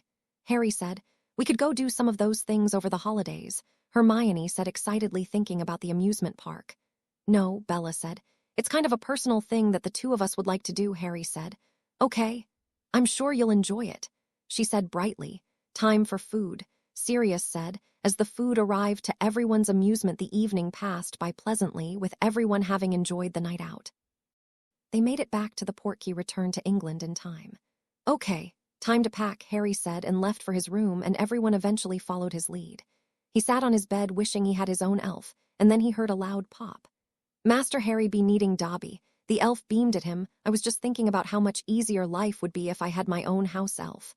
Please, Master, choose Dobby to be Master Harry's personal elf." the elf pleaded. Okay, what do I need to do, Dobbs?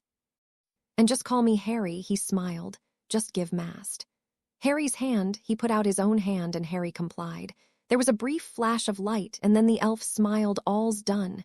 Good, but first I want you to wear clothes. Something like this, he said, and summoned a black pair of pants, white shirt and a red jacket. If you're cooking, change the jacket to this, he said, and changed the short and jacket to a chef's jacket. Okay, Harry, the elf said, and summoned identical clothes as Harry banished his perfect. Now please pack all my belongings since we'll be moving tomorrow. He gave the elf a thumbs up and left the room. He walked across hall to Bella's room and heard her talking to Hermione, so he decided to go find Draco. He knocked on the blonde boy's door and was told to come in. He found Draco sitting in a chair and watching an elf pack up his possessions. Great minds, he grinned, creature. Draco looked impressed that Harry had convinced the surly elf to do it for him.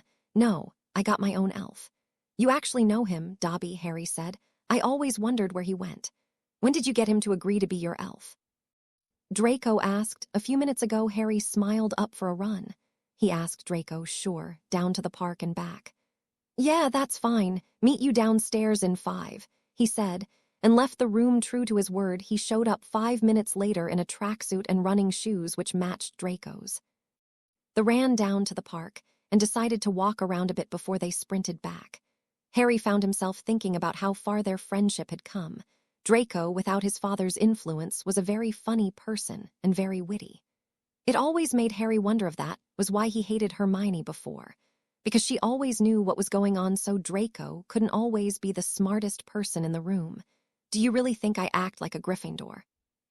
Draco asked, pulling him out of his thoughts. You do, but I think it's 'cause you were always trying to prove a point.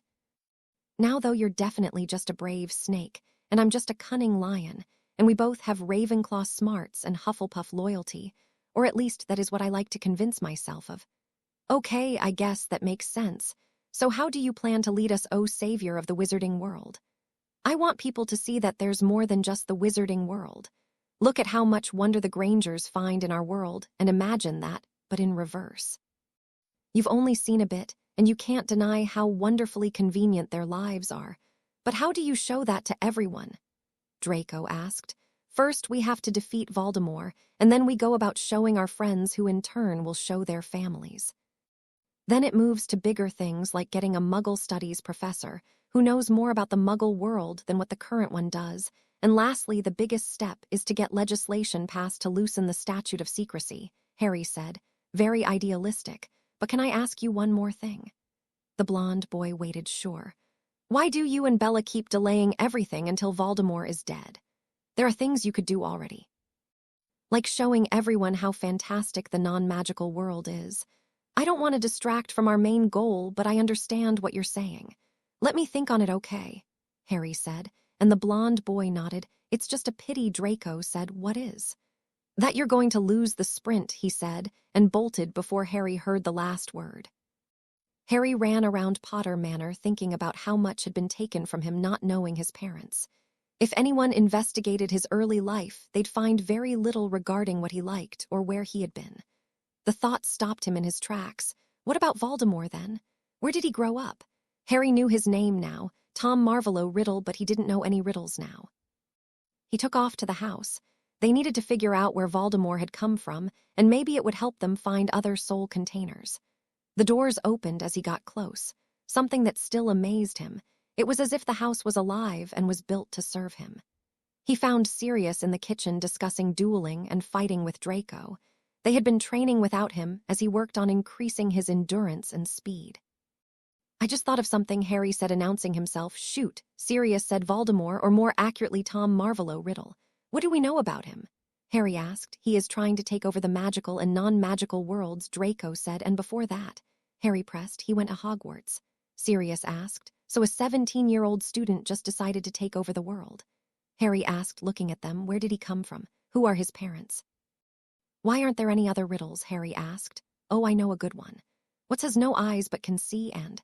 Sirius joked, but the seriousness on Harry's face killed the joke. Sorry, I get what you're saying, though. Let us do some digging, and then left the room. Geez, lighten up, Potter. We're seeing the goblins today, and they're doom and gloom enough for the entire world.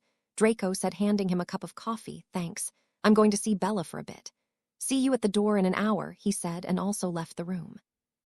Harry walked up the beautiful staircase and to Bella's room, which was across from the main bedroom, which he now occupied. He knocked and was told to enter. Good morning, beautiful, he said, kissing her forehead. Good morning, my love, she said, taking the warm cup from him. Sorry, but Draco makes the best coffee in the house. She smiled. He cooks quite decently, too. Harry said, a good little house elf we have. Harry laughed. Don't be mean, Bella said, but she was unable to contain her giggles. Okay, dear. What are you doing with the Grangers today? Harry asked, sitting down on her bed. Hermione would like to go horseback riding, since she saw the stables last week, so maybe we'll get to that today, or maybe we'll go through the second library and see what curses and spells we can find. She said, okay, but I'd like if you used one of the elves to check for enchantments, please. Harry asked. We will. Are you looking forward to meeting with the elves? She asked. I am. They've been through Hogwarts and they say that they have exciting news for us. He smiled. Why does that excite you? She asked. Because I think that is where we'll make our final stand, and for some reason I think Voldemort is very taken with the idea of controlling Hogwarts, and not only for the obvious reasons. He said, obvious reasons. Bella asked. If he takes the school, he effectively holds the future of magical Britain, because all the heirs will be in one convenient place. Also, he can spread propaganda to the students.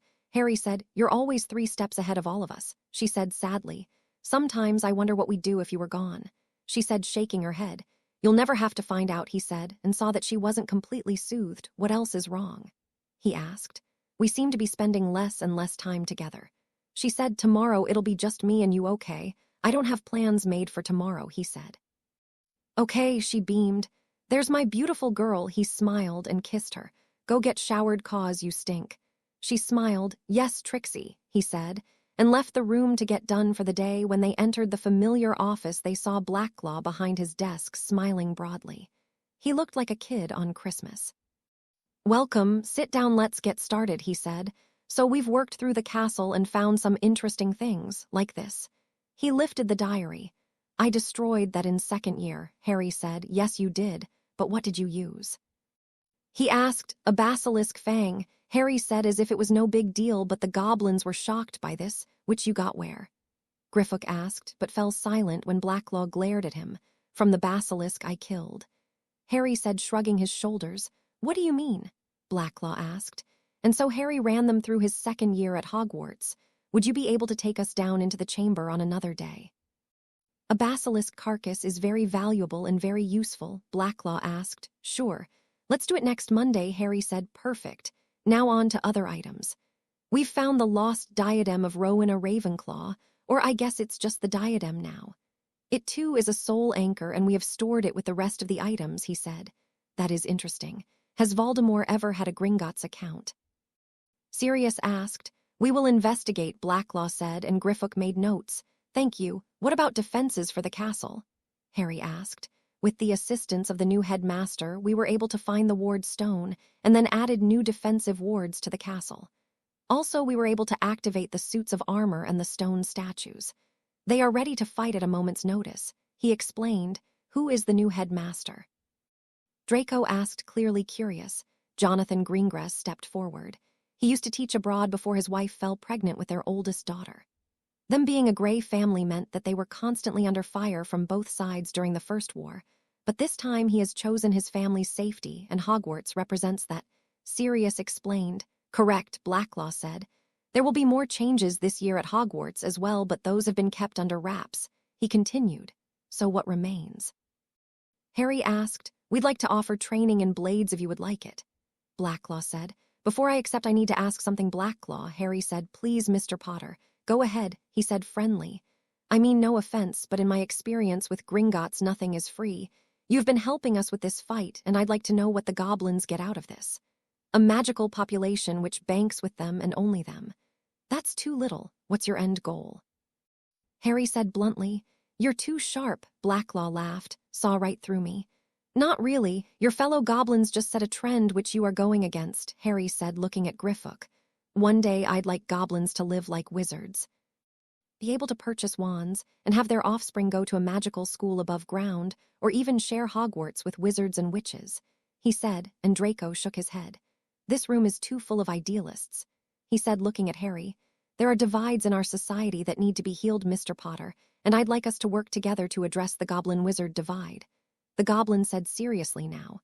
I can't guarantee anything, but I will give my full cooperation. That is all I ask, Blacklaw smiled. The night before school was to restart. Everyone went out for a peaceful dinner at what had become their favorite Muggle restaurant. Hermione and her mum had spotted it one day back from shopping in the Muggle world and suggested they try it out, and after a few visits, it became a solid favorite. Harry sat next to Bella and Draco, which had become his standard position. They had become close friends, which he could see sometimes made Hermione sad, but he couldn't help that right now. Their new friendship had a new dynamic in which they both were still apprehensive about how to deal with one another. Hermione, because she didn't want to lose what they had, even though she didn't agree with his decisions sometimes. Harry knew she wasn't too happy with all the training that he had decided to plan for himself. They all enjoyed a good meal and great conversation. Sirius, acting like the joker he normally was, had decided to tell them about his early days in the Auror office. They finished their supper and decided to get some last-minute supplies before they were to head back to Hogwarts. Once they entered the alley and found it very quiet, they made their way down the alley and into a few shops. Get down. Harry shouted as a green light illuminated the alley. He pulled his wand and started casting stunners and shepherding the Grangers and Bella into a safe archway. Stay here. Hermione and Bella, use your best shield spells to keep the Elder Grangers safe. He commanded. Draco and Sirius had managed to divert spell fire to an abandoned shop. The force was small, but had skilled fighters. Harry was seeing spells which he hadn't encountered before, so he chose to dodge them instead of casting a shield which may falter. Harry managed to disrupt the fight enough to give Sirius an opening to cut down two of them. Harry saw Draco in trouble as a werewolf pounced on him, but he evaded. Harry summoned Godric's blade and cut the werewolf down before it could move on Draco once more. Thanks, he said, and rushed into the fight once more. They cut down the last of the attackers and checked the surroundings for any more, but found no further adversaries. Sirius transported the girls and the Grangers home while Harry and Draco waited for the Aurors to arrive. The goblin force arrived first, looking ready for a fight that had already finished. Where were you? Harry asked the leader. We are the second shift, he said, shuffling his feet. How did they know to attack just as you switched? Harry demanded. Have you been switching every day at the same time? Yes, we're on from 10 to 6, he said. Then you're a special kind of stupid, Draco shouted. The Aurors arrived a few moments later. Useless. Utterly useless, Harry shook his head. How are we to defend the magical world when we can't even respond to attacks on our alley? He looked every goblin and Auror in the eyes. Tell Amelia to meet me in Blacklaw's office, he said to one of the Aurors, and then made his way to Gringotts. He marched into the office with Draco by his side with his sword in hand. No goblin stopped them as they headed in. Mr. Potter, Blacklaw said, friendly. What the hell, Blacklaw? Do your troops not plan ahead? There was an attack in the alley and they arrive after we've disposed of them. We'll be at Hogwarts for the next 3 months, and then who will defend the alley? He was close to shouting now. Where were our forces? He demanded from his captain, who walked into the office. We were switching shifts, sir, he said, not meeting the older goblin's eyes. And the old shift didn't wait for the new shift to arrive before they left, he asked. No, sir, he said. Unacceptable. Give me your sword and shield, he demanded. Go join the general forces, he said once the goblin handed over the items. While that is needed, it doesn't answer my concerns, Harry said. Are your men fit to stand against Voldemort and his supporters? You question our skills. Be careful, Mr. Potter, you're treading on thin ice now, he said angrily. I don't care right now, Blacklaw, he said stubbornly. Harry. Draco tried placing a calming hand on his shoulder. Back down, Mr. Potter, Blacklaw said. This is not the fight you want to pick. Then organize your men. We are depending on them to realize our dreams, he said. I understand, but let us not follow the same path that our forefathers have. This alliance can be an easy one, he said, softening his own tone. Okay, Harry said, and took a seat. It was a complete mess. Both forces showed up hopelessly too late. I apologize. Shall I show you around so you can see our warriors? Blacklaw offered. No, thank you, but I'd like you to show Amelia around. She'll be here soon, Harry said, and stood to leave. I will, Mr. Potter. I'll talk to them as well about switching out guard duty, Blacklaw said, and watched the two boys leave the room. Draco dragged himself up the stairs, breathing heavily. Harry advised him that he should consider upping his cardio and endurance training, as it would become a problem in the long run. Harry found Sirius in the kitchen having a drink with Hermione's father. "Thank you for today, Harry. Mary and I would have been done for if you hadn't been there," he said. "No problem. I'm just sorry Moony couldn't join because of his furry little problem," Harry said, shaking his head. "You done well though, pup," Sirius said, and passed the boy a bottle of water. "Thanks, Sirius. I went off at the goblins and the Aurors after you left and gave them a piece of my mind regarding their preparations. I really upset Blacklaw as well, but we managed to calm ourselves down before we ended up regretting our words," Harry explained. "Good. Now get to bed, you must be tired. And tomorrow is back to Hogwarts," Sirius advised. I'm going, he said, and left the room. Harry slept poorly that night. He woke up completely exhausted from the bad dreams he had. It had been the first time in a long time since they plagued him like this. He got showered and dressed. He found Dobby finishing off his packing. He grabbed an outfit and changed before he headed downstairs. They ate a quick breakfast, and Harry noticed that Draco looked just exhausted as he did. "Rough night, buddy?" Harry asked. "Yeah, a long night," he replied. They made for the fireplace, and soon they were on the train. Harry had his head in Bella's lap, and he slept through the entire train ride. "We saw that they were fighting again in the alley," Neville said to Bella. "Yes, and these two," she pointed to Harry and Draco, "decided to face the goblins and tell them that they ran a shitty operation." She shook her head. "That is purely on your boyfriend," Draco said, and yawned. "He is slightly overzealous," Bella said, playing with his hair, "killing basilisks and all." Hermione laughed. The weeks seemed to merge into one another as the weather got colder and the days grew shorter. Harry was shocked that Ron was back at school, but now as a junior caretaker. He followed Filch everywhere, to everyone but Hermione's amusement. "Degrading is what it is," she said one morning, while Ron was cleaning off a portrait. "Hermione," Neville said gently. "No, Neville, she is right, but clearly it's his choice.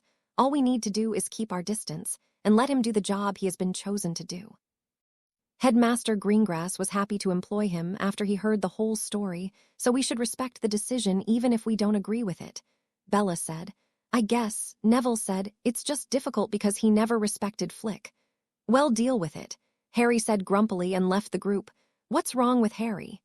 Neville asked. "Draco apparently doesn't want to train with him anymore." They had this big row regarding Harry's thrashings, and Draco told Harry that he needed to ease up, and Harry told him that in a fight with Voldemort no one would be going half speed. Bella said, "It almost came to blows. They need each other, though. The fight is only going to get worse, and Draco needs the training and Harry needs the resource of a training buddy. They'll sort it out, I'm sure," Hermione said. "Let's hope." "Since we're not allowed home for Christmas, we're going to be seeing a lot of one another, and two of us not talking will definitely put a damper on the already sour atmosphere," Neville said as they entered the library, but the two boys didn't make up. They continued avoiding one another until everyone had given up on forcing a reconciliation. Sirius advised Bella to leave it alone, and he insisted that they would work it out amongst themselves when the time was right.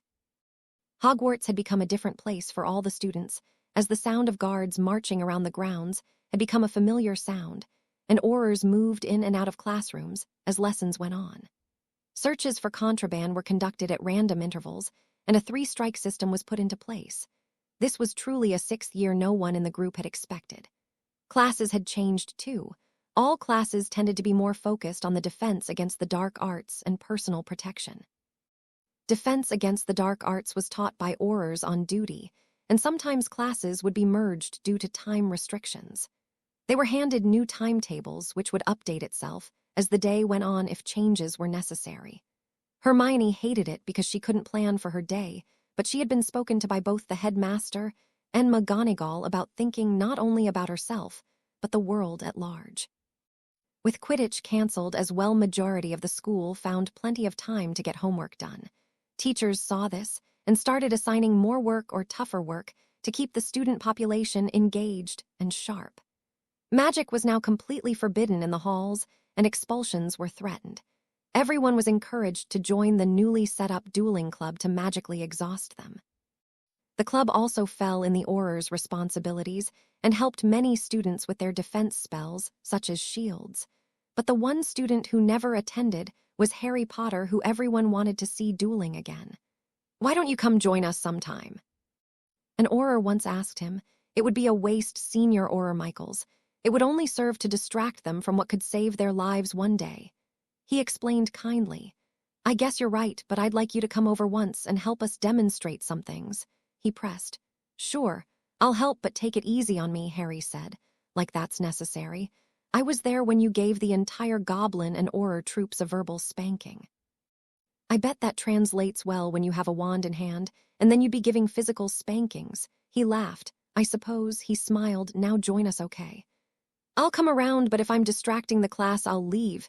He said, "Not one for fame, are we?"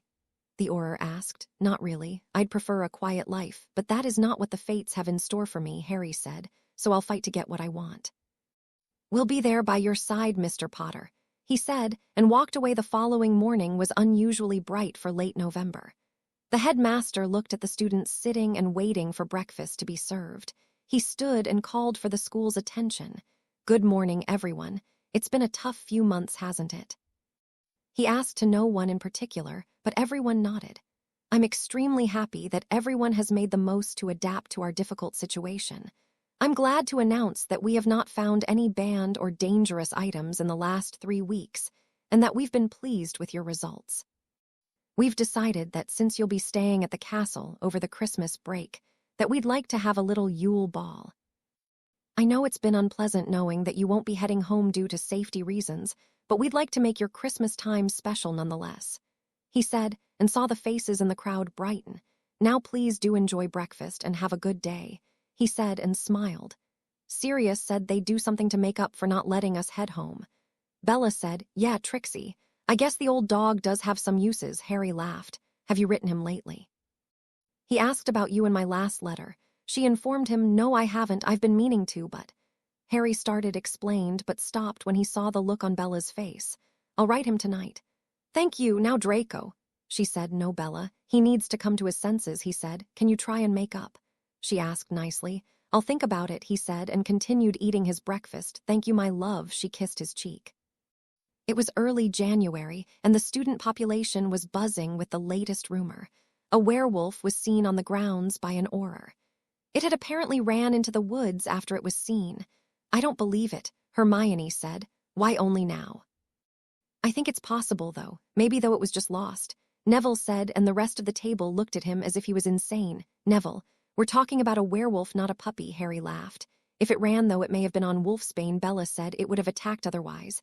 Harry said, nodding. "I wonder if anyone else saw it." Draco sat down next to Neville and dished himself some food. He looked tired. "Out hunting werewolves?" Neville asked him, "What?" He grumbled. "Apparently there was a werewolf on the grounds," he said excitedly. "Nonsense." He dismissed the conversation. "See, even Draco agrees with me, and we never agree." Hermione said, "Look around, Hermione. I think you might be the only two who don't think that it was a real werewolf," Harry said, and waved at the rest of the hall. Students were all discussing the issue with excitement. "Remember when they were discussing how you were the heir of Slytherin? Still think they're right," Draco said, and left the table.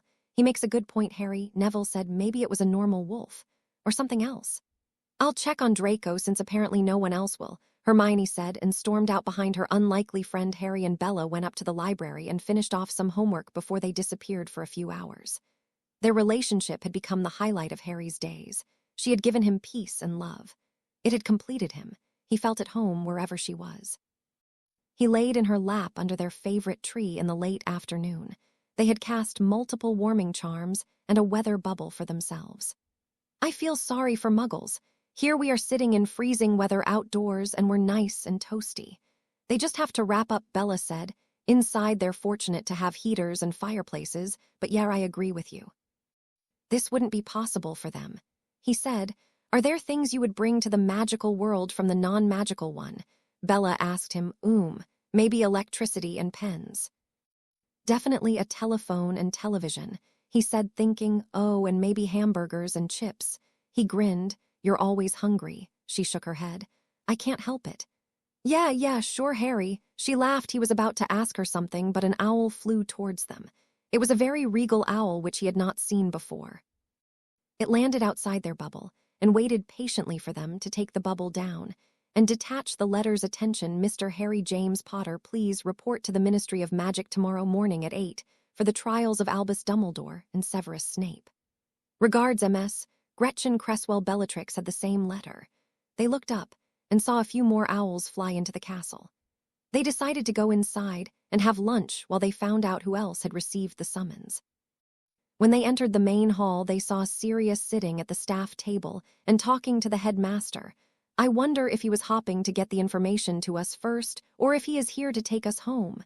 Harry smiled. Probably the first. He could have fetched us tomorrow, Bella said, frowning. Why are you frowning? Harry said, not missing it. He puts his job in trouble if he keeps leaking information, and I know it's only us, but still. She said. Okay, we'll stay in the dark from now on, Harry said, and got punched. Don't be stupid. I just want him to be safe. She shook her head. Geez, that right hook will be the death of me. He said, shaking his head. Sirius was there to let the headmaster know that he would be fetching all the students who had been summoned to the trials. They would be leaving at 7 to ensure that they were all in court by 8 in case anything held them up. It ended up being the best decision, as the checking of wands had taken twice as long as it normally would have. Then the group was too large to take a single elevator, so Sirius had to call for an additional Auror to assist. They arrived in courtroom 3 with a few minutes to spare before the trial of Severus Snape. The sneering man was brought in wearing magic-restricting cuffs and plain gray robes. Severus Snape, you stand accused of the following charges: child endangerment, withholding information from authorities, resisting arrest, and endangerment of the magical society. The judge read. How do you plead? Not guilty, Your Honor, he said. The prosecution may make their opening statement, he said, and nodded to Amelia. Ladies and gentlemen, today before you sits a man who has already had the benefit of the doubt. He has been a follower of Voldemort who had apparently reformed. We had accepted this as Albus Dumbledore, who will be appearing here today as well, had told us not to worry. This man used that cover to commit crimes against the future of our magical society, which is his biggest crime. Today we will present to you the evidence of his crimes, she said, and took her seat once more. The defense may now make their opening statement. The judge said, and nodded to the tall man beside Severus. Mr. Snape has done nothing but attempt to pass on the skills he had honed over years as a potions master. These charges are a farce, and the defense is prepared to prove to the court that this is an innocent man, he said in a booming voice, and sat down. Please call your first witness. He said to Amelia. The prosecution calls Madame Pomfrey, she said, and watched the witch take the stand. They administered her the Veritaserum. Madame Pomfrey, please state your occupation for the court. She smiled at her friend. I am the healer at Hogwarts, she said. How long have you been in the position? For about 15 years. I started there as soon as I had finished my training, she said, which means that you have seen 15 years of students pass through your care. Amelia asked. Yes, some of the professors feel comfortable enough to visit me as well, she smiled. So you've dealt with all Hogwarts injuries for the last 15 years. Amelia asked again. Objection, Your Honor, relevance. The defense lawyer boomed. I'm just trying to establish the fact that Madame Pomfrey is highly skilled in care of students. Amelia defended. Go ahead, Madame Pomfrey, answer the question. The judge said. Yes, I have. Would you please comment on the injuries you've dealt with since Severus Snape took up a teaching position? Potions classes always produced an injury. Usually they were minor and quickly treated. That changed once Harry Potter came to Hogwarts. How do you mean it changed, Madame Pomfrey? Amelia asked. Severus became hateful. Students ended up with worse injuries. The most frequent of them was Neville Longbottom, she explained. And what did you do about it? Amelia asked. I reported it to the headmaster, and he said that he would handle it. She said, that's all from me. Amelia said, and went back to her seat. No questions for this witness, Your Honor. The defense said, next witness please, Madam Bones. The prosecution calls Neville Longbottom, she said, and Neville went to the stand and took his Veritaserum. Mr. Longbottom, you don't mind if I call you Neville, do you? No, not at all, Madam Bones. He smiled at her. Neville, will you tell the court about your time at Hogwarts? She asked. Well, mostly it's fine. I really enjoy herbology and I really hate potions. He said, what's wrong with potions? She asked. I can't get my potions to work, and Professor Snape doesn't help matters much since he always snaps at me or completely vanishes my potions, forcing me to start over with less time. He explained. Sometimes he will wait until my potion explodes, causing whoever is close to me to be hurt as well. And so the trial went. Various students were called to the stand, and all painted a picture of an educator who didn't care about his students or his subject. When Harry was called, Amelia made a point of bringing the court's attention to the demeanor Snape had taken on. His lawyer was not pleased that she had. He tried to cross-question the students, but all his questions just made his client look worse. Eventually, she had called all her witnesses, and it was time for the defense to call his witnesses. He called Snape to the stand. Veritaserum was administered to the sneering man. "Mr. Snape, what would you like to tell the court?" He said, giving the man a chance to make his case to the court. "I have tried teaching these students, but what they lacked in skill could not be surmounted. Some, like the pathetic Longbottom, weren't worth my time. What was there to gain by turning him into a mediocre potion maker? Then there's Potter. The only bigger waste of talent I've seen is his father, who stole the precious Lily from me. She's the only reason I stayed at that place and why I continued to spy on Lord Voldemort for them." He said to the court. "Do you have anything to say in your defense?" His lawyer asked hopefully. "They need me, and if they can't see that, then I will not help them." He said. "No further questions," the man said, deflated. "The prosecution may direct their questions to the witness." The judge said, "What crimes have you committed since your last trial?" Amelia asked. "Objection." "Relevance, Your Honor," the defense boomed. "Sustained. Please move on, Madam Bones," the judge said. "Do you feel at all remorseful about what you've done?" "Not at all," Snape said simply. "No further questions, Your Honor." The judge shook his head and called for a 30-minute break. The teens discussed what they had seen while Sirius stretched his legs. Court resumed once more, and the prosecution was called to give their closing statement. Amelia got to her feet and faced the judge first, and then turned to the court. "Ladies and gentlemen, this morning we have seen a man who does not care about anyone but himself," she said, and looked at all the Wizengamot members. "He feels no remorse for anything he has done. There's nothing else I can say but that he doesn't deserve Azkaban. He deserves the veil," she said, and sat down again. The defense was told to give his closing speech, but he remained seated. The defense may give their closing speech. The judge said once more, "The defense rests," he said.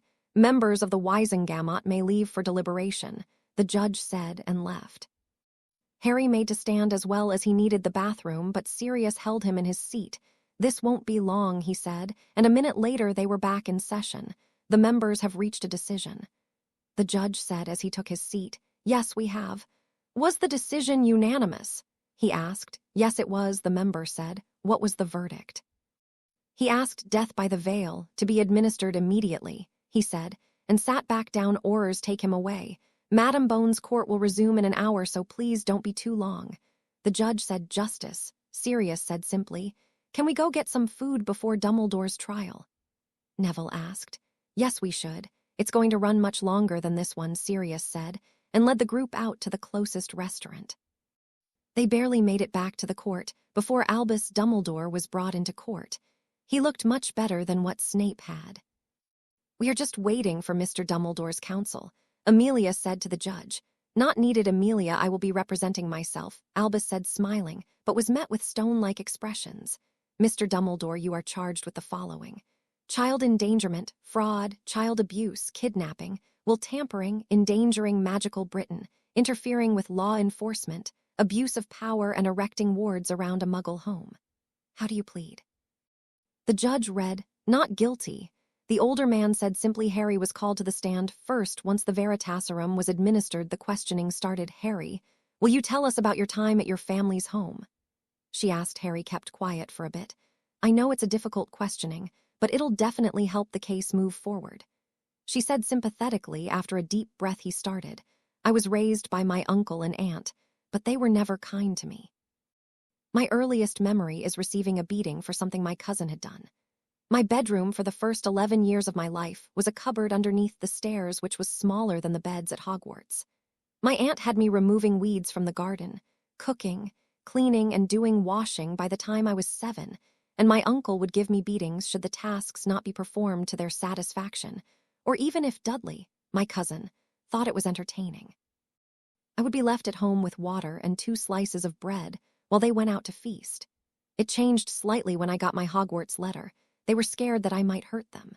So I got the smallest bedroom in the house, but the treatment never changed throughout the years, as they continued to threaten me or completely ignore me. Before Sirius came and got me, I wore second-hand clothes from my cousin who was twice or maybe thrice my size. And can you tell us about your time at Hogwarts? Amelia asked. Barring nearly dying, it's been the best time of my life. I made great friends and experienced a whole new life. There were times when I had wished that I would have rather stayed with the Dursleys too, but mostly it's been positive. He smiled. Did you know that your parents had left a will for you? Amelia asked. No, I have never heard about anything about a will, Harry answered. Did you give permission to anyone to make withdrawals out of your account? She asked. Only Molly Weasley so that she could buy my school supplies. He answered. That's all I need from you, Harry, she said. No further questions. She took her seat once more. Dumbledore stood and adjusted his robes. He walked over to the stand. Harry, my boy. He started. Objection, Your Honor.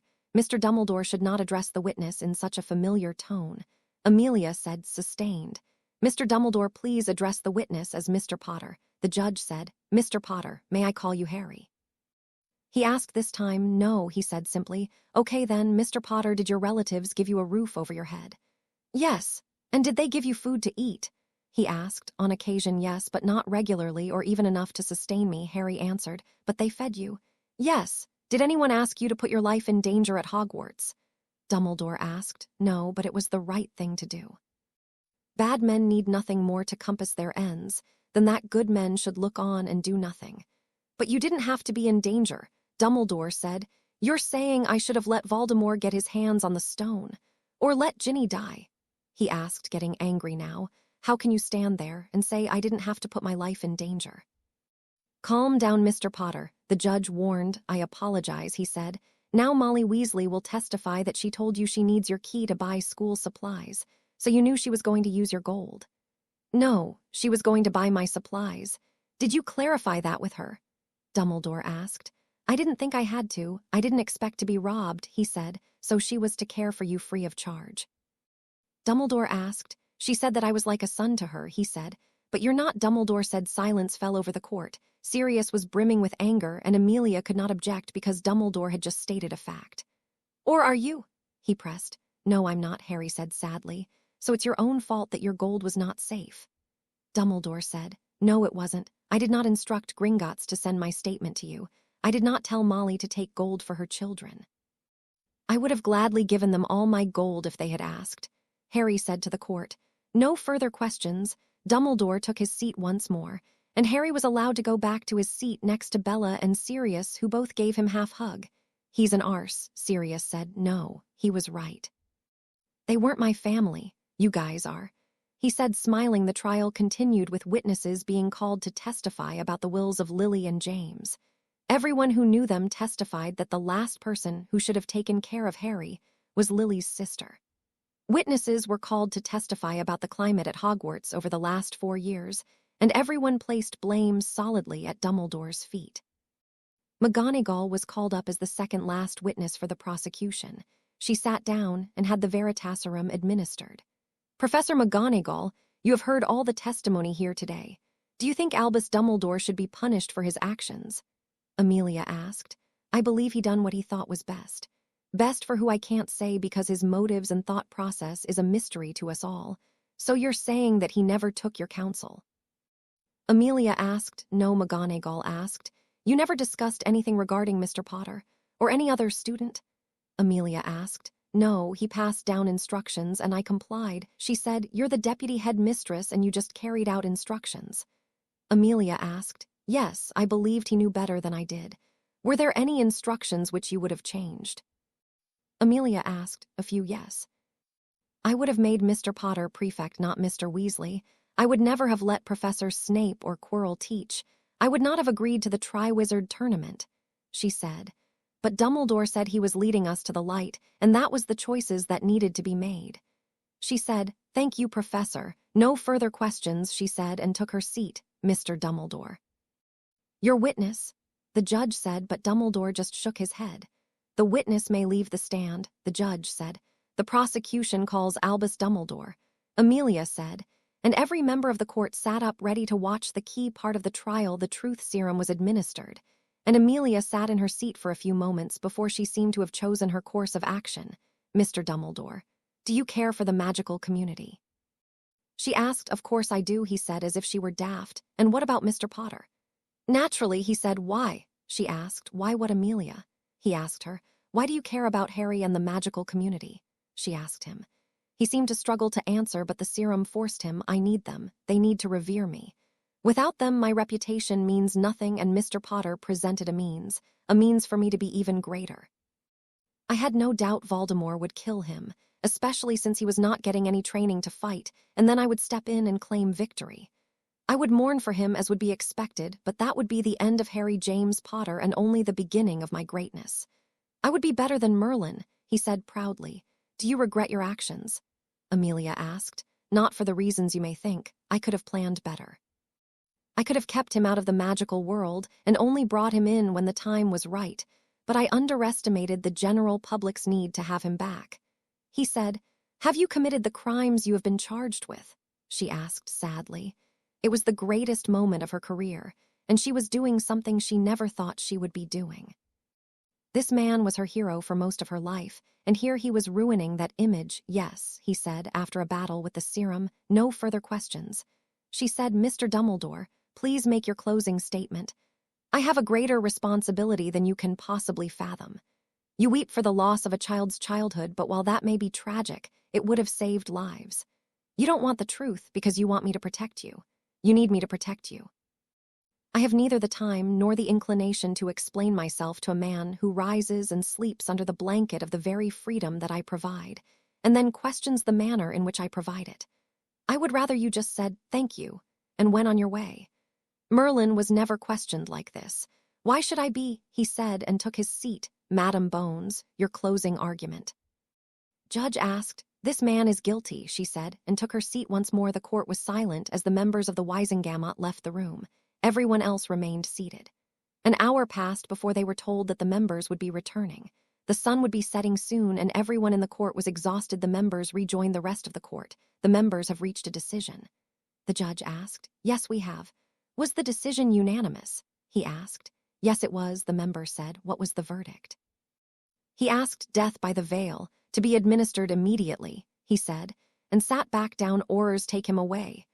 The judge said. Sirius escorted the group back to the school and gave Harry a longer hug than he would have normally.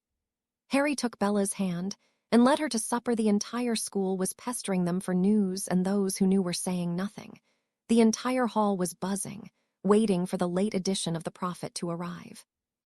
They were enjoying a fine meal when the owls started arriving, and the hall burst into chaos. Harry and Bella managed to sneak out in the chaos and find a quiet classroom. "Are you okay?" she asked, running her hands through his hair. "I am. I'm determined to have a peaceful life with you. So I just need to keep going. I also have Draco, Sirius, Andromeda, Narcissa, the Grangers, the Longbottoms, Remus, and a whole bunch of other people who actually care for me now. As long as I stay on top of the list," she said and smiled. "You'll never leave that position." "I promise," he said, sitting up and taking her in his arms. "I love you, Bellatrix Black," he said, and kissed her. Sirius sat in front of the fire having a nightcap when the fire roared and Amelia walked through. He stood to greet her, but she grabbed his face and kissed him. She pushed him back into his seat and sat on his lap. "Amelia, are you sure?" he asked. "Yes, you're fired." "Now kiss me," she said, and pulled him close once more. "I want to help still. I have to help Harry," he said. "You can, as a consultant. Now, kiss me," she said, and left no room for argument this time. Harry and Bella spent all their free time together over the rest of the semester. She would watch him train, or they would find a quiet place where they could be together. Harry and Draco had still not continued speaking, but Hermione had taken to spending more time with Draco, which made Harry feel like he was wrong. He needed Draco, though, so he wrote Sirius and found out if he and Lupin could come up to Hogwarts to have dinner with them. They decided to come up on the evening of the full moon so that Moony could run around the Forbidden Forest with Sirius. They arrived at around 5 and saw Hermione running down to the dungeons with a potion in her hand. Sirius watched as she missed the trick step and went flying. Neville managed to catch her to everyone's surprise, but the vial was smashed. No. She cried, Hermione, don't worry about it. We can try and explain it to the professor. I'm sure it was for extra credit. Harry said, trying to console her. No, it wasn't for school, she said. Who was it for? Sirius asked. No one, she said, and took off down the passage. Why is your life so exciting, pup? Sirius asked. Hey, I hope you're not thinking about leaving it, Harry said sternly. Definitely not. It's more exciting than when James was alive. He would have loved being with us, Lupin said while Sirius nodded. They walked up to one of the meeting room that the headmaster had allowed them to use. They arrived and found that the elves had done quite a good job of making the room decent. They never cease to amaze me, but why so many chairs? Harry asked. We decided to give all your friends a chance to see their parents, Sirius said as the rest of the group's adults arrived. The Grangers looked amazed at everything that was happening. This place is so amazing. Hermione's dad said, but she still looked nervous. Yes, it is. Her mom said. The group sat down for supper and had an amazing time. Everyone was reminiscing about their Hogwarts days, while Draco had sat between his mom and Sirius. She was complaining about how skinny he had gotten, and Sirius had been making jokes about he looked like Remus, and everyone but Hermione and Draco laughed. No. Harry said, please tell me it isn't true. Harry said to Draco at the one end of the table, but it had been too late. The sun had set, and the moon was out. Lupin started shaking. Harry, we have a problem, Bella called from the other end of the table. I know, Draco is a werewolf. He said, getting people to the other end of the room. Harry. Remus hasn't had his potion, Sirius said, looking at the other end of the table. Sirius grabbed a shaking Draco by his shirt and threw him across the room to where Remus was. Everyone get this side, he shouted as the rest of the room got behind Harry and Sirius. Sirius, we're going to need Padfoot to make an appearance, Harry said and tossed off his robes. It's not going to be enough, Sirius said, panicking. It won't be, Harry said, pulling his wand. Don't hurt him, Narcissa said. Bella, get Dobby to get you out of here while Sirius and I try and keep them back. He said. The group all held hands and Dobby apparated them out of the room to safety. Sirius had taken his animagus form and was dodging blows from Remus, who was clearly the bigger threat. Draco came after Harry, and he cast non-lethal spells, but they weren't helping him at all as they all just bounced off Draco. Draco pressed him into a corner and took a wild swing which Harry dodged, but lost his wand in the process. Fuck it, he said, and lunged at Draco and transformed into a Black Panther. He jumped over the werewolf Draco and bolted to the corner where Remus had forced Sirius into. Sirius was taken by surprise when the panther knocked Remus into the wall with all its force. Next they tag-teamed Draco and managed to knock him out too. Sirius transformed back into himself and cast a spell to force Harry back into his human form, which was a painful process for Harry. While Harry recovered, he put chain and muzzles on both werewolves. What the hell was that? Sirius said, sitting in front of Harry. There's been rumors that people have been seeing and hearing werewolves, but we dismissed it. Someone must have been making him wolfsbane. He went down like a tame werewolf, not like Remus was in the beginning, Sirius said. Hermione, Harry said. That's why she was so panicked earlier. And you, what the hell was that panther? Sirius asked. I've been reading up on transformations and I was being pressed into a corner, so I went for it. Harry said. That was stupid. You could have hurt yourself. Sirius shouted him. I know, but we were in trouble and I didn't want to hurt Draco. Harry said, embarrassed that Sirius was being so firm with him. I failed him, Sirius. He said, you did, but we'll deal with that tomorrow morning. You need to go to Madame Pomfrey and get checked out. Tell her everything that happened so she'll be expecting Draco tomorrow as well, he instructed, and watch Harry leave. Dobby, he called. Yes, Master Doggy, the elf smiled. Take these two to the dungeons in Grimmauld Place, he said and started straightening his robes. Once he left the room, he saw the rest of the group waiting for him. Is Draco okay? Hermione asked first. Yes, Hermione, but you should have told everyone what was happening with Draco. I commend you for being able to deal with it on your own for almost 8 months, but you could have got hurt, sweetie, he said and gave her a hug. Where is he now? Narcissa asked.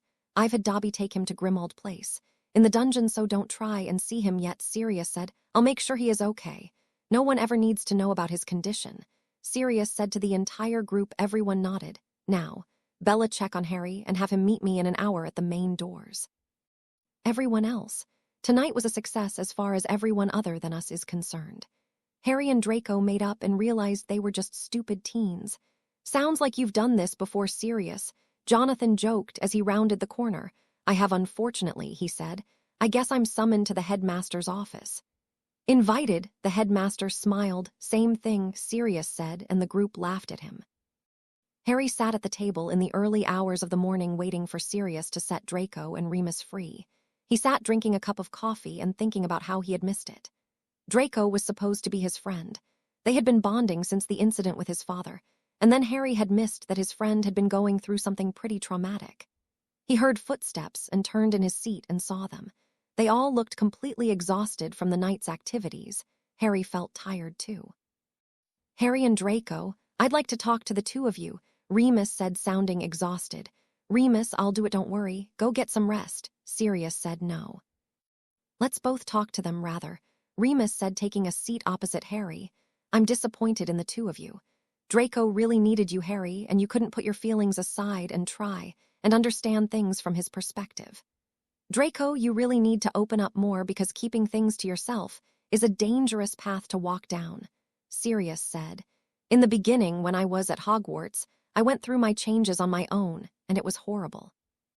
I can only imagine how terrible you've been feeling, Draco. But once James and Sirius had figured out my secret, my life was so much better, and that was before they became animagus. The animagus form provided them protect, but they provided me support and friendship. I know Hermione has been helping you, but you needed Harry, and he needed you, Remus said. It was irresponsible for you to hide it, and for you not to pick up that something was wrong with Draco, Sirius said with so much disappointment in his voice that both teens couldn't meet his eyes anymore. I'm sorry I let you down, Draco. I never meant to hurt you, Harry said. I'm sorry I hid something dangerous. Draco said it's useful too. Remus said, on full moon you can train to fight werewolves in your animagus form and keep Draco company. And we'll send you potions monthly to make the entire process a little easier and less visible to the public, Sirius said. Thanks, guys, Draco said. Marauders watch out for each other, Remus said. Messrs. Padfoot Mooney. Hunter and Apollo, Sirius said. Doesn't sound bad at all, Harry said. Now go get some rest. We'll get you back to Hogwarts at 7 so you can make it for breakfast. Remus Sayad, the boys went upstairs while the two men sat at the table. They'll be the death of us, Sirius laughed after a minute. Never thought I'd be raising kids with you, Padfoot. Remus laughed. I need to see Amelia after I drop them off and let her know what happened, Sirius said seriously now. I'll take them back if that would help. Remus offered, it would, thanks. One more thing, Remus. Maybe you should set an example for Draco. Show him that being a werewolf doesn't mean you can't do good and be an upstanding member of society. Padfoot, you know I would, but no one will hire me and I'm not taking your money, Remus responded. Well, Amelia is hearing private security agencies to help fight Voldemort and yours truly has started a company, so will you work with me? Black Wolf Security is the name. He smiled. Partners then? Remus asked. Yes. 50-50 split. Okay, Sirius, I'll do it, he said, and shook his best friend's hand after the incident. Things went back to normal at Hogwarts. Harry and Draco were closer than ever, and a new interesting development had happened. It was 2 weeks after the entire group knew about Draco's furry little problem. The group sat at the Slytherin table that morning. Draco reached for the toast at the same time as Hermione, and their hands had connected. It was the first of many accidental touches, some not so accidental. Harry watched as they held hands while they worked in the library. When they thought no one was watching, he received a smack from Bella for laughing. They actually make each other better, Bella said to him. They do, and she supported him when no one else did. I guess she really learned a lesson from our fight, he said, laying on one of the benches. She did. We had a long talk. Hermione and I, she said, and stood up. I miss being at home and seeing you in jeans or shorts, he said randomly. You just like seeing me in tight clothes. She stuck out her tongue. Well, when you look so beautiful, how can I help? He smiled. You sweet talker, she said, and bent down to kiss him. We'll be home soon and then you'll get to see. Where's a time turner when you need one? He laughed. Patience, Mr. Potter. She said in her best McGonagall impression. Stop. He laughed. They left the room and saw Hermione and Draco sneak into a classroom. If you laugh, I won't kiss you for a week, she said sternly, so he catcalled them instead. What? I didn't laugh, he smiled. You're so much like Sirius, she said, shaking her head. Sirius arrived at the ministry early that morning and went up to Amelia's office. He found her sitting behind her desk and looking through what seemed to be case files. "Hey, do you have a minute?" he asked. "I do. What can I do for you?" "I just need to talk to you about something," he said, "private or work-related." "Private. Yesterday we went to Hogwarts to sort out this thing between Draco and Harry. He started. It didn't go well. I wouldn't be here if it did, but long story short, Draco is a werewolf. He said the fight before school started." She asked after a few quiet minutes. "I think so, yes. But you don't need to worry. We'll get him wolfsbane potions every month and a few pepper-ups and such to keep the rest of the student body in the dark. I spoke to Jonathan as well, and he will allow Remus and me on the grounds during a full moon to help. That's okay, but one attack Sirius, and I will have him thrown out of Hogwarts. Times are difficult, and we can't have him making life more difficult. That's fair. Otherwise we would be acting like Dumbledore did," Sirius conceded. "Exactly." "Now when are you taking me out, you old dog?" she asked. "Since you took my virtue, I think you should be taking me out." He laughed. "Your virtue was given away a long time ago." She laughed. "Come over for dinner tonight?" "I'll be there at 7. A minute later and I'll close the flu," she joked as he left. Harry and Draco were running around the lake before they were due for the end of semester breakfast. Draco had been gaining back a lot of the weight he had been losing when he didn't have the support of all his friends. Draco started sprinting towards the main doors and Harry followed, but Draco was faster on foot. They had enjoyed training together, and during the full moon, Harry had mastered his animagus form and could now transform as smoothly as what Sirius did. They were to report to the ministry later so he could get registered alongside Sirius. They entered the main doors and found Sirius and Remus waiting for them. "Old men," Draco said, smiling. "Children," Remus responded, laughing. "What are you guys doing here?" Harry asked. "We're here to help with the safety of the students. We'd like you two to assist us." Sirius explained and handed them papers. "Under that you'll be able to fight Death Eaters without repercussions, because you'll be interns for the Black Wolf Security Company," Remus said. "So are we getting paid?" Draco asked. "After you sign that, you'll be entitled to 500 galleons a month, and you'll be on duty every morning from 7 to 12. Sirius said. "Okay," Harry said and looked at Draco. "It's fine by me too." "We should go get done then," Draco said, and the two teens went off to their rooms. After his shower, Harry found a set of armor on his bed.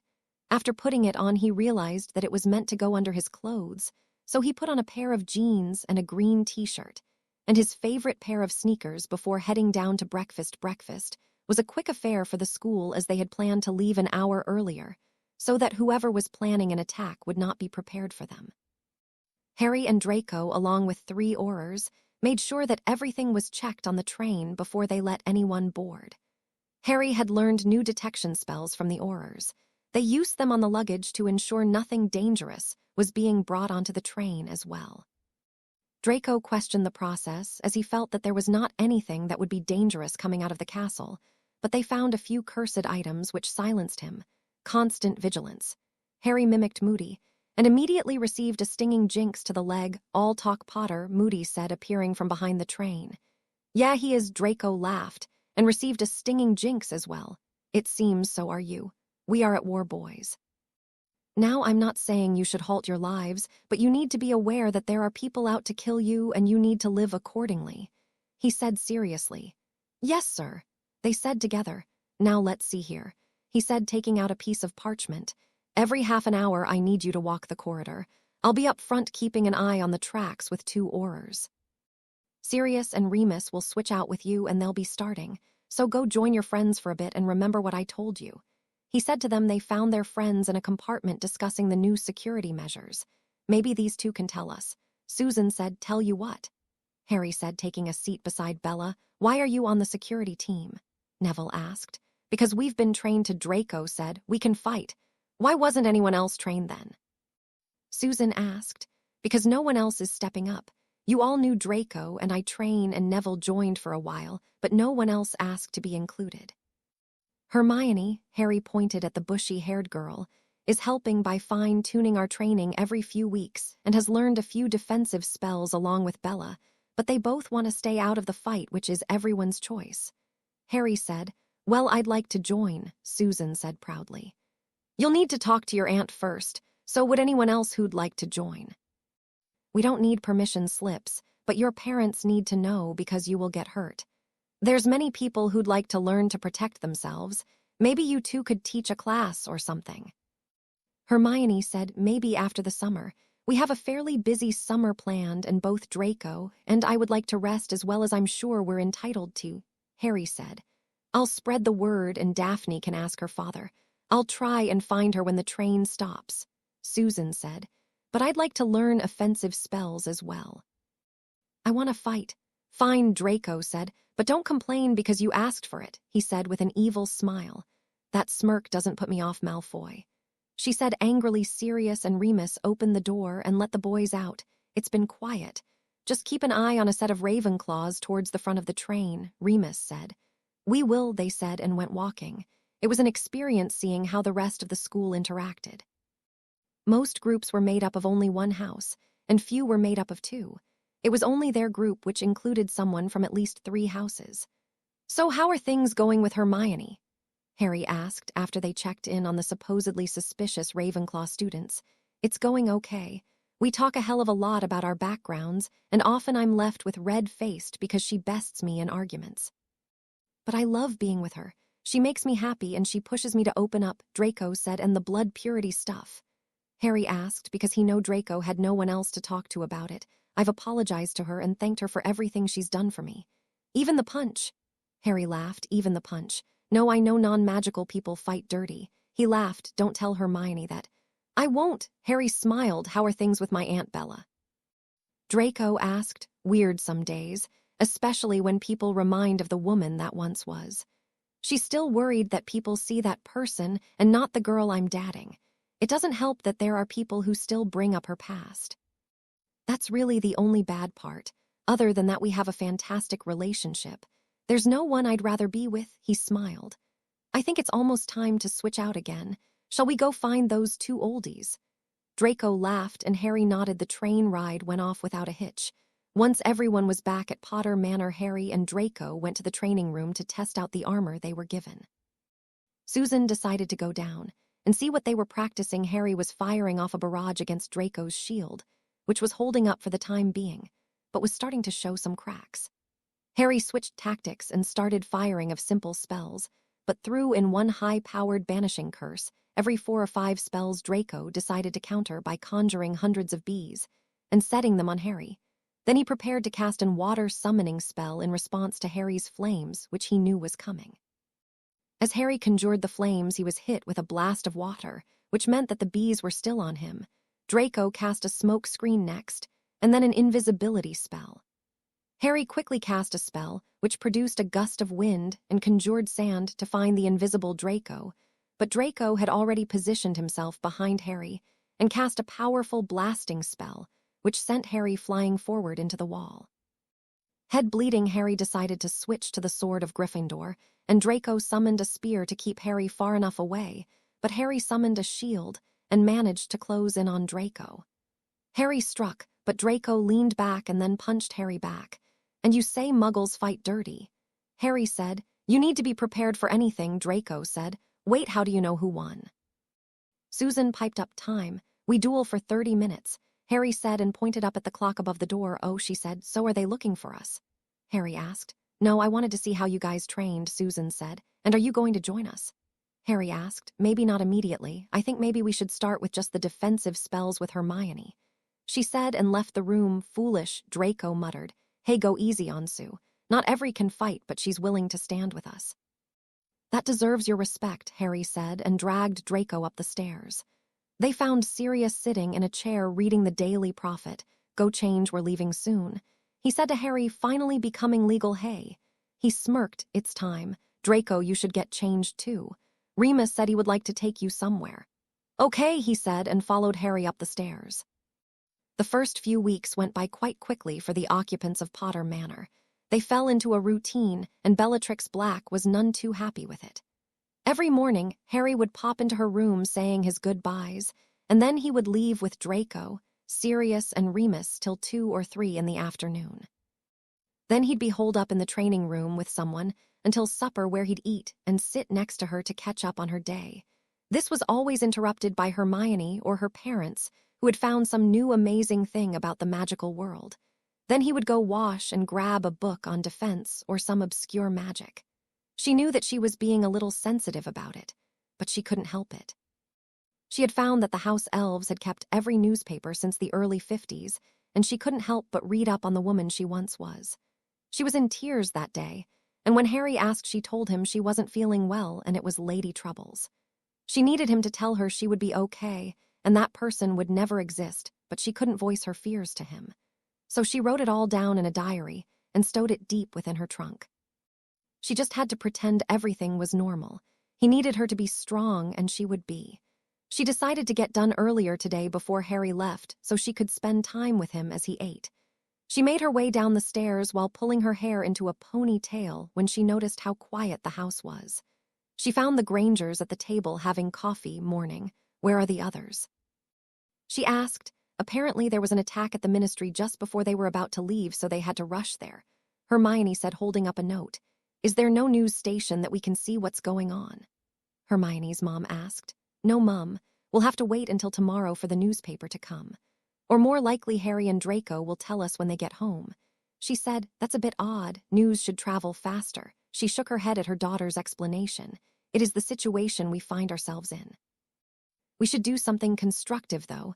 I know an owl dropped off the intel pack on Voldemort this morning, and we still haven't looked at the information the private detective brought since we were waiting for Harry to join us. Let's go through it and make notes on important information. Bellatrix said, looking over at the paperwork on the table. Okay, shall we start on Voldemort?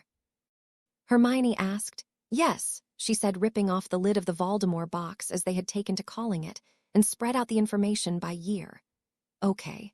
Tom Marvolo Riddle was born on 31 December 1926 to Merope Gaunt, who died in childbirth. Hermione, make a note. We need to look up the Riddle line to see if there are any in the magical world. I know there's something about the Gaunts in one of the journals written by my great-grandfather. He grew up in an orphanage, and that's where Dumbledore found him, and next is his school career. She said, sliding the document to Hermione. He was in Slytherin, but that we knew because he told Harry that in second year. He done well throughout his schooling and received an engraved trophy for special services to the school. He graduated in 1945 with 11 owls and 6 newts. Hermione read. After that, there are a few employment contracts for him, but nothing significant, and then he disappeared. Around 1965, he reappeared and sought out the defense against the dark arts post, but Dumbledore, now headmaster, turned him down. Hermione continued. And then the war happened and the rest is history. Bella said, yes. Now I'll take the Riddle line and check through the private investigator's files and you look for that journal. Hermione asked. Yes, she started, but then the flue lit up and Sirius stepped through. Bella, good, you're up.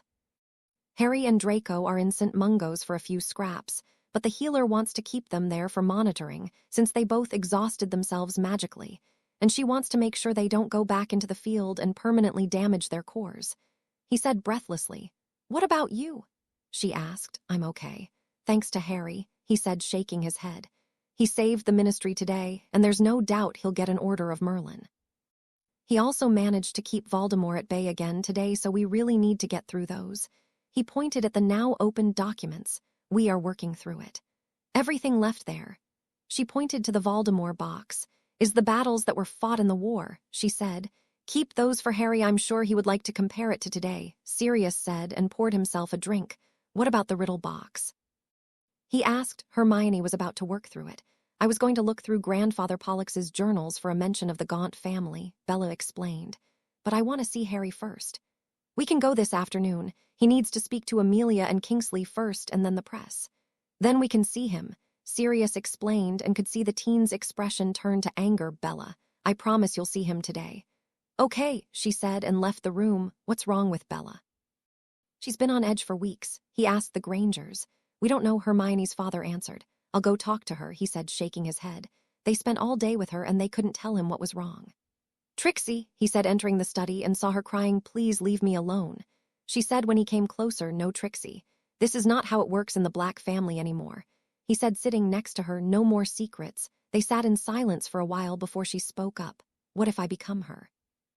She asked and showed him a newspaper photo that she took out of her pocket. You won't, he said simply. How can you say that? It happened before, she asked. Because I'm a firm believer in nurture over nature. That woman came to be through a set of circumstances that will never happen again. Harry won't let it happen, Bella. He fights like a demon for his future, and you are that future. I wish I could show you what I can. Come with me, he pulled her down to the dungeons where he had found a pensive. He pulled the memory from his mind, and then they dove and she saw them walk into the flue. It was chaos in the ministry atrium. They walked into a fight. A spell flew towards Sirius' face, but Harry knocked him sideways and threw a few blasting curses at the hooded figures. Get behind the fountain.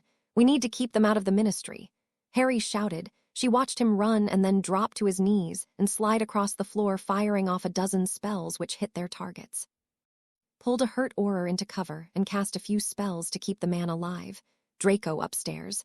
Get them to close off the flue, otherwise we'll only have more casualties. He said, and Draco ran, while Sirius provided cover fire. Voldemort walked into the atrium, and then Bella knew that the fight would only get more intense.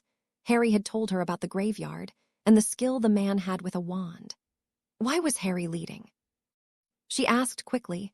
I don't know, he just saw the chaos and decided he knew what to do. Sirius said. She turned back to the fight. Voldemort had organized his forces and were making their way toward the fountain, and beyond that the elevators. Harry kept cutting down his forces, but many of his curses were blocked by Voldemort, who seemed to have taken up defending his forces. Harry, the flue is cut off, but the minister's flue can't be sealed, and he is due any minute, Draco said. Don't you have good news? He growled and set off a new volley of curses, many of which Bella had not seen before. They've sealed off the elevators as well. Voldemort can't take the ministry unless he gets the minister, Draco said. Which is his flue? Remus asked. The nearest one, he pointed. That will leave us in the open. Sirius shouted as he fired off another curse. Sirius, I need Padfoot to grab the minister as soon as he sets foot through that grate. Draco, Remus, you are with me. We're going to divert them away to give Sirius the best chance. He said and withdrew the Elder Wand and fired off curses at twice the rate he had before. Defend yourselves, Voldemort shouted. Cut them down, Harry snarled, as a piercing hex caught his midriff. The flue activated, and the minister stepped through with not a care in the world.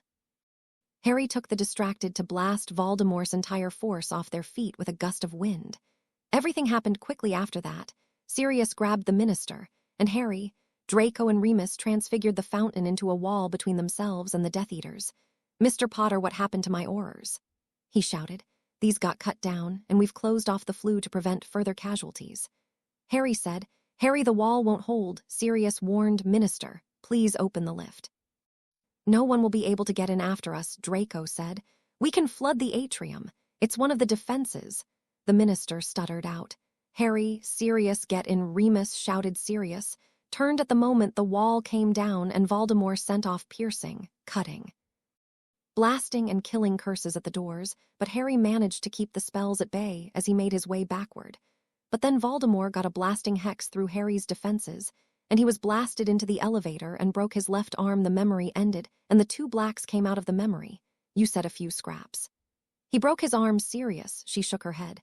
Well, I should have added in comparison. He said in reply. You're an idiot sometimes, she said. Is he okay, though? She asked. He is. So is Draco, he laughed. That's Hermione's concern, she said, and went back upstairs where she found the journal she was looking for. They spent the rest of the morning piecing together the years Voldemort was missing and the curious case of the Riddle family. At least it was curious to the Muggles. Why does it feel like we're the only two people who don't understand why you're not worried about an entire family dying of unknown causes? Perfectly healthy people don't just drop dead, Mrs. Granger said. They do if a killing curse is used, Sirius said. But Hermione said Harry survived that. Mr. Granger said, something no one can explain, but at least now we know a wizard killed the Riddle family, and that's why we can't find any Riddle family members. I think a trip to Little Hangleton is in order before the summer is over, Sirius said. Can we come along? Hermione asked. We'll discuss it, but we need to leave now to see Harry and Draco, Sirius said, looking up at the clock. Now we have our mission for today, Sirius said to the room. They had assembled a team to investigate Little Hangleton, and then he and Harry would go to the orphanage. The team consisted of a cursebreaker, Bill Weasley, and a few fighters. Moody, Harry, Draco, Sirius, and Remus. They had decided that the girls would stay behind since they didn't know what they were in for. "We leave in 5. Moody said, taking command. Harry took Bella's hand and led her to his room. They had talked about the newspapers, and Harry had helped her deal with it. All it had taken was a visit to Longbottom Manor, where Frank and Alice looked at her with nothing but love in their eyes. It settled her. She knew that the Bellatrix who hurt people was purely the potion she was under. "I wanted to give you this," he said, taking a box. "What's inside?" She asked. "Open it." He smiled. She followed his instruction and found a bracelet and a ring. The ring was a simple band made of goblin silver with a single diamond in it. The bracelet was more interesting. Also made from goblin silver, it had various charms hanging from it. One was his animagus form perfectly captured in silver, and another his initials HJP carved onto a little silver heart. "It's beautiful," she said, smiling. "I'm glad you like it. I know a lot has happened in your life, and I want you to know I'm not going to give up on us. So with this ring, I'd like to make you a promise," he said, and picked up the ring out of the box. "I promise that when this is all over, I will make you my wife if that's what you want. I promise that I'll love you and protect you until then and every day after that." He smiled and put the ring on her waiting finger. "How did I get so lucky?" She smiled and snuggled closer to him. "I'm the lucky one," he said, and kissed her deeply. The walk down the stairs and saw the team waiting for him. He nodded and kissed her cheek. "Come back alive," she said. "Always." The team disapparated and appeared in the woods outside the town. Casting a barrage of notice menot and invisibility charms on themselves, they made their way into the town. Moody and Bill took point, with Sirius and Remus bringing up the rear. They appeared at the gaunt house first. It was a dilapidated shack for all intents and purposes. Bill checked for wards and found none. "There's a snake on the other side of the door, but it's not alive. No other occupants." Moody said, his eyes spinning. "In we go then," Sirius said. The group stepped into the house and started investigating the surroundings, which would have been the home to Voldemort's mother. They found photos, but nothing recognizable, nothing to help us here then. Moody asked. "Doesn't seem like it. I just expected more, you know." The Gaunt family was quite wealthy, and this, Bill said, makes my family look like billionaires. They turned and walked out. But something felt wrong to Harry. "Sirius, Voldemort grew up in an orphanage, right?" he asked. "Yes, pup," he said, "which means he had to hide things. I know because I hid things from the Dursleys all the time under the floorboards." "Moody, can you?" he started, already on it, lad. Moody answered and walked around the house, scanning the floor. "Got it." "Weasley in here. Time to earn your money." He shouted. The protections on the box were more complex than Bill had ever seen, and that was saying something, as he spent most of his time in Egypt with Gringotts getting into ancient tombs. "Okay, we need to be careful. There are 3 curses on this that are all tied into one another and need to be broken all at once. Fortunately, 2 of them can be broken with brute force. Sirius and Harry, that will be your job." "Here," he said, and handed them 2 sets of spectacles. "And here, you thought you were done with glasses." Sirius barked with laughter. "Moody, Remus, and Draco, keep watch in case anything comes from outside." "Okay, Harry, do you see the green dome?" he asked, and Harry nodded. "I need you to touch your wand to it and pour your magic into it when I say so." "Sirius, same goes for you, but you need to focus on the blue cube." "I'll work on the black diamond." Bill kept casting different spells until the black diamond became gray, and the blue cube started flashing. "Sirius, that's your cue," he said, clearly struggling. Sirius complied, and immediately Bill looked more relaxed. "Okay, let's continue." He continued working on the diamond until it became a milky color and started rotating. He muttered shit under his breath. "Bill, what needs to happen now?" Harry asked. "It keeps varying the power needed to shift its coloring, but as soon as it does, I need you on that dome." He said, "Got it." Harry said the diamond rotated faster and then went orange. Harry poured his magic into the green dome for a few minutes, and then all 3, the diamond, the dome, and the cube, vanished. Bill opened the box and saw a ring sitting in the middle it. "Impressive," Sirius said, and reached out for it, but was blasted backward by Harry. "It's talking in parcel tongue. It's calling out for someone to wear it." He said, "Weasley, pack that thing away and let's get out of here." Moody said. Bill levitated the ring into a container, and then the group left the area. Harry and Sirius making a stop at Gringotts to drop off the latest soul container. The goblins were glad to have another one, but advised in future that it would be better to leave the containers in their hiding place, as Voldemort may look for them, and find out that someone had discovered his secret. Harry and Sirius left the bank and made their way to the orphanage. Harry felt more apprehensive about this visit than the morning activity. He wasn't fazed that he may need to fight, but finding out about Voldemort's past worried him. For some reason. They arrived at the Muggle orphanage, and it was in a poor state. Sirius took lead and found the woman in charge. She was frightfully old and looked ready to keel over at any moment.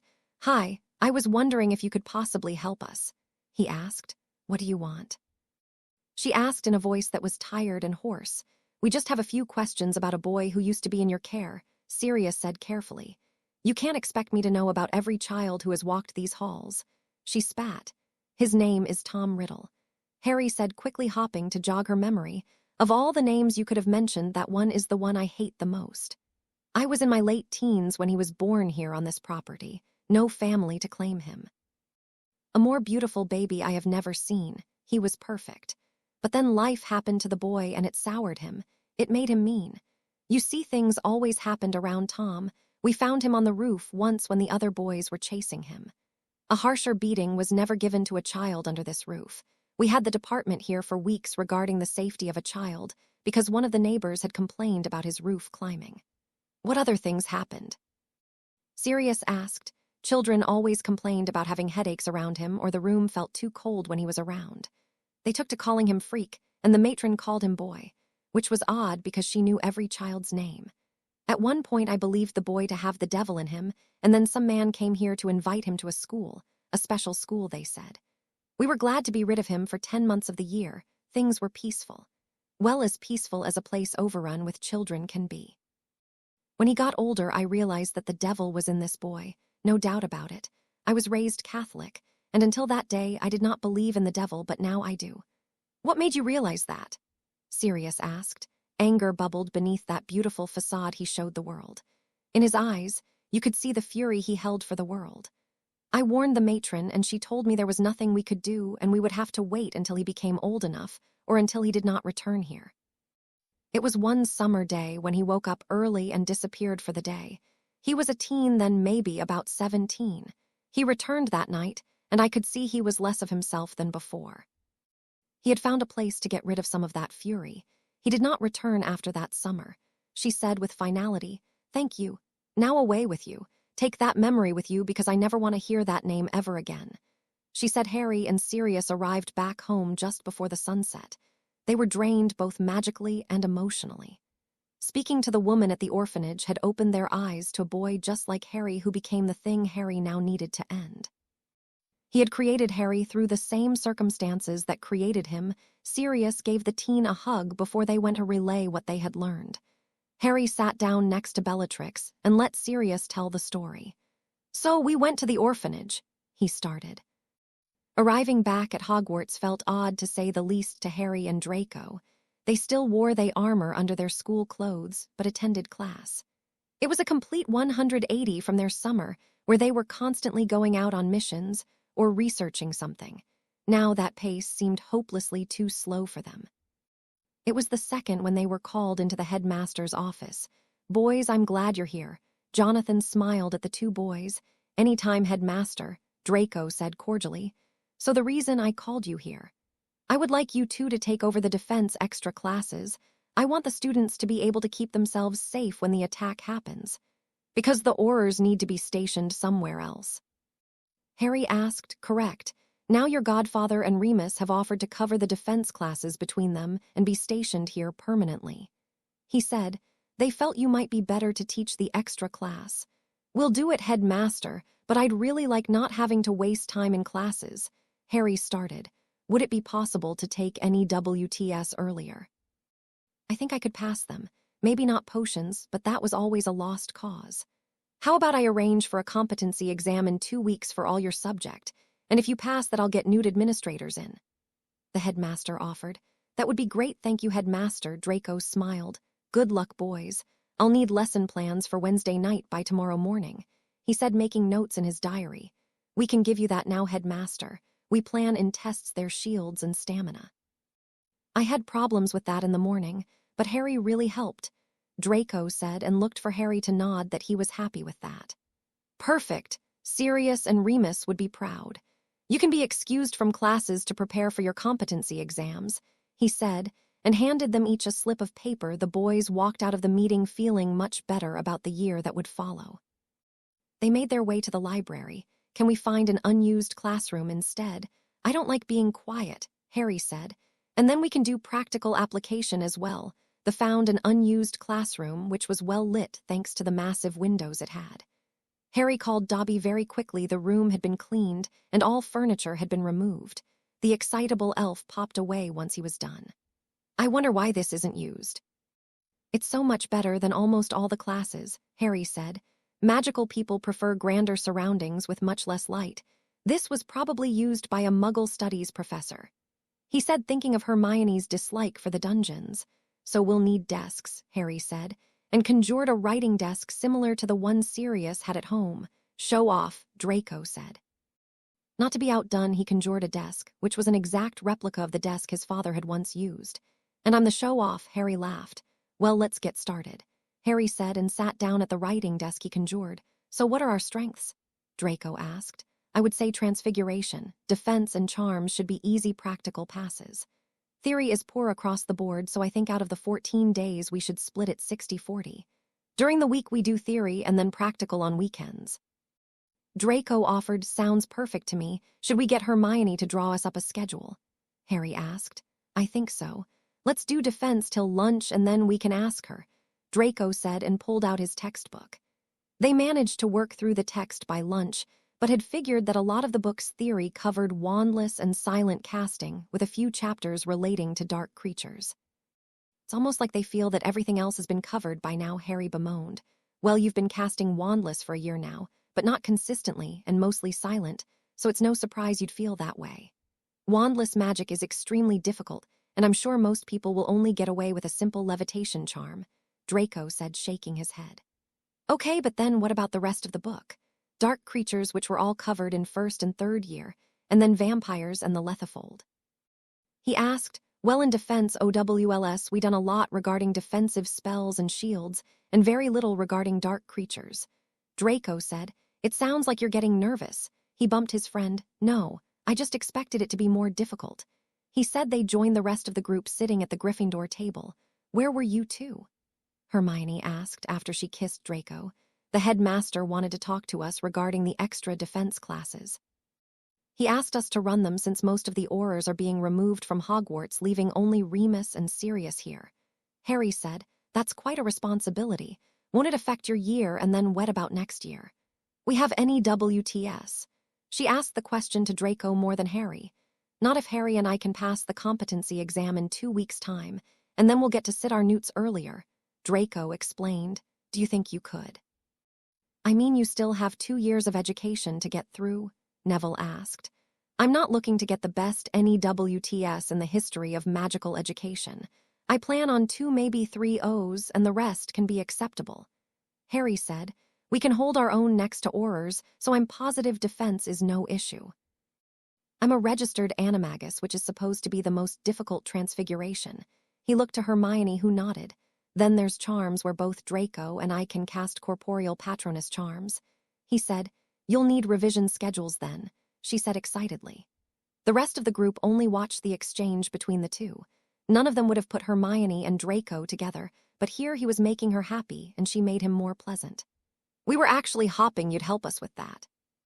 We figure we're quite capable in transfiguration, defense, and charms for practical application, so we'll leave those for the last weekend. But the theory and potions and herbology are going to be problems. Could you draw us up a schedule with that in mind, love?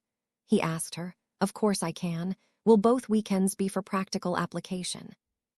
She asked, yes, we've been excused from classes for the next 2 weeks as well. Harry added in and went back to speaking to Bella. I'll give it to you tonight. What did you do before lunch? She asked, defense theory, but Harry isn't happy with the book, so we may need to do some independent study on dark creatures, Draco said to her. Or we could ask Professor McGonagall what is generally covered in the newt. I'll ask her. She may be more inclined to help me instead of you, she said, rubbing his leg. Thank you, Hermione. Harry smiled. See you in the classroom, Draco, he said, and ran off with Bella, something we said. Hermione said, no, they were talking about house business, so I think it's a black thing. Susan said. Or they just went snogging, Justin said to her. That doesn't sound like a bad plan, Draco said, and dragged Hermione off with him to the amusement of their friends. Wednesday came quickly, and Harry watched the students filter into the main hall for the defense classes. He had asked Bella and Hermione to help them out with the younger years, who seemed very excited to be learning from Harry Potter. All right then, everyone, let's get started. I'm Draco Malfoy for those who don't know, and the headmaster has asked Harry and I to lead these defense training sessions. Today we will be doing shield charms, he said to the general groaning of the assembled group. What did you think we'd be doing? Harry asked them. I thought we'd learn how to fight, a voice shouted from the crowd. First you need to know how to defend yourself and others, Draco said calmly. The best defense is a good offense. A Ravenclaw shouted, do you want to test that theory? Harry asked him. Yes, sure, he said, stepping forward. Draco, Harry asked. No, I have nothing to prove. You go ahead, boy. Who lived? He smiled. The crowd moved to the fringes of the hall, and Harry activated the protective ward Professor Flitwick had set up for them. On 3, you can try your best to beat me. If I land a curse on you, then you lose, and we can move past this foolish notion, Harry said, and watched the boy nod his acceptance. Draco, if you will. 1, 2, 3, Go. He shouted. Immediately the Ravenclaw fired off curses at Harry, who simply cast a shield charm and waited for his opportunity. He watched all the schoolboy jinxes be blocked by his shield, but then the Ravenclaw switched tactics and used a few conjured birds and set them on Harry, who, using the cover of the birds, fired off a stunner which hit true. Draco woke the Ravenclaw and then returned to the front of the hall. Now, we'll have the 3 younger years with Hermione and Bellatrix perfecting the Protego charm, and the older years with Harry and myself, Draco instructed, and watched the group split in 2 with the older years surrounding Harry and Draco. Form a circle. What we're going to do is test your shields. Draco and I will fire off curses and jinxes at you. I want you to block with a shield charm only, and I want you to keep it up as long as possible. Those who we're happy with will move on to the next task next time. Those who aren't will continue practicing shield charms. Harry said, go. Draco shouted and started firing off stunners at 7th years, 3 of which fell immediately. Harry pulled his own wand and sent off tripping jinxes and stunners. Standing back to back with Draco, they moved in a clockwise rotation, firing off curses. Harry pulled the Elder Wand and doubled his rate of firing. Harry was impressed with Colin, who was still standing along with Ginny and Luna. Neville didn't surprise him, because though the boy was shy, he had some real power. After about 30 minutes, only a third of the group was left standing. Not bad, Draco said. Harry walked around waking those who had been hit. Now, a shield charm is not the best defense. The best defense is not to be there when the spell arrives, Harry said once they were all standing. You need to keep moving. This ensures you save as much magical power for your attacks. Next week we will work on dodging, Draco said. I know this seems simple, but trust me, it has kept me alive for 17 years. Harry announced. Perhaps a demonstration is in order, Sirius said from the back of the room. If you will assist, then I'm sure we have enough time. Harry smiled at his godfather. They made their way into the warded zone once more. Now remember, Harry, no wand, Draco said, holding out his hands. Fine, he said, and removed both wands from their holders. Before Draco made it out of the warded area, Sirius started firing off curses. Harry dodged like crazy, with curses barely missing his face.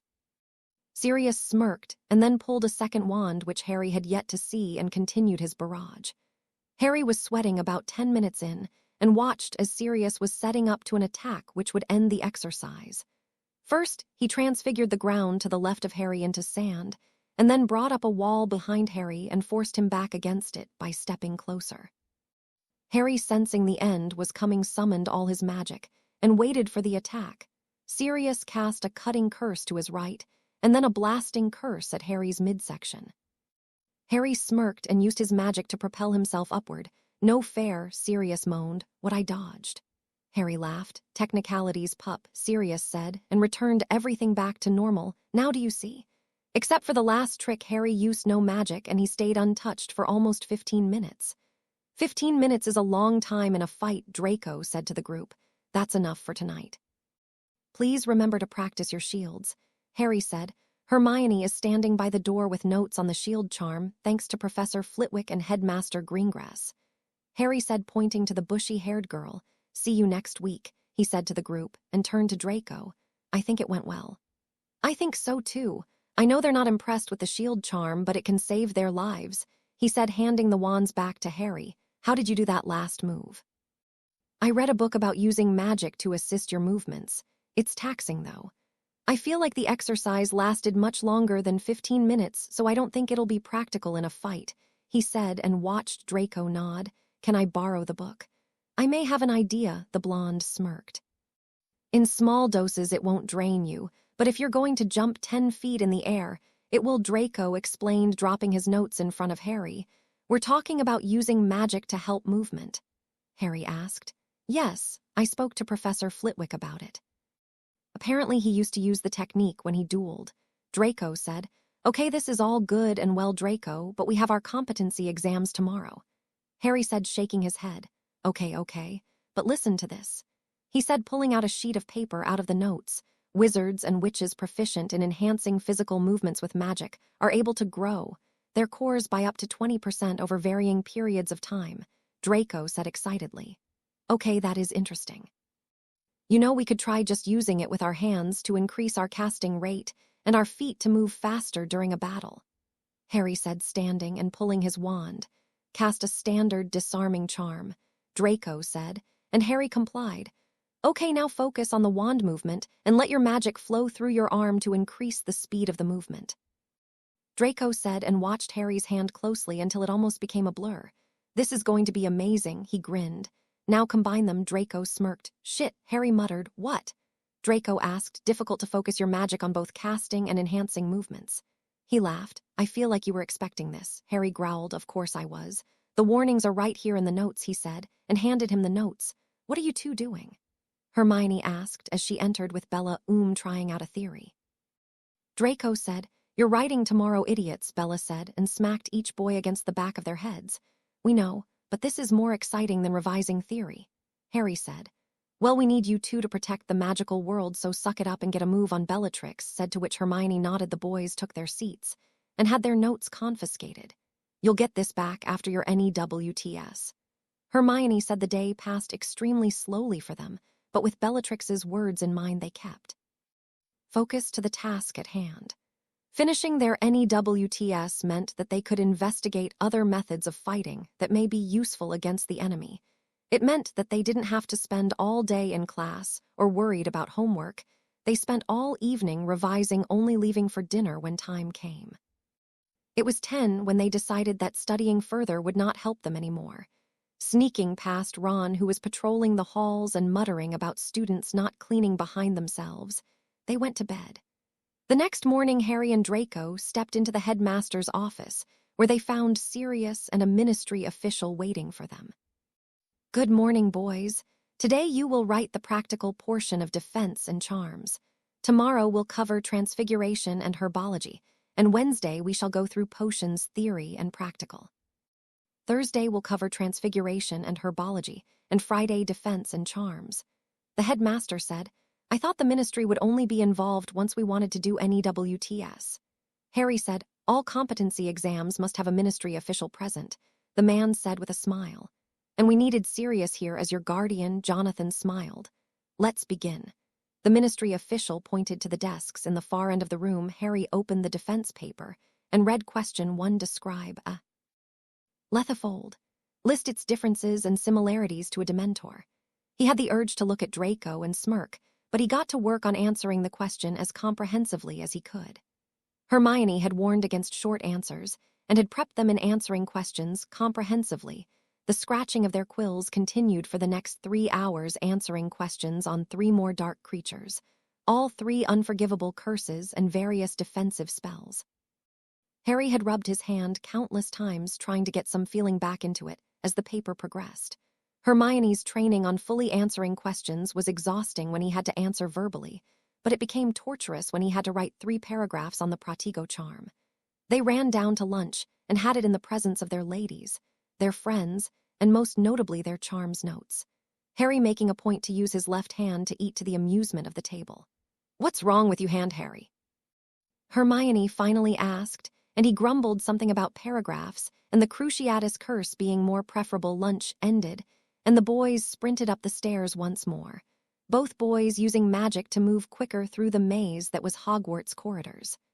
Once seated, they started on the charms paper, which started with, "Discuss the Patronus charm." Remembering Hermione's words about being thorough, he ignored the numbness in his hand and started the longest and most comprehensive answer to the question ever seen. It was double the length of the textbook's explanation on the charm, and included own experience. The 3 days of theory papers went exactly this way. Draco and Harry would have a quick run, and then breakfast, then head up to the office of the headmaster, where they would spend hours scribbling away explanations to all types of questions, most pointless of which was, name the best fertilizer for Devil's Snare, and its various other uses, and then have lunch whilst trying to cram more knowledge in before the next paper. Then they would drag themselves to dinner, and then have a quick revision before heading to bed. On Wednesday, they were advised to see Madame Pomfrey by Hermione.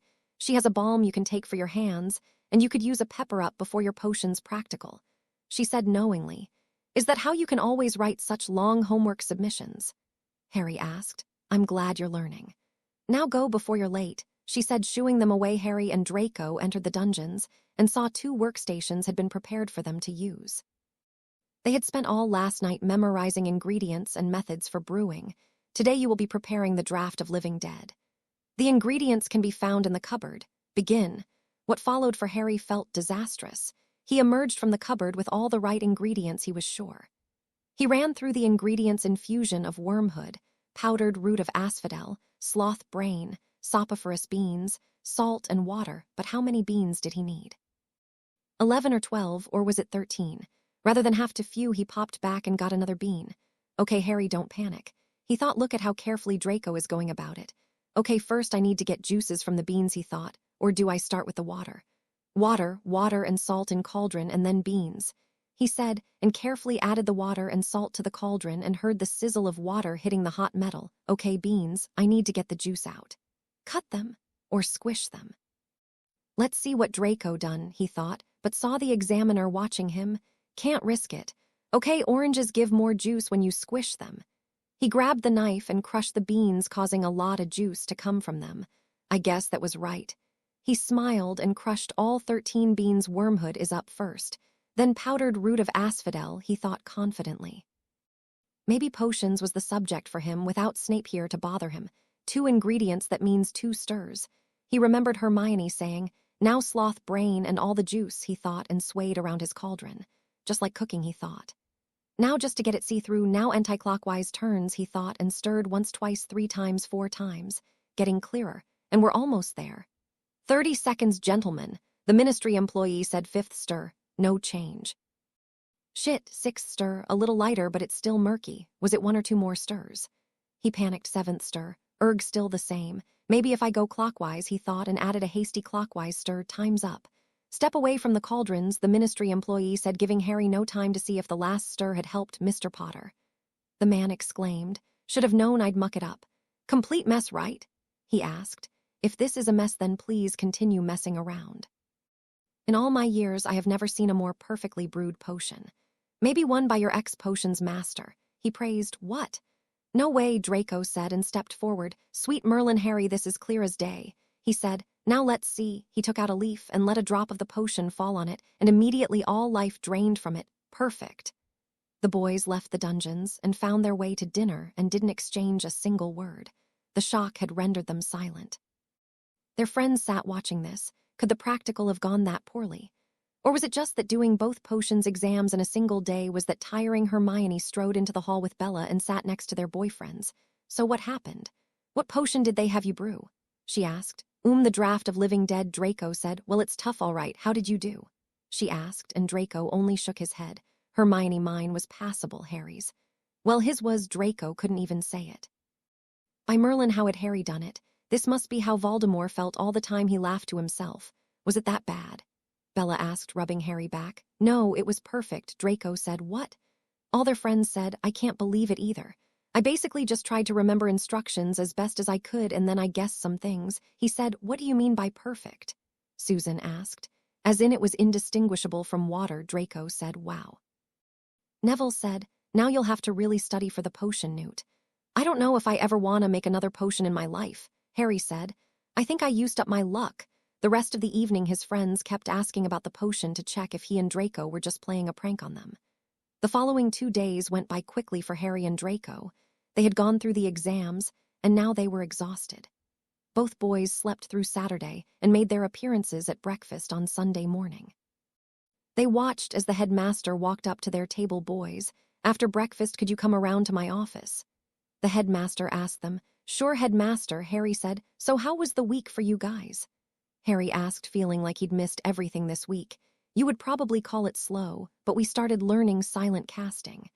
Neville is actually quite good at it." Susan said, "That's awesome, Nev. When will you guys join us for training?" Draco said, "I was actually talking about it this week to them about it." Dean said, "We'd all like training after your NEWTS." "Everyone?" Harry asked, looking at his girlfriend. "I think it would be for the best," she said, not meeting his eyes. "We'll talk later, okay?" "Draco, see you in 5 at the headmaster's office," Harry said, and took Bella by the hand. Once they go to the room which Harry and Draco had made theirs, he turned to face her. "What's going on, my Trixie?" He asked. "You're just making this effort to fight, and everyone seems so intent on joining that I feel I should try as well," she said. "You know there are other ways you can help. Like Daphne Greengrass, who is helping Madame Pomfrey, or you can be our researcher, or you can help the firsties with shields." He said to her, pulling her into his arms. "You don't have to fight," he said softly. "I don't want to fight, Harry," she said. "Then don't. I don't mind if you still want to train with us, but if you want to stay out of the fight, then that's what you do," he said and gave her a kiss. "Go see the headmaster." "I'll be okay," she said. After a few minutes, Harry had now gotten used running in the halls with his magic helping him get faster. He still could cast and enhance movement at the same time. Draco and Harry, "How are you feeling after this week?" The headmaster asked. "We were thoroughly exhausted yesterday, headmaster, but today we're back to normal." Harry smiled. "That's good. Now you know why they're called nastily exhausting wizarding tests," he said. "And to think we need to sit them again," Draco said. "You're misunderstanding me.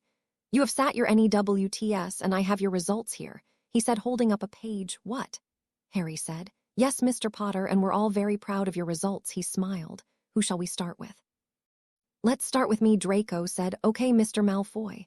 You passed all 5 subjects. Outstanding for defense, charms, herbology, and exceed expectation for potions and transfiguration. Congratulations." "Thanks, headmaster," he said with a nod. "You passed all 5 subjects. Outstanding for defense, charms, transfiguration, and potions, and acceptable for herbology." "Congratulations." "Thank you, headmaster, and thank you for letting us sit these exams early." "It's my pleasure. Now on to other matters. I'm sure you'd like to move out of your dorms, and we'd like to offer you each a teacher's residence." "Merlin knows we have the space," he said. "That would be perfect," Harry said. "Now I know you're both dadding students here, and I'd appreciate it if they still return to their dorms every night." "They will, headmaster," Harry said, nodding that he didn't say anything about a curfew. "Now off you go. Go and celebrate. I'll show you to your new quarters tomorrow." He smiled at the 2 boys. Harry panted as the sweat poured off him. He was fighting Draco, Hermione, Susan, and Neville, who were a formidable team. They were pushing him to new levels. What made it more challenging was that he was using his magic to enhance his casting speed, which meant he was still restricted to simpler spells than the rest of them. "Stop," Draco said. "Harry, I think trying this is a waste of time. We've been busy with this exercise for the last 4 months, and we still cannot get more complex spells to be cast quicker." You're right. We'd be better off focusing this on the weapon training," Harry said, and conjured a wooden sword. "Agreed," Draco said, and conjured a spear. "Okay, let's do this." Susan stepped forward with her own sword. "Anyone else?" Harry asked and saw Neville, Dean, and Seamus with their own weapons, a battle axe, a sword, and a war hammer, respectively. "No fair." He muttered and channeled his magic. He attacked Draco first and parried his spear into Susan's path, making the girl jump backward. He immediately had to move when the hammer of Seamus came swinging high and Neville's axe flew low. Harry dissolved into smoke and reappeared across the room and conjured a Roman shield in front of him to block the arrows that Hermione, Justin, and Bella fired. Hannah saw her chance to move closer to Harry with her daggers, but was winded when he struck her in the stomach with his sword, and turned to knock her away with his body weight. She rolled away and dropped her sword to indicate she was done. Harry moved on Neville next, who stood shoulder to shoulder with Seamus, and Dean positioned himself behind them. Neville came down hard with his axe, and Seamus came across with his hammer. Harry went low and hit both of them on their ankles, but received a blow to his shoulder by Dean, who in turn received a headbutt to his face, and a kick to the chest. Draco had summoned a dozen more spears, started throwing them with increasing speed and accuracy at Harry. Eventually, one of them hit him in the chest, which slowed him down enough for the next three to knock him out. When he was woken by his friends, he was sat next to Bella. "Good job, Harry," Draco said. "You're getting better with bigger groups. Neville and Seamus need more work if you're going to use those weapons, and Hannah, that was a terrible showing, even though the plan was good." "More aggression," Harry said, still dizzy from Draco's attack. "Agreed," from everyone. "Madame Pomfrey and Bella know their stuff, so don't hold back when attacking. When we face our enemy, they won't hold back, so in these sessions, we need to be as tough on each other as possible. Tomorrow morning, I want you guys to try and use your magic when we're running as well. You're getting better at casting silently and wandlessly, but our time is running out." "What do you mean, Harry?" Bella asked. "Voldemort has been quiet for a long time. We're going to face him soon. The Ministry has heard that he may have more giants and the Dementors, so I think we may face a winter battle here at Hogwarts," Draco explained. He had had this conversation with Harry already. "We expected an attack at Christmas, but nothing came of it, so I think he is preparing to take Hogwarts and use the children as ransom." Harry said, "Remember, we have the group on Wednesday, and we'll be making a few safety announcements in relation to this attack. Remember, we need to get students to safety first, and then we take on Death Eaters, till and when backup arrives, we'll have superior numbers." Draco said, "Draco and I will be at Gringotts tonight, as they have positive news for us, but we've spoken to the headmaster, and he agrees that you should help the prefects patrol while we're gone." Harry said the group wished them luck, and left the two boys alone with their girlfriends. "So what do you think the goblins have to tell you?" Bella asked. "I'm hoping that they've found a way to destroy the soul containers," Harry said hopefully. "I still can't find anything in the library about soul containers." Hermione said, "I'm sure that is Dumbledore's doing, and I didn't think you'd find anything."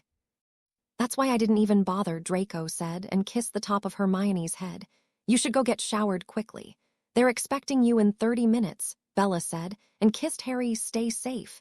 He whispered to her, "I will, now go." She smiled. The boys stepped out of the flue a minute before they were due. Sirius had decided to accompany them to the meeting. They met with Blacklaw in a boardroom of sorts. The room was intriguing as the walls were lined with weapons.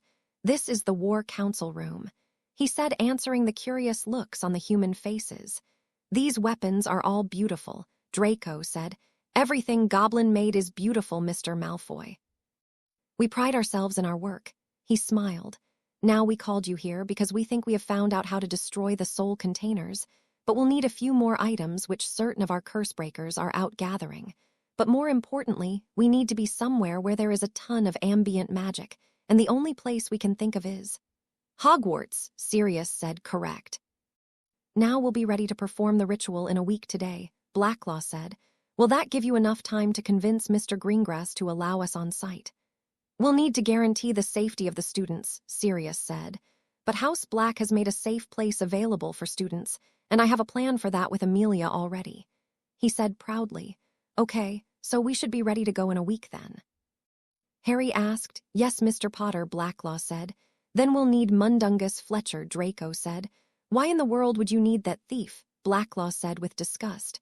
"I have to agree with Blacklaw. Why do we need him?" "He is notoriously unreliable," Sirius asked. "Because he is notoriously unreliable, Harry and I want Voldemort to attack on our terms. So we need to leak information that will be performing a ritual to make Harry stronger, and that will be using rare goblin artifacts to accomplish this at precisely 3 on Monday morning. And if we missed that time, it would be gone forever. We need to leak this on Friday afternoon or evening, which will hopefully force Voldemort into action. Sirius, you'll take Mundungus out drinking and tell him how this is stressing you out because you're afraid Harry will become too powerful, and it'll give him power no one has seen before," Draco said. Then we have the goblin armies pop in as soon as we have Voldemort on the premises. We put up an anti-apparition and anti-portkey wards. Blacklaw said, exactly. Harry said, how do we know he'll come? Sirius said, oh, he'll come all right. He can't resist power, Harry laughed. Philosopher's Stone, Ravenclaw's diadem, and Slytherin's locket. I promise he'll come. Well, good luck, Mr. Potter. Blacklaw smiled. On Wednesday night, Harry watched the students go through their drills. Everyone had managed to increase the strength of their shields. He still wasn't happy with their movement. Move. Harry shouted and joined in by firing curses alongside Bella and the rest of their friends. Standing still will get you killed. Keep moving. He watched the students try and weave through the spells being cast by his group of attackers. That's enough, Draco said after 15 more minutes of attacks. Good job, everyone. Now remember your training and remember you need to stay safe at all times. Times are getting darker, and we need to make sure that everyone keeps an eye on one another, Harry said.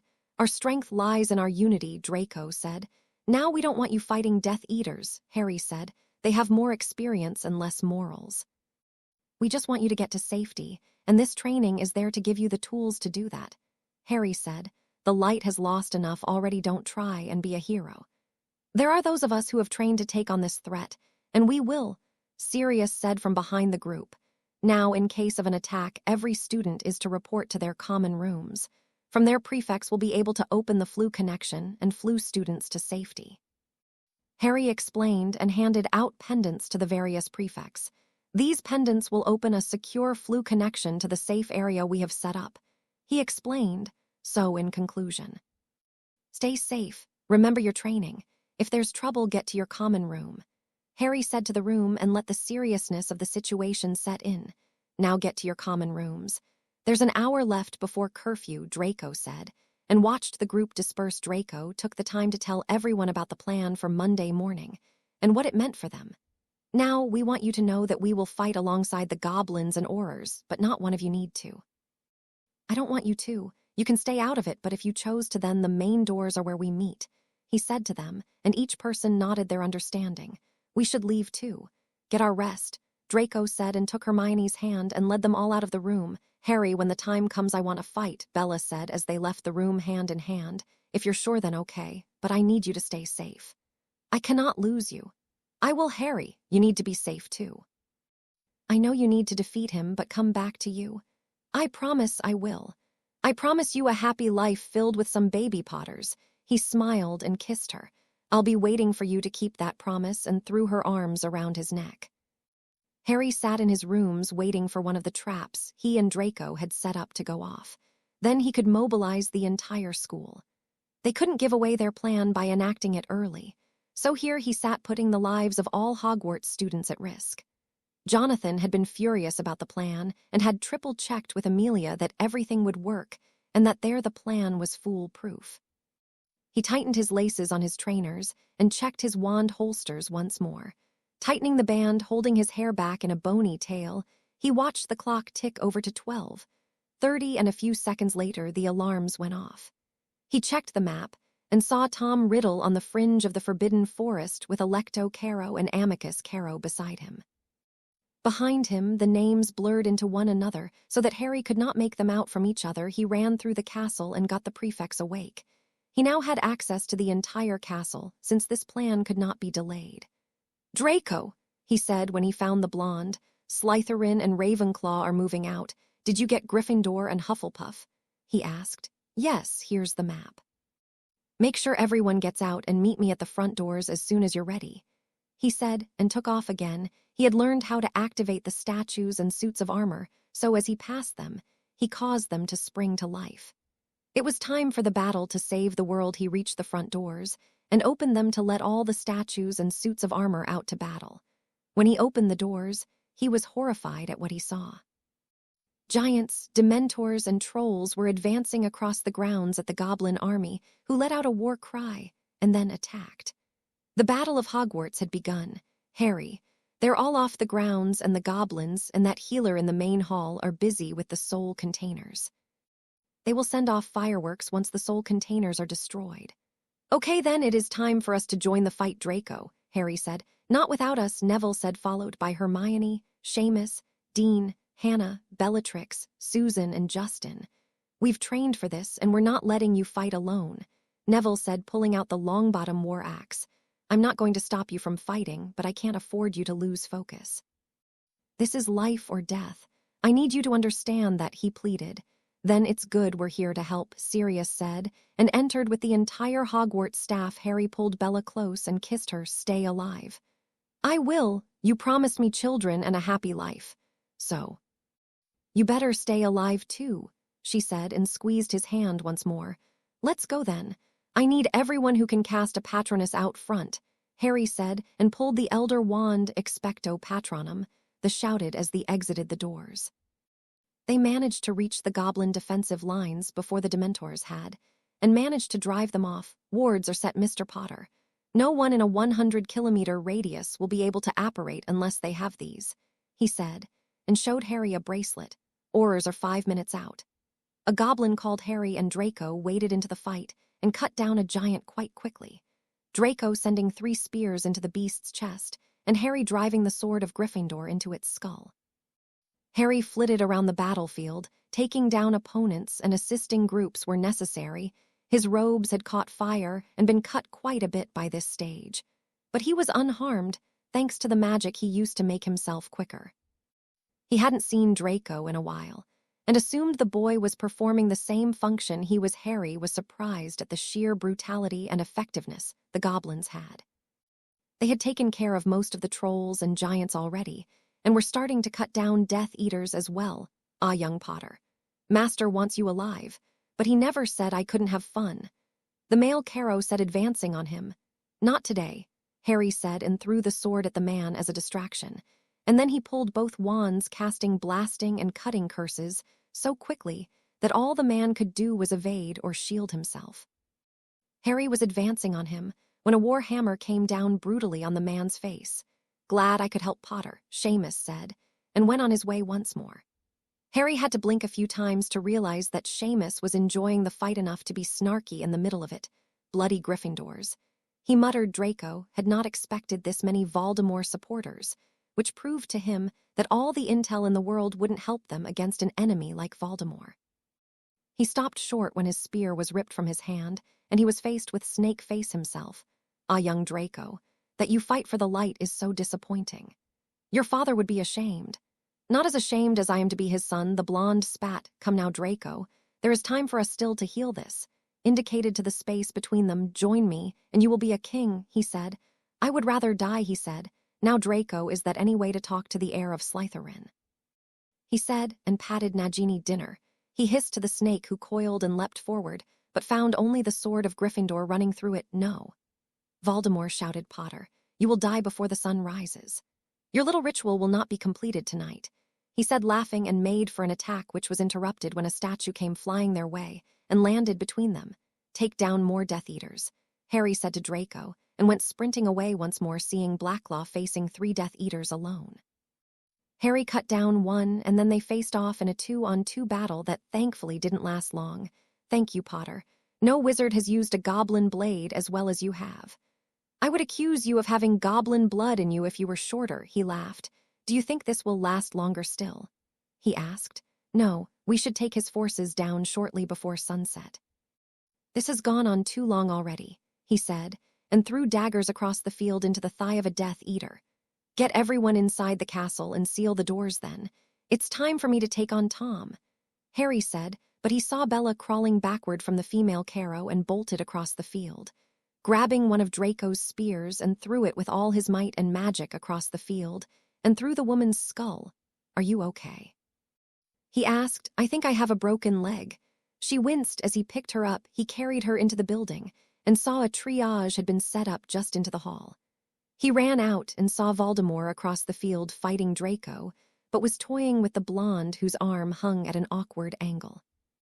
Neville with me. Dean and Seamus get the wounded inside now, he said, sprinting across the field once more and aimed a blasting curse at Voldemort, who simply jumped backward. Neville, get him inside, he demanded. But Harry, the axe-wielding boy, started now, he said, and became smoke and tackled Voldemort, taking him high over the forbidden forest until he saw a clearing and then smashed into the ground. Harry stood in the clearing with Voldemort. Breathing heavily and his body bruised, he looked at the man he could have become. They had endured the same torment throughout their childhood years. Their experiences created this scenario. "Give up, Tom," Harry said, which shocked the older wizard. "No one dared call him that except the old fool, so you're Dumbledore's man?" Voldemort asked. "No, I'm just addressing you by your name and not your self-given title," Harry said. "So you know about my past then?" He asked curiously. "I do. I know you struggled with the same pains I did. Being bullied, being excluded, being made to feel like you're worth less than everyone else, being abused at the hands of those who were to care for you, and then you find out about the power you have and your worldview changes. They didn't beat you because you were weak. They did it because they were scared," Harry said. He had to buy them time. They hadn't given him the sign yet, and he couldn't do what needed to be done. "They will all fear me. I will make them cower in fear. Once you are defeated, no one will dare stand up to me," Voldemort shouted. "Why do you need to pass on the pain? That only causes a new threat," Harry reasoned. "You think you're a threat?" He laughed at the younger wizard. "I am, but we can also be allies. We can walk a path for the betterment of the world, both magical and muggle. We can punish those inflicting pain and suffering in both worlds. They aren't that much different from us, Tom," Harry said. "I wish to destroy them," he shouted. "And I wish to protect the good, even the good within you, Tom," Harry said. "That name died with me the first time. I am truly Lord Voldemort now. Heir of Slytherin," he announced. "And I am Harry James Potter, heir of Gryffindor. We can build together. Look at what they built together." He gestured to the school behind him. "We can build something better, something that does not allow the evil you've created to exist again. You cannot save me, Harry James Potter. I have gone too far to ensure my survival and my victory. Your killing of my Nagini means far more than you know, but her death will not impede my triumph. Why are you hell-bent on destroying the world? So I can rebuild it in my image. I will be the god of this new world." Harry saw the fireworks go off in the distance. The time had come. The time to end the evil known as Lord Voldemort. But in front of him, he just saw the young boy from the orphanage, the same one who had dealt with torture and abuse just like he had. How could he defeat himself? He watched Voldemort go down on one knee, so you knew what Nagini was then. He panted. "I've known for a year now. Your magic and experience was complex to overcome. This doesn't have to end in a fight, Tom," Harry said and threw the sword in the ground. "I told you, Tom." He started. "No, he didn't. He is still there in you, otherwise you wouldn't be persecuting Muggles and Muggleborn," Harry shouted. "That will die with you," Voldemort said, getting to his feet. "Then I have no choice. I, Harry James Potter, challenge you, Tom Marvolo Riddle, to a duel to the death.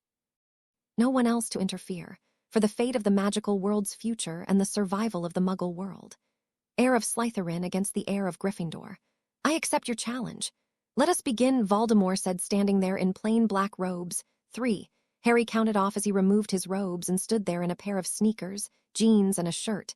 2. Voldemort shouted and watched Harry remove a second wand. The Elder Wand. 1. They shouted together, and the fight started. Both dissolved into smoke and clashed into one another, green and red lines in the figures. Harry reformed and shot off 3 cutting curses and a curse to force Tom into his physical form. Tom dodged all 3 cutters, but was hit by the 4th curse and landed on his feet. "You're better than I expected," Tom said, grinning. A fight for the ages, then. He drew his wand and fired off 3 killing curses in rapid succession. Harry raised a wall of sand to block it and immediately took off to the right and fired off 6 bone-crushing curses. Tom barely avoided the curses and sent off his own curses. Next, he conjured a few snakes and sent them off to attack Harry. Voldemort took time to gather magic and created a sword made of pure magic. He attacked Harry as well.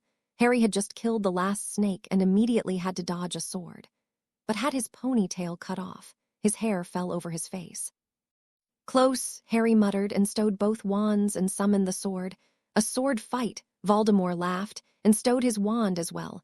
"Let's go," Harry said and rushed him. Voldemort brought his sword down hard, but was parried by Harry's. He spun and went for Harry's midsection, but was blocked by the quickest reflexes he'd ever seen. Harry kicked him in the chest and watched him roll backwards. Harry dissolved into smoke and surrounded Voldemort, but he was also forced back into his solid form. "No more parlor tricks," he said. Then the fight started once more. Harry swung his sword upward, but missed Voldemort, only cutting his robes. He stepped forward and put his full power behind his next blow and went for Voldemort's midsection. Voldemort saw the strike coming and intercepted the blade. The light from the blades hitting one another was blinding, and both men closed their eyes. When Harry opened his eyes, he looked down at the sword and saw that it had cracked. I think that might be a first. A goblin blade being broken, Voldemort laughed. Harry saw that the blade Tom had summoned had dissipated, and that his hand was burnt. He drew his wands and sent off 3 bone-breaking curses, which Voldemort summoned a shield to block them, not interested in exchanging words with me, tired of trying to save me. He laughed. I'm not. I've just decided to save the world first, he said, and cast a powered ascendio and flew high in the sky, and sent off thousands of flaming arrows from up high. Voldemort watched as they came flying down and used a combination of shields and dodging to stay uninjured, but 3 arrows pierced his right leg. Harry landed and pressed his advantage by sending a barrage of curses on a weakened Voldemort. The older wizard fired off a few killing curses, only for them to be intercepted by a few canaries. He sent off a crucio, but Harry threw it off without second thought. Harry swapped wands and had the elder wand in his right, and summoned a fire whip and hit Voldemort right in the chest. He drew the whip back, but it faded and he dropped to his knees. His magic was almost completely gone. How long had they been fighting? He looked to the horizon and saw that the sun was almost rising. Tired Harry. Voldemort asked and pulled himself to his feet. I can still beat you, he said. Avada Kedavra. Voldemort shouted, but no spell burst forth from his wand. Harry stepped forward so that they were only feet apart. Give up. We've defeated your army. Your soul anchors are destroyed, and you're magically exhausted, Harry said. But you forget I was raised by muggles, he said, and swung his left fist and caught Harry in the side. Harry raised his fists and tried for a jab, but Voldemort moved backward. Harry's vision would be impaired shortly if the sun rose, which was mere moments away. He started flanking Voldemort, trying to get the older man to face the rising sun, which he did.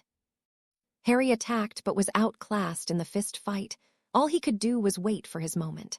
He heard Hagrid's roosters make a noise and knew it wasn't far away now. He ducked a high right hook, and then the sun rose, blinding Voldemort. Harry summoned the sword and slashed upwards with all his might. Being so close, Voldemort knew that this was it. He could not dodge this end. The sword entered right above his left hip and slashed through his chest, where he felt the blade break off and the rest of it still in Harry's hand. Congratulations. He muttered, Goodbye, Tom, he said, and watched the older man die. He looked around and got his bearings, gathered a handful of the older man's robes, and set off for the castle. He dragged the body through the forest and then over the fields. He reached the door of the castle and lifted the body of Voldemort and threw it over his shoulder. Pressing his hand against the door and letting some magic undo his spell, the doors flew open and he was faced with shocked faces. Harry! Bella shouted and forced her way through the crowd. Is he dead? Yes, he is, Bella. We're free of his tyranny, Harry said, and dropped the body for all to see. Old Valdi is dead. Peeves shouted through the castle, and cheers erupted as the message spread. Are you okay? Bella asked as Harry sat on the floor. I'm good now, he said, pulling her into his lap and kissing her. Now about that promise, he said, grinning at her, which caused he to blush deeply. Harry sat at his desk, wondering where the years had gone. He was nearing 50 and life had only gotten more interesting after the defeat of Voldemort. He could not have imagined half of the things that would happen. The most surprising of all was the Goblin Nation and the strides they had made towards Blackclaw's goal. Yes, they hadn't managed to get a goblin student in Hogwarts, but they did have a few working at the Ministry, and 2 of them sat in the Wisengamot. Blackclaw was also awarded an Order of Merlin alongside Sirius, Remus, and Draco. Harry had turned down his so that Blackclaw could receive one instead. It was the first step he made to pay the goblins back for the wonderful job they had done Sirius, and Amelia had gotten married shortly after the Battle of Hogwarts. Amelia had resigned from her post as well, having fought enough for 3 lifetimes. They had twins the following summer, Celeste and Karina Black. The future of House Black looked brighter than it had in a long time. Draco and Hermione had both decided to pursue ministry careers, even though Draco still ran a few businesses. Hermione had been very disheartened at working in the ministry, and within 3 short years left the ministry to teach at Hogwarts. She had taken over from her hero and role model and taught Transfiguration. She found happiness in the position and managed to change the future through teaching. Draco had more success in the ministry and was appointed too as the director of the DMLE and was tipped to become the next minister if Harry said no one more time. Hermione and Draco, as a couple, never ended up working out, but their time together made them better for their future partners. Draco married Gabrielle Delacour, and Hermione married a muggle named Michael Stonebridge. The rest of their friends had stayed in touch over the years. Susan and Dean had traveled the world extensively, sometimes together and sometimes apart.